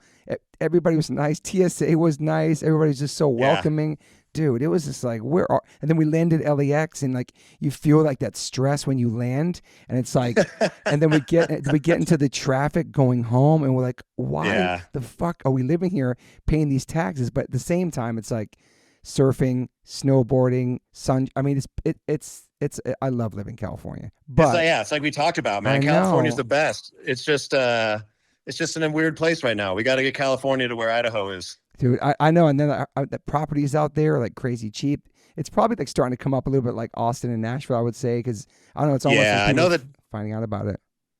Yeah, during the pandemic, I know that Boise went nuts because people are like moving out of big cities and moving into Boise, and I know the property there went nuts during then, but it's probably come down a little bit. I don't know. But yeah, I mean, this podcast was incredible. We did 3 hours. I mean, I've been thinking about a lot since you've been to the house. It was just so fun hanging out with you and getting to know you better after all these years. And there was just a couple things I want to say is that, I don't know if I even asked you that, but before you got diagnosed with cancer, did you have a fear of dying? Did you ever think about death? Is that something you dwelled upon? Oh yeah, totally. All the time. Yeah, definitely fear of death, courting death, like, gotten like really dark sometimes and suicidal ideations and like really dark places, but at the same time, like never wanting to lose the joy of life. I don't know. Yeah, but I think I did think about death a lot before I was diagnosed. And then when it actually was like in my face, I was like, whoa, I don't like this. Yeah. This is not what I thought it was going to be like at all. Like, I enjoy being alive too much. Yeah. I mean, you confront your mortality and like, I was reading some more stuff too. Like this, like you just want to be 100% honest now moving on. Like you say, like we don't get guarantees, but we get today, just like you're about gratitude and clarity and emotional openness and these everyday moments. You got no more room for bullshit in your life. And I like how he said, it's not just about surviving. It's about living. And Yeah, I mean, I just feel like it's just you being real with everybody, moving forward, and how they used to use humor and deflection to cope before you had cancer. Yeah. Yeah. Yep. Damn. Yeah, always. I mean, humor's always been my defense mechanism, and a place that gives me happiness as well. Yeah.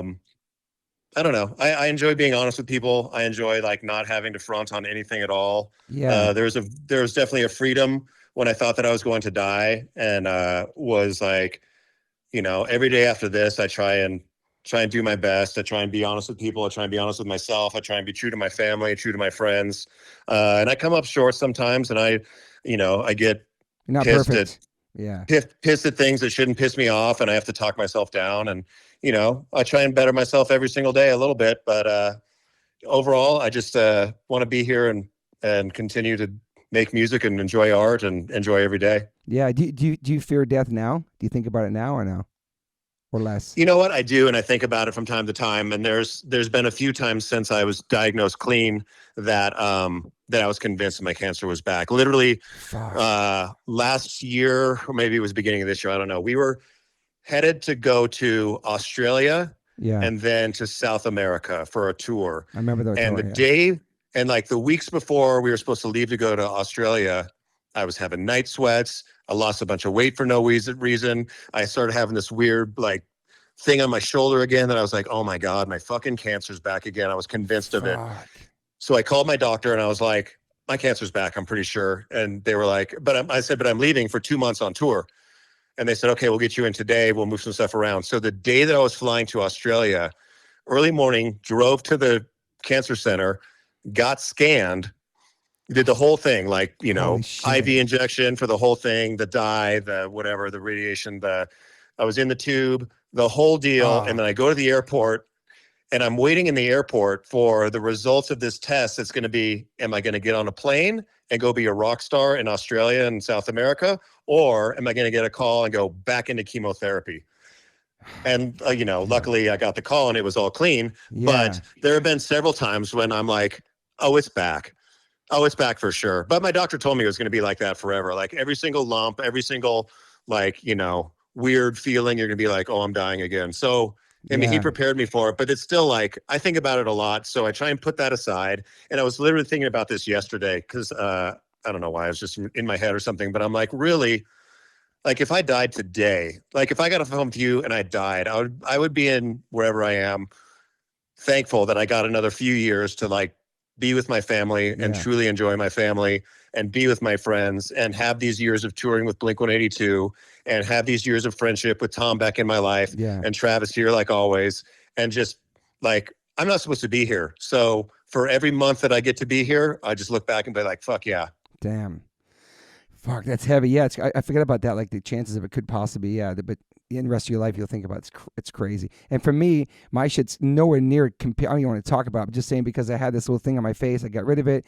And now since I got any little pimple, anything weird on my body, I'm like freaking out, like sending pictures to my doctor the other day. Like, totally. He's like, that's just ingrown hair. I'm like, okay, cool.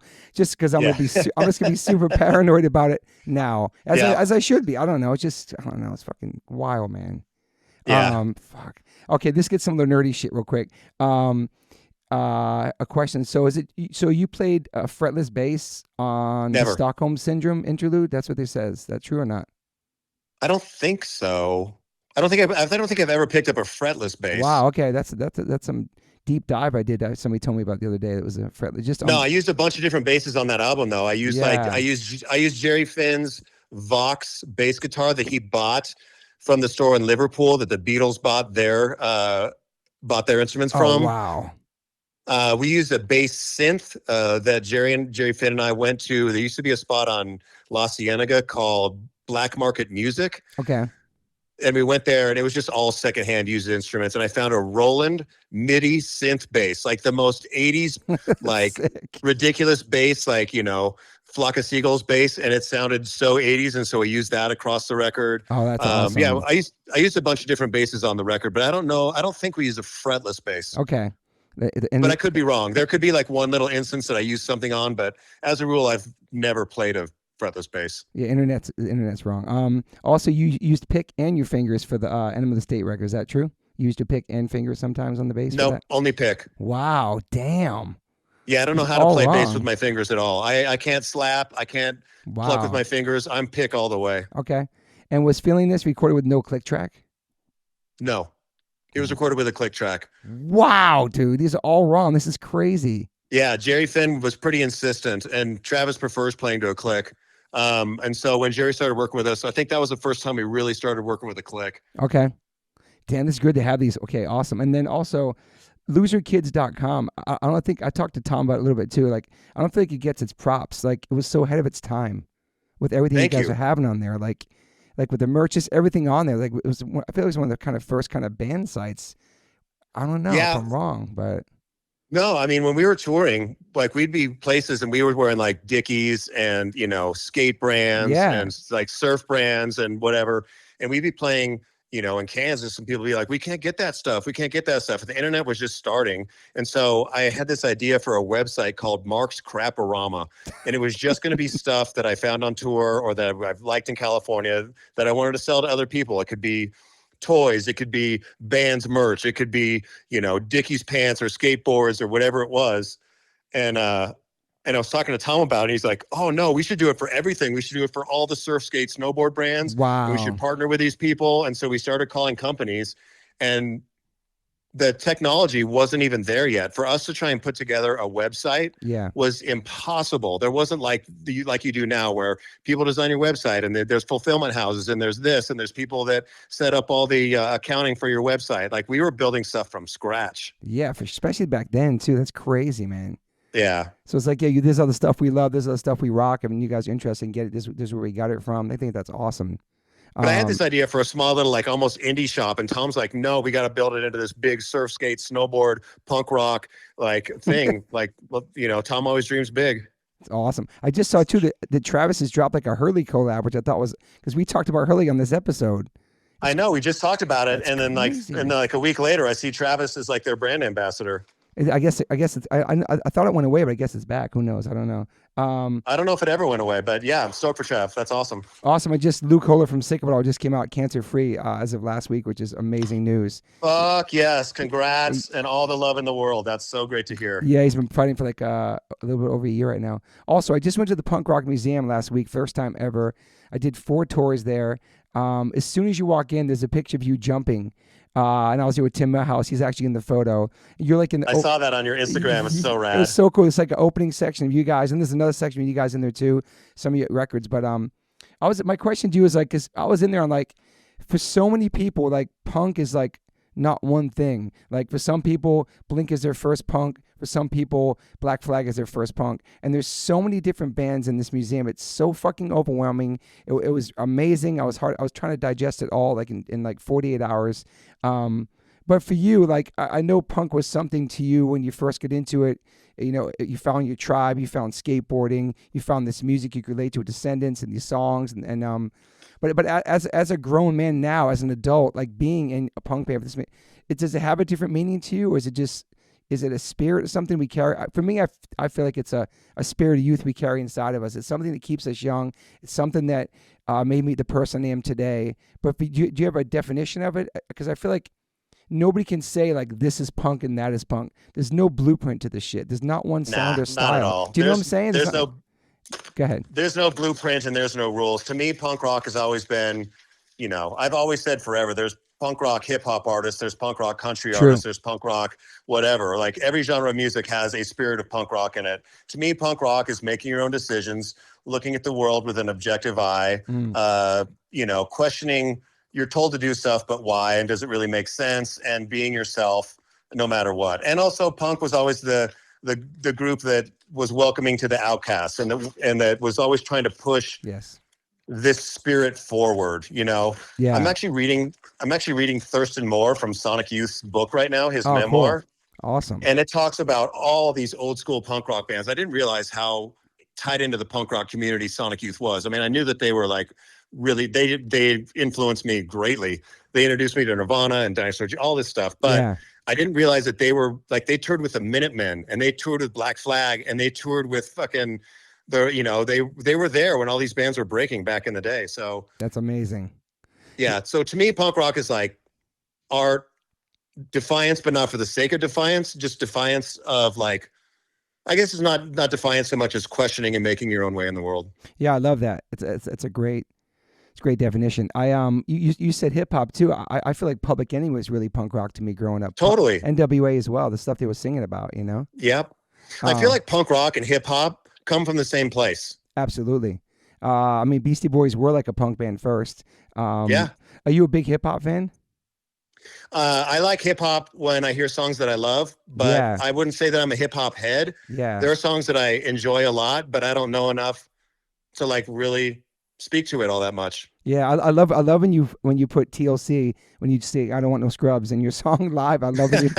I love that. That's a great song. Like that's just a great song, you know. And there's some songs that are just undeniable. Yeah. And there's some songs that really speak to me, and there's some songs that I like, but doesn't necessarily speak to me. You know.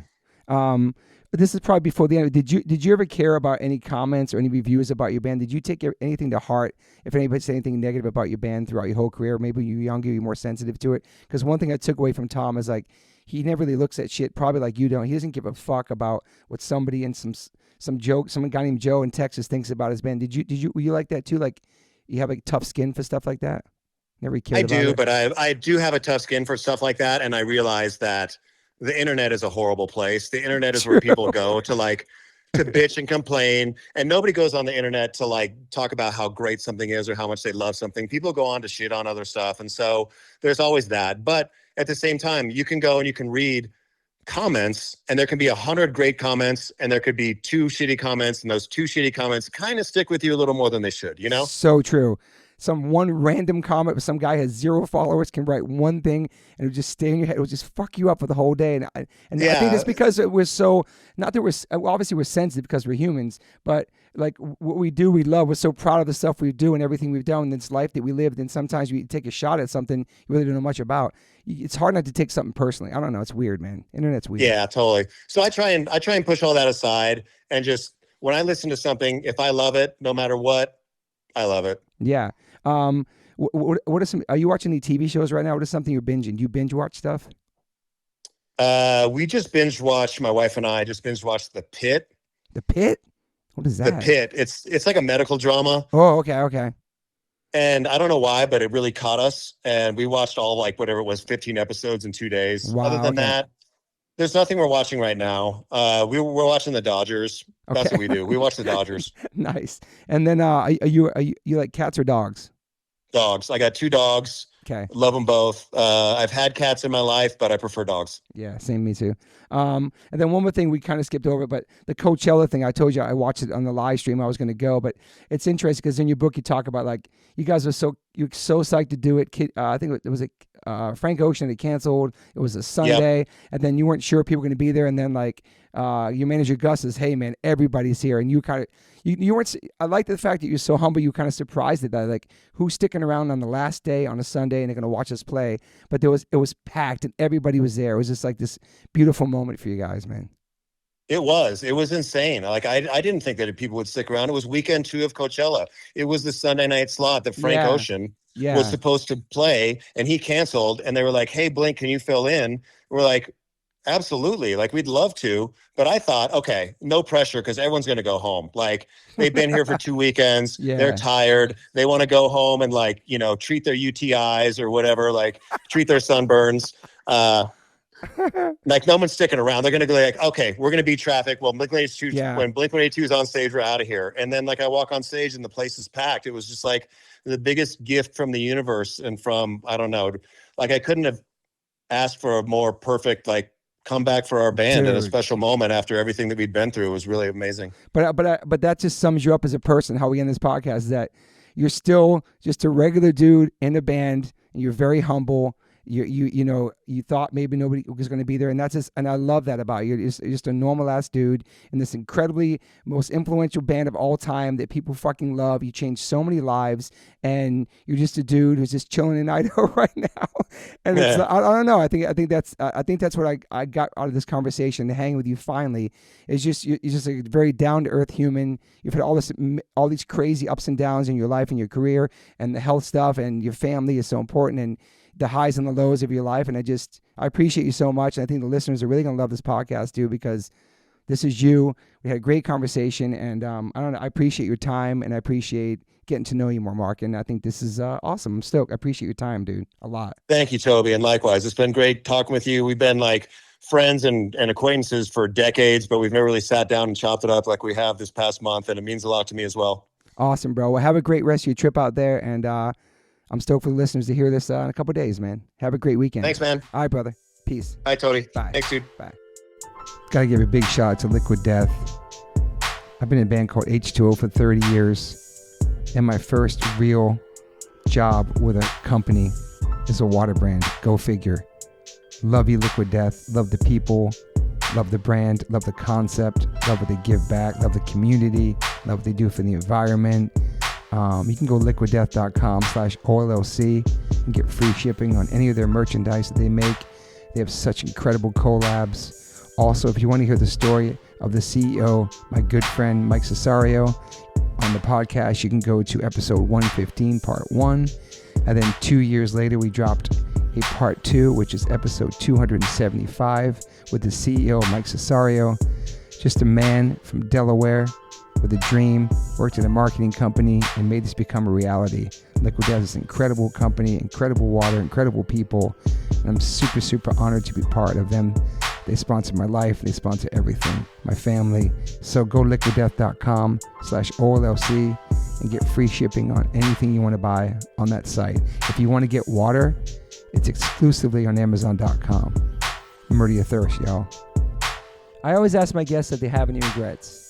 I personally don't have any regrets. Even when it comes to my tattoos, I have the silliest tattoos. Even my ET on my leg, it's still a childhood memory for me, and I love it. I've had tattoos on top of tattoos strictly because I wanted more tattoos. I started getting tattoos when I was 18. I'm 52 now, and I can't stop.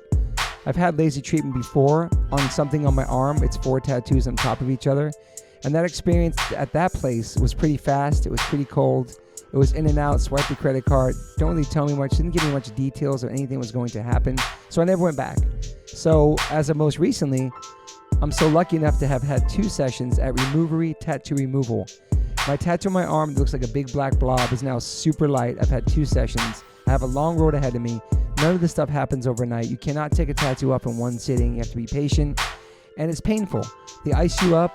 It's super fast. To me, it felt like a bunch of rubber bands. But what's more painful than that is looking at something on your body that you think you're stuck with for the rest of your life. That sucks. But now for me, I'm really happy I started this journey. I'm slowly going to get this tattoo removed. I never thought in a million years I have any kind of real estate on my arm. I don't even know what I want, but it's exciting. I'm so honored to announce that One Life, One Chance podcast is now with Removery. Call 866-934-4570 or go to removery.com. Use TobyH2O and get $100 off your first session. One of the most experienced tattoo removal companies in the world. Removery has 155 locations and 1.8 million treatments. US, Canada, and Australia. State-of-the-art peak-away laser technology, cryo technology to reduce any discomfort. This is so exciting for me because all I do in these podcasts is talk about tattoos. From day one, if you've been listening to this podcast, we talk about tattoos, talk about getting removed, talk about getting covered up. So this is such a perfect fit for me. Definitely check out One Life, One Chance podcast, episode 281. I have Carmen Brody, Mike McTurnan, and Dustin Ortle from Removery. And this is over a 2-hour conversation. People had submitted questions. It's an incredible conversation breaking down the do's, the don'ts, the fears, process, the results, everything you could imagine about getting a tattoo removed. It's all in this podcast. It's an incredible episode. I appreciate them all coming out for it. So check that out if you want to learn more about Removery and what it's like to get a tattoo removed. Once again, go to removery.com or call 866-934-4570. Use my code TobyH2O and get $100 off. These guys are located everywhere. Try it out. I have a lot of friends who are sober, a lot of friends who are straight edge, a lot of my friends who are going through it. I know struggling with substance abuse and alcoholism can be really, really hard, especially knowing who to turn to. It can be really, really daunting. I'm here to say that a good friend of mine and his friend started this incredible treatment center called Refined Recovery. He gave me a phone number, 855-516-3332. You can text, you can call them. It's totally confidential. It's safe. There'll be somebody on the other line to help you out, a compassionate human being to talk to. They help you navigate the process, the insurance treatments. They accept most of private insurances. You can go refinerecovery.com Refine Recovery Instagram. I know it's hard, but reach out to somebody, man. People care about you. People love you. People want you to be here for a long time. People love you in their lives. If you're going through it, make this phone call. It's totally private. I know people DM me all the time about going through it and going through sobriety and trying to get straight and trying to take care of themselves, and the struggle is totally real. And Refine Recovery is the definitely move. Reach out to them, 855-516-3332, or text them, 855-516-3332. You can call or text this number anytime, 855-516-3332. You know the drill. This number is here for you to call.